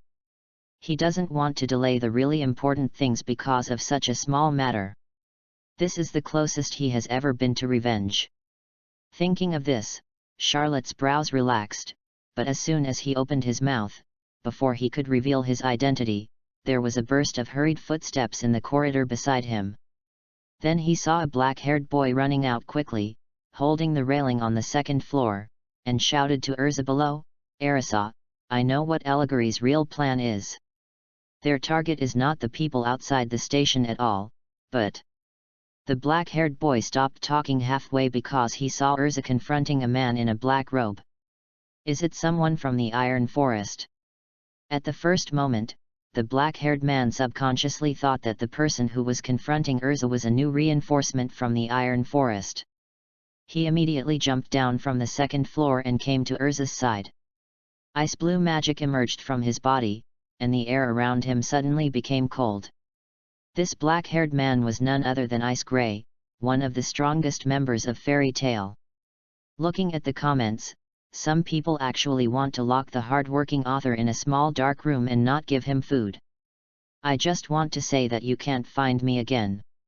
Please add to collection. Please give flowers. Chapter 45. Arisa, what's the situation with this guy? Is he a reinforcement from the Iron Forest? Gray, with ice blue magic floating on his body, asked Urza while looking at Charlotte opposite him with full vigilance. He was very sure that Charlotte was not among the people from the Iron Forest before, otherwise, with Charlotte's appearance, he would not have forgotten him. Urza shook her head and said, he came to find Elijah, but from his tone just now, he should not be from the Iron Forest. I am indeed not from the Iron Forest.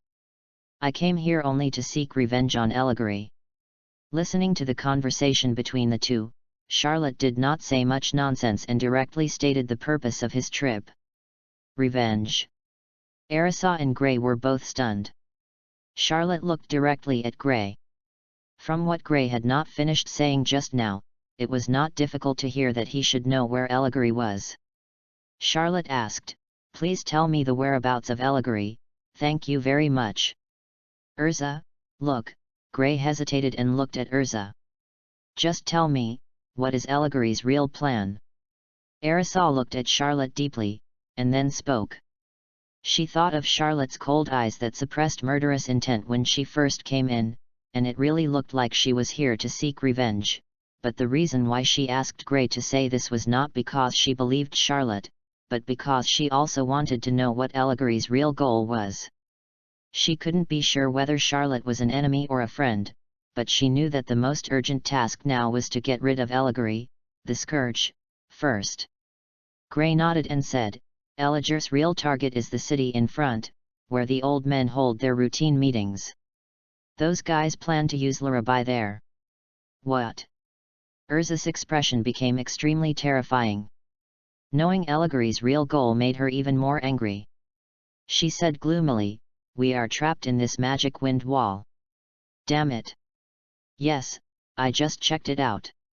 If you try to break out by force, you will probably be minced into pieces. Gray said, feeling a little anxious. The city ahead, Kobo City. Charlotte murmured softly.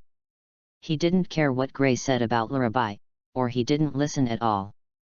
The only thing he remembered was where Elijah went. Charlotte suddenly turned around and walked towards the magic wind wall. What do you want to do? Urza shouted immediately upon seeing this. Gray saw what Charlotte was thinking and said, he wants to break through this magic wind wall. It seems that what he just said is true.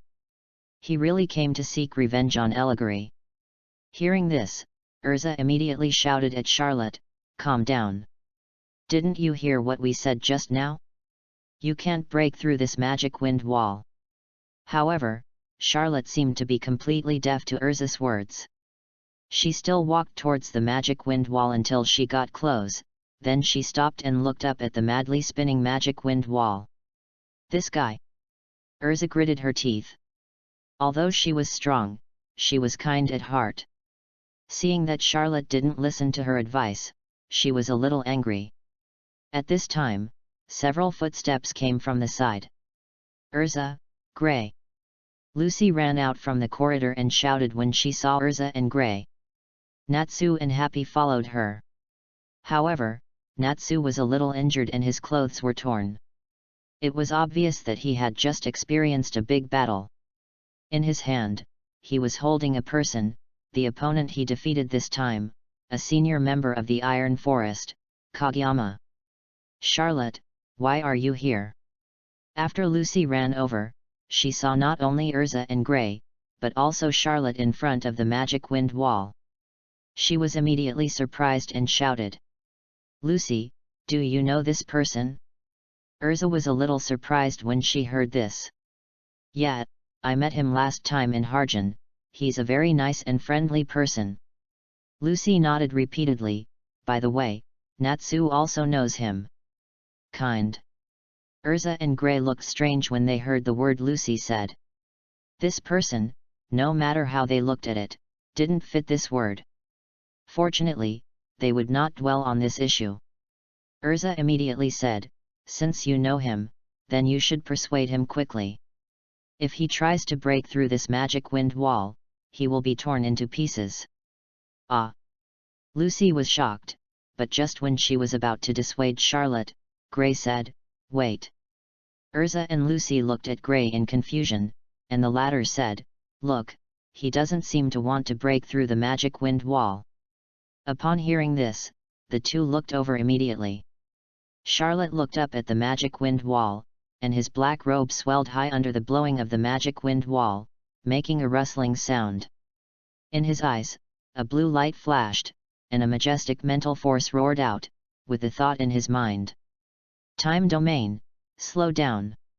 Suddenly, an invisible wave spread out from Charlotte to the surroundings, covering the entire station and the magic wind wall outside in a strange domain. When this domain descended, the speed of time in this area changed quietly under the pull of a mysterious power. "What's going on, Urza? Do you feel it?" Gray's face changed. Just now, he suddenly felt that his movements became more difficult than before, but what puzzled him was that he clearly didn't feel his body getting heavier, but his movements were slower than before. Even the speed of his conversation with Urza just now slowed down a lot. "Yes." Urza nodded. She naturally felt the obvious change. She stared at Charlotte's back. Was it because of this person? Not only the two of them, but also Lucy, Natsu, and everyone present felt the change. Even the kitten Happy fell directly from the air onto Natsu's shoulder because the speed of flapping its wings suddenly slowed down. It was not just them who were affected, but everything in the entire area was affected, including the crazy spinning magic wind wall. This chapter was actually written a long time ago, but I have been patching it up. After all, time is a force that is hard to control and difficult to write. In addition, there are many things in the plot that I don't want to just brush aside, but I'm also afraid that you will say that I'm faking it, so I'm a little annoyed when writing it. I hope you can understand. Even if the author's writing is not good now, I hope that it can improve slowly under your supervision. By the way, this book should be available in the next 2 days, so everyone must come to support it. Finally, as usual, please give me flowers. Please collect it. Chapter 46. The impact on Urza and the others was not because their bodies became heavy, nor because the space that carried them became thicker, but because the flow of time in the area they were in changed. The flow of time slowed down, and their movements naturally slowed down. The moves that Charlotte used this time were different from the time acceleration he used in the past. When he used time acceleration before, he only blessed it on himself, making his own time flow faster, achieving the effect of doubling both the movement speed and the attack speed. With the blessing of this time acceleration ability, within a short distance, Charlotte's speed, in the eyes of ordinary people, is like teleportation. Only in the eyes of those truly powerful wizards can they catch some of his movement trajectories. And this time, he used the time deceleration ability that is completely opposite to time acceleration. Since it is time deceleration, he naturally will not bless himself, but act on others. Through the eye of time, relying on his strong spiritual will, it spreads to an area and allows it to descend in the form of a domain. In this area, except for himself, everything will be affected by the slowing down of time. People in this area will be affected differently by the slowing down of time according to their own strength, but the specific situation depends on the form. Of course, there is an exception. That is, if someone in the area has a spiritual will that can surpass the owner of this area, Charlotte, then as long as he knows how to use his spiritual will, he may be able to forcefully break this area. However, if someone really does this, then Charlotte will definitely give him 2 words, looking for death. At this time, in the station, Lucy, the weakest and most affected member of the strongest team, suddenly exclaimed, and her speech speed slowed down a lot. "Look, the wind wall seems to be disappearing." Without Lucy's reminder, the other people had already noticed the changes in the magic wind wall, and they all stared at it nervously. The magic wind wall, which was originally rotating at high speed, seemed to have lost its power. The speed of rotation became abnormally slow, and the overall appearance was even thinner. You could even vaguely see the outside world through the gap. In the field of time deceleration, if the wind loses its speed, can it continue to rotate to form a storm? The answer is naturally no. Soon, the magic wind wall, which had lost its ability to rotate at high speed, was like ordinary wind, floating in the air, and everything outside the station was exposed to everyone's vision again. Seeing this scene, everyone in Fairy Tale shouted in their hearts, and their expressions were even more excited. The magic wind wall that trapped them disappeared. What else could stop them?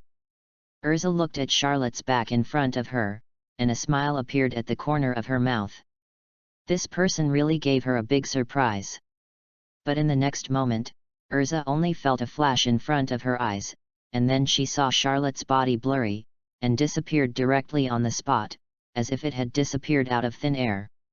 No, however, Urza knew that Charlotte did not disappear out of thin air just now, but it was an illusion caused by the speed being too fast, because Urza caught Charlotte's moving trajectory at that moment. But, that was all. Urza asked herself, the speed Charlotte had just burst out at that moment, even if she changed into the flying armor in her armor that could greatly increase the speed, she could not reach that speed. Who is this person called Charlotte? Why have I never heard of him before? Whether it is the mysterious domain ability that was used before, or the terrifying speed that broke out in an instant made Charlotte look mysterious in Urza's eyes.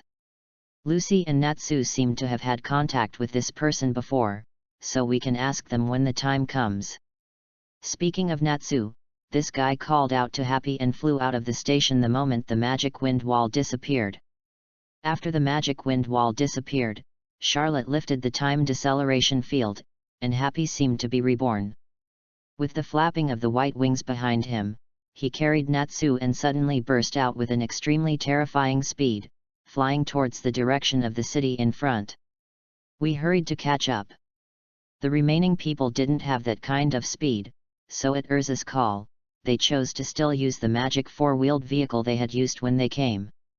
When Lucy stepped out of the station, she did not forget to look at the place where Charlotte had just stood. Originally, after the magic wind wall disappeared, she wanted to go up and say hello to Charlotte happily, but in the blink of an eye, Charlotte suddenly disappeared without giving her a chance to say hello. Moreover, for some reason, although she had not approached Charlotte before, the latter had just given her the feeling made him feel extremely unfamiliar.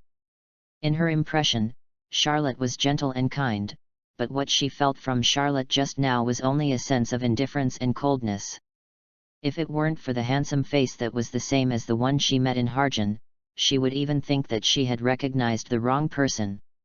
However, when Lucy thought about Charlotte's easy breakthrough of the magic wind wall that even Urza was helpless against, she couldn't help but feel proud. Humph, she knew that Charlotte was not an ordinary wizard. Over the road leading to Kriba City, Elagor's flying body suddenly stopped. In front of him was a canyon. He said to himself with some excitement, as long as we cross this canyon, we can reach that place. The old man is holding a meeting. He had already begun to imagine the glorious moment after completing his great achievement, but at this moment, his heart suddenly jumped, as if a terrible aura was locked on him. At this moment, he actually had a creepy feeling as if a thorn was on his back. Please collect it. Please give me flowers. Please give me a rating. Very much. Chapter 47. This sudden creepy feeling made Elagor temporarily forget about his great plan and fly in the air, looking around for something. Are you looking for me? When Elagor looked around and found nothing, a voice suddenly sounded in his ears. Elagor was suddenly startled, his eyes turned, and he looked in the direction of the voice. Then he saw a black-robed figure standing on the road in front of him. The eyes without any emotion just looked at him and confirmed that this was the person who made him feel creepy. The black-robed man held a simple-looking samurai sword in his hand and looked very handsome. The moment he saw this man, Elagor felt a sense of familiarity in his heart, but no matter how he recalled, he couldn't remember when he had seen this man before. Seeing the changes in Elagor's expression, Charlotte narrowed his eyes slightly and said, it seems that you don't remember me anymore. That's right, how could the famous god of death Allegory remember an ant he killed casually? Hard work pays off. For 2 whole years, he searched all over the world. For this, he destroyed countless dark guilds in these 2 years and even left a legend of Red Lotus in the dark world. Wasn't all this for the arrival of this day? When he learned that Allegory had appeared, he did not hesitate to use up his mental strength along the way and used the ability to accelerate time throughout the journey. Wasn't it because he was worried that he would miss this best opportunity if he was 1 step late? However, for some reason, he thought that his emotions would be completely out of control and even run wild when he saw Allegory, but the fact was completely different. The moment he saw Allegory, his emotions suddenly calmed down without any ripples, as if the person in front of him was not his father's murderer, but a man who was like him. Like an unrelated passerby. But only Charlotte himself knew that the murderous intent in his heart at this moment not only did not disappear, but was stronger than ever. This calm is just a sign before the storm. After hearing what Charlotte said, the expression on Allegory's face became a little uncertain. It was not difficult to hear from Charlotte's words that they must have met before, but he just didn't remember it at all. Since he couldn't remember, he simply stopped thinking about it and decided to deal with the problem at hand first. He frantically mobilized the magic power of the wind in his body, and after feeling the creepy feeling just now disappeared, he suddenly grinned and said, "I don't care if I have seen you before, but now that you are blocking my way, I have to get rid of you first, and then deal with those old men." After saying that, he swung his palm, and a black magic circle appeared on his palm. Then he saw a storm raging between heaven and earth, forming a huge tornado, howling towards Charlotte. The shadow of the tornado was reflected in Charlotte's pupils, and there was a flash in his eyes. What a familiar move! 2 years ago, it was this tornado that destroyed the village he was in. However, compared with 2 years ago, the tornado this time was more powerful. But at the same time, he was no longer the Charlotte 2 years ago. He stretched out his right hand and slowly placed it on the handle of the sword in his left hand. With a little force, a cold light flashed at the junction of the handle and the scabbard. Before Charlotte made any other moves, he just let the raging tornado sweep him in. Seeing Charlotte being swallowed by his magic wind palm, Allegory immediately revealed a sarcastic smile at the corner of his mouth. "I thought he would be a difficult person, but he is just a pretentious guy who looks good but is useless. He is really looking for death and wasting my time," he said. He did not stop, intending to continue to the city ahead to deal with the old guys of the regular guild. However, at this moment, he suddenly stopped flying, and the smile on his face suddenly froze. Above the tornado, a bright cold light shone, and then the tornado was torn apart under this bright cold light. Then, a black shadow rushed out from it and headed straight for Allegory. Allegory's pupils shrank suddenly, and a strong sense of crisis rose in his heart. Without thinking, he frantically activated the magic power in his body and cast a spell. Storm Coat. The wind surged all over his body, and in a moment, Allegory was wrapped in a layer of armor made of wind, tightly wrapped, without any gaps. At this time, the figure had already killed him. When leaving Huoluo village, Charlotte said that when the sword was unsheathed, he would kill Allegory with his own hands. Now, Allegory was right in front of him. How could the sword not come out? The ultimate sword, Red Lotus Dance. The silver-white blade shone brightly in the sun. There were no extra moves, no cool magic. What there was just a simple slash from the sky, an endless killing intent. Under Allegory's horrified eyes, his most confident and strongest defensive magic, Storm Coat, was cut open like a piece of paper. The storm coat disappeared, and the slash fell directly on Allegory's body. With a scream, a little blood fell in the air.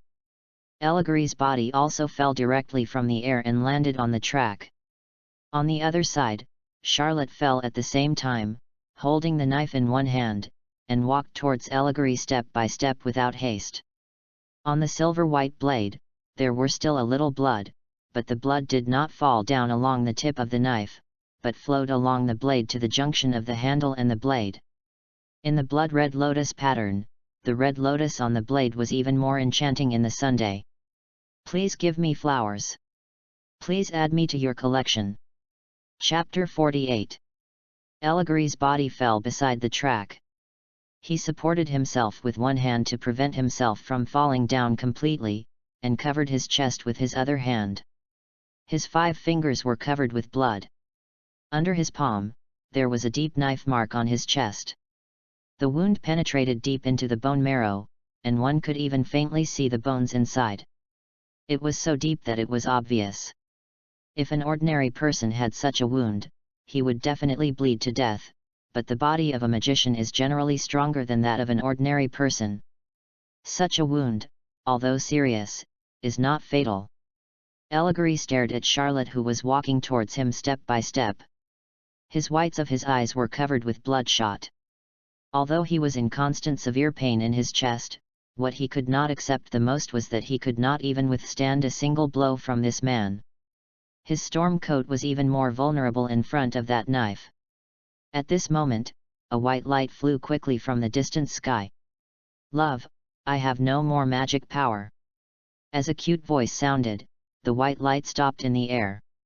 It was the Happy who had carried Natsu and forced himself to fly all the way here. After saying this, the small wings behind the Happy disappeared, and fell down with Natsu. Natsu landed steadily on the ground, then caught the Happy, looking at the latter, who became exhausted due to the depletion of magic power, and said, "Thank you for your hard work, Happy, but we finally caught up with Eligari, leave it to me next." Love. But when Natsu was about to deal with Eligari, he turned around and saw Charlotte in front of him. He was stunned for a moment, and then said in surprise, "Charlotte, when did you get here? It's even faster than the max speed of Happy." After that, he grinned again and said, "But Charlotte, let me deal with Eligari next." Naz, at this time, Harpy's weak voice came. "What's wrong, Happy?" Natsu turned his head and looked at the kitten Happy. "Natsu, look." The kitten Happy pointed forward. Natsu looked in the direction Happy pointed, and then he saw Eligari lying on the ground. He was a little confused, and didn't understand why Happy asked him to look at Eligari. But when he took a closer look, he suddenly realized that there was a pool of blood under Eligari. Eligari was injured. Originally, Natsu thought that Charlotte was just a little faster than him and had just fought with Eligari, but now it seems that the situation is not as he thought. At this time, Charlotte paused, looked up at Natsu, and slowly spoke. "Natsu, I'm afraid I can't give this person to you, and I hope you don't interfere in my fight. Otherwise, I don't know what I will do." Charlotte's eyes were very calm and his tone was very gentle, but Natsu felt an unquestionable attitude from it. He had a hunch that if he really forcibly intervened in the battle between Charlotte and Eligari, the former would definitely draw his sword against him, and would not hold back. Even Natsu, who was always carefree, could see that the current Charlotte was completely different from the good guy Charlotte he met in Harjan.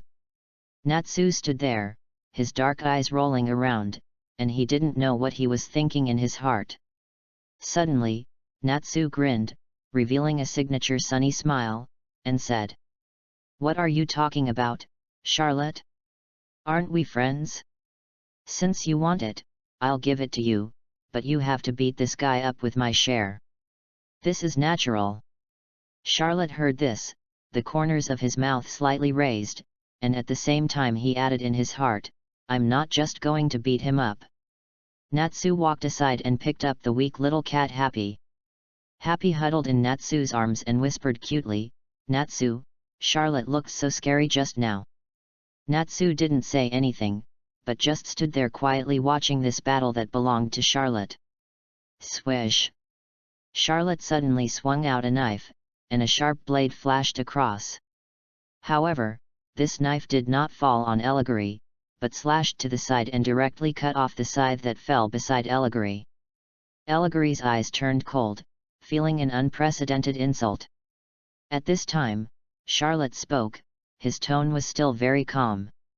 "Do you know why I didn't kill you directly with that blow?" Charlotte looked at Allegory calmly.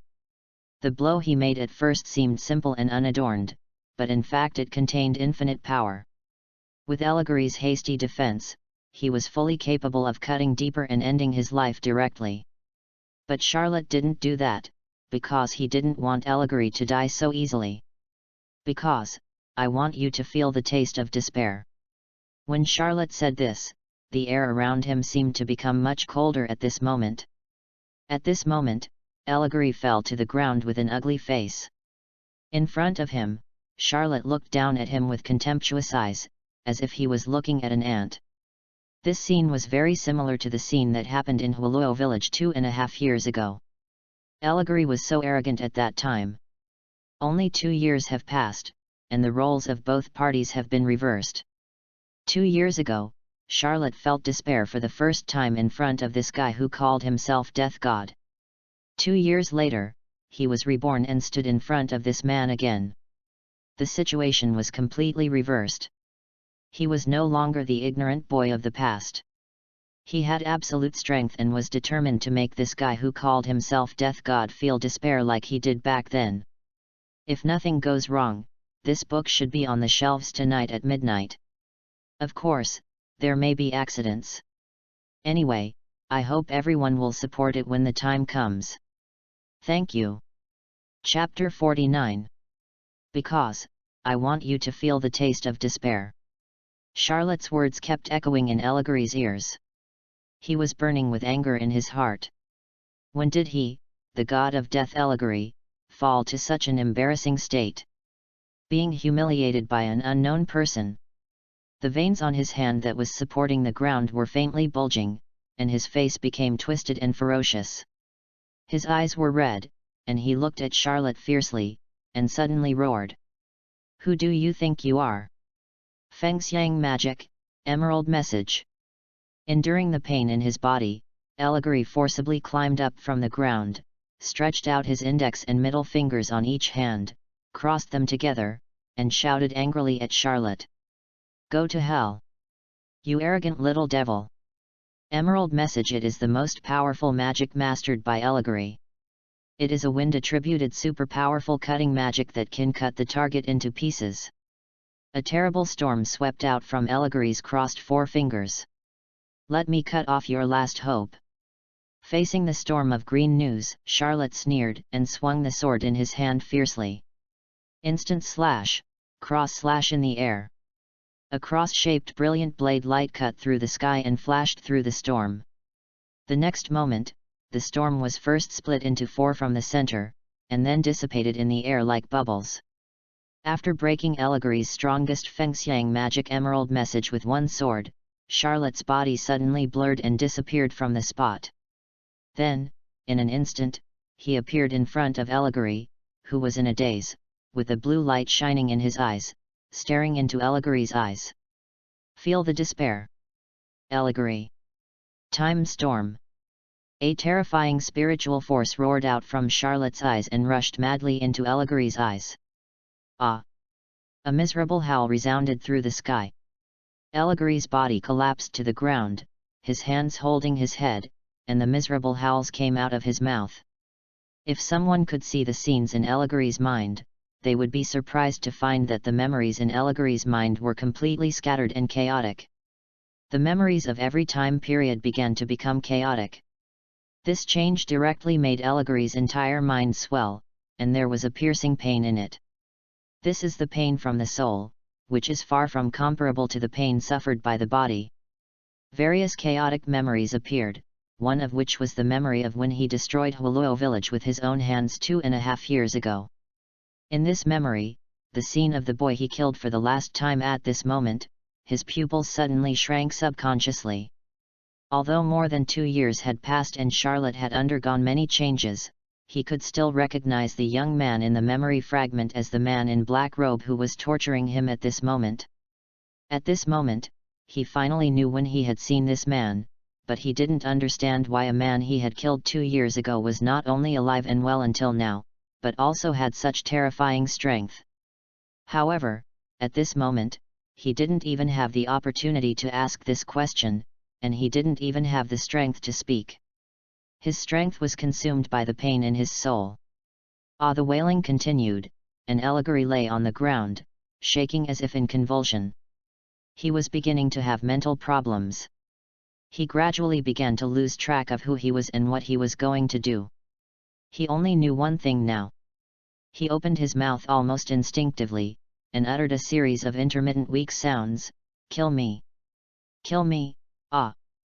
Natsu, I'm so scared!" Seeing such a horrifying scene, the little cat Habi was so scared that he didn't dare to continue watching. He turned his head and buried it in Natsu's shoulder. "Enough! Charlotte!" Natsu suddenly shouted. Charlotte, who was immersed in torturing Eligary and gradually forgetting himself, was awakened by Natsu's shout. A rare solemnity appeared on Natsu's face. He said, "Charlotte, I don't know what you have been through in the past, and how much hatred you have for Eligary, but look at you now, torturing him. Are you happy? Are you happy?" Charlotte was slightly stunned, and the whole person became a little dazed. He found the murderer of his father. He could kill him at will and fulfill his original promise. He could even avenge him for what he had done and make him suffer inhuman pain. But, was he happy? No. Killing an enemy should be a happy thing, but at this moment, he didn't have any such emotion. Why? Because no matter whether he killed Eligary or tortured Eligary, what he lost was still lost and would not come back. At this moment, a figure suddenly appeared in Charlotte's mind. It was a sturdy middle-aged man with a simple smile on his face. Dad, the figure that emerged in his mind was his dead father. Looking at his father's face, Charlotte couldn't help but think of the happy times he had with his father when he was a child in Huluo village. He closed his eyes slightly and whispered softly, "Dad, if you were still alive, you wouldn't want to see me like this, right?" Charlotte's thoughts gradually became clearer, and she began to understand some things. The first update is now online. I hope everyone will support me. As for how many updates to put on the shelves, I can only say that I will do my best, but at least it must be more than usual. I will work hard, and I hope everyone can support me. Chapter 50.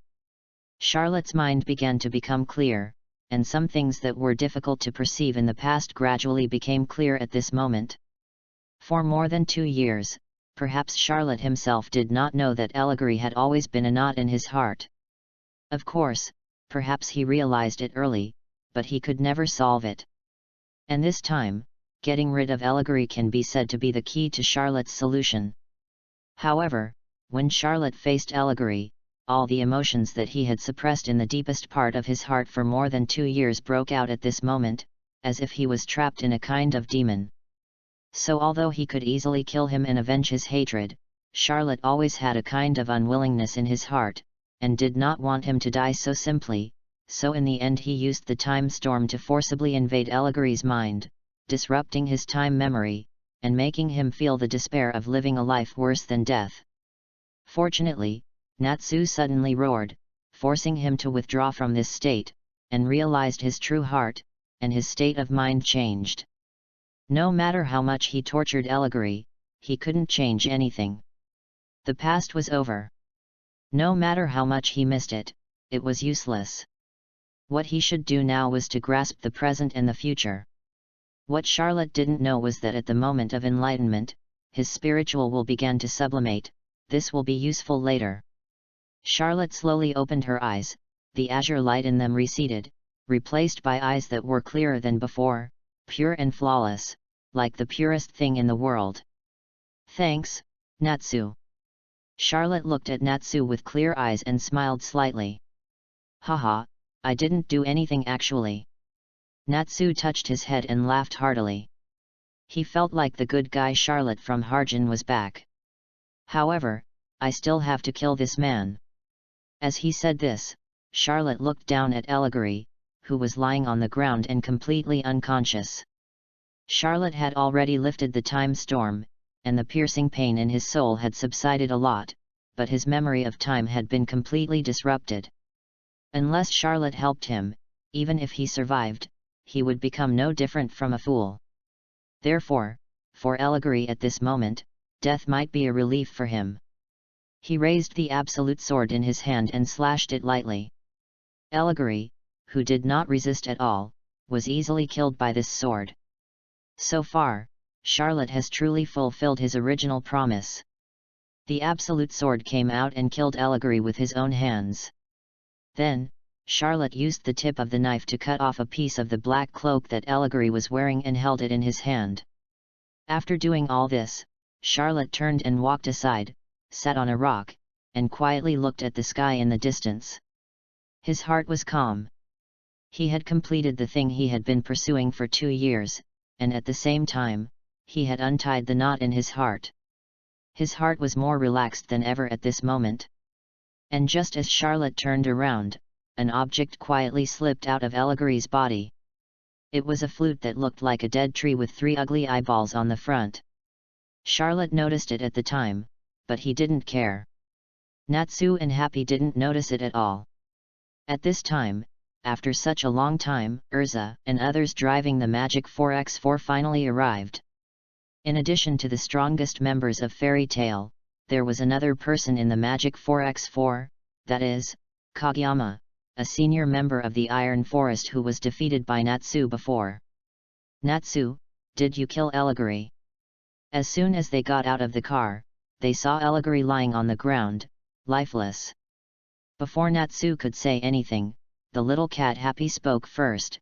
Charlotte killed him. Charlotte was so strong, and Charlotte became so scary just now, but now he's good again.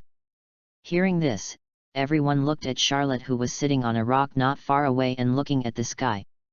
Charlotte had told them before that he came here specifically to seek revenge on Allegory. Now, it should be considered that his revenge was successful. How is it possible? How could Brother Allegory die? At this time, an unbelievable voice sounded, and Kageyama quickly pounced on Allegory's body, shaking his head continuously, obviously unable to believe what he saw. Urza ignored Kageyama, and said to the people of Fairy Tail, since Allegory is dead, the crisis this time is resolved.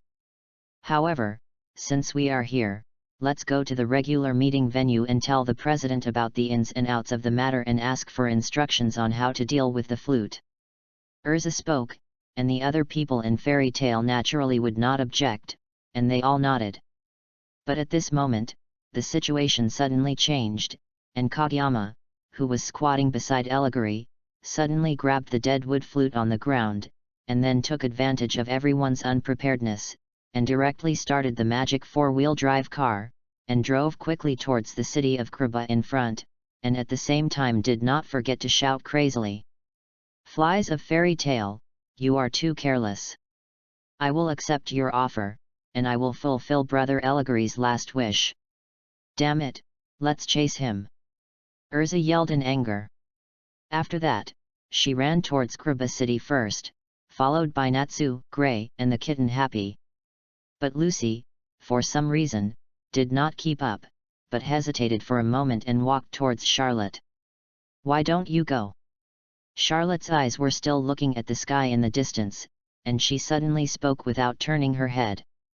Lucy stood there in silence for a while, then stepped forward and whispered, Charlotte, long time no see, you, well enough. I have been struggling with this plot for a long time, and finally decided to just leave it as it is. My head hurts. Also, it's on the shelves today, and this is the second update. Please pre-order.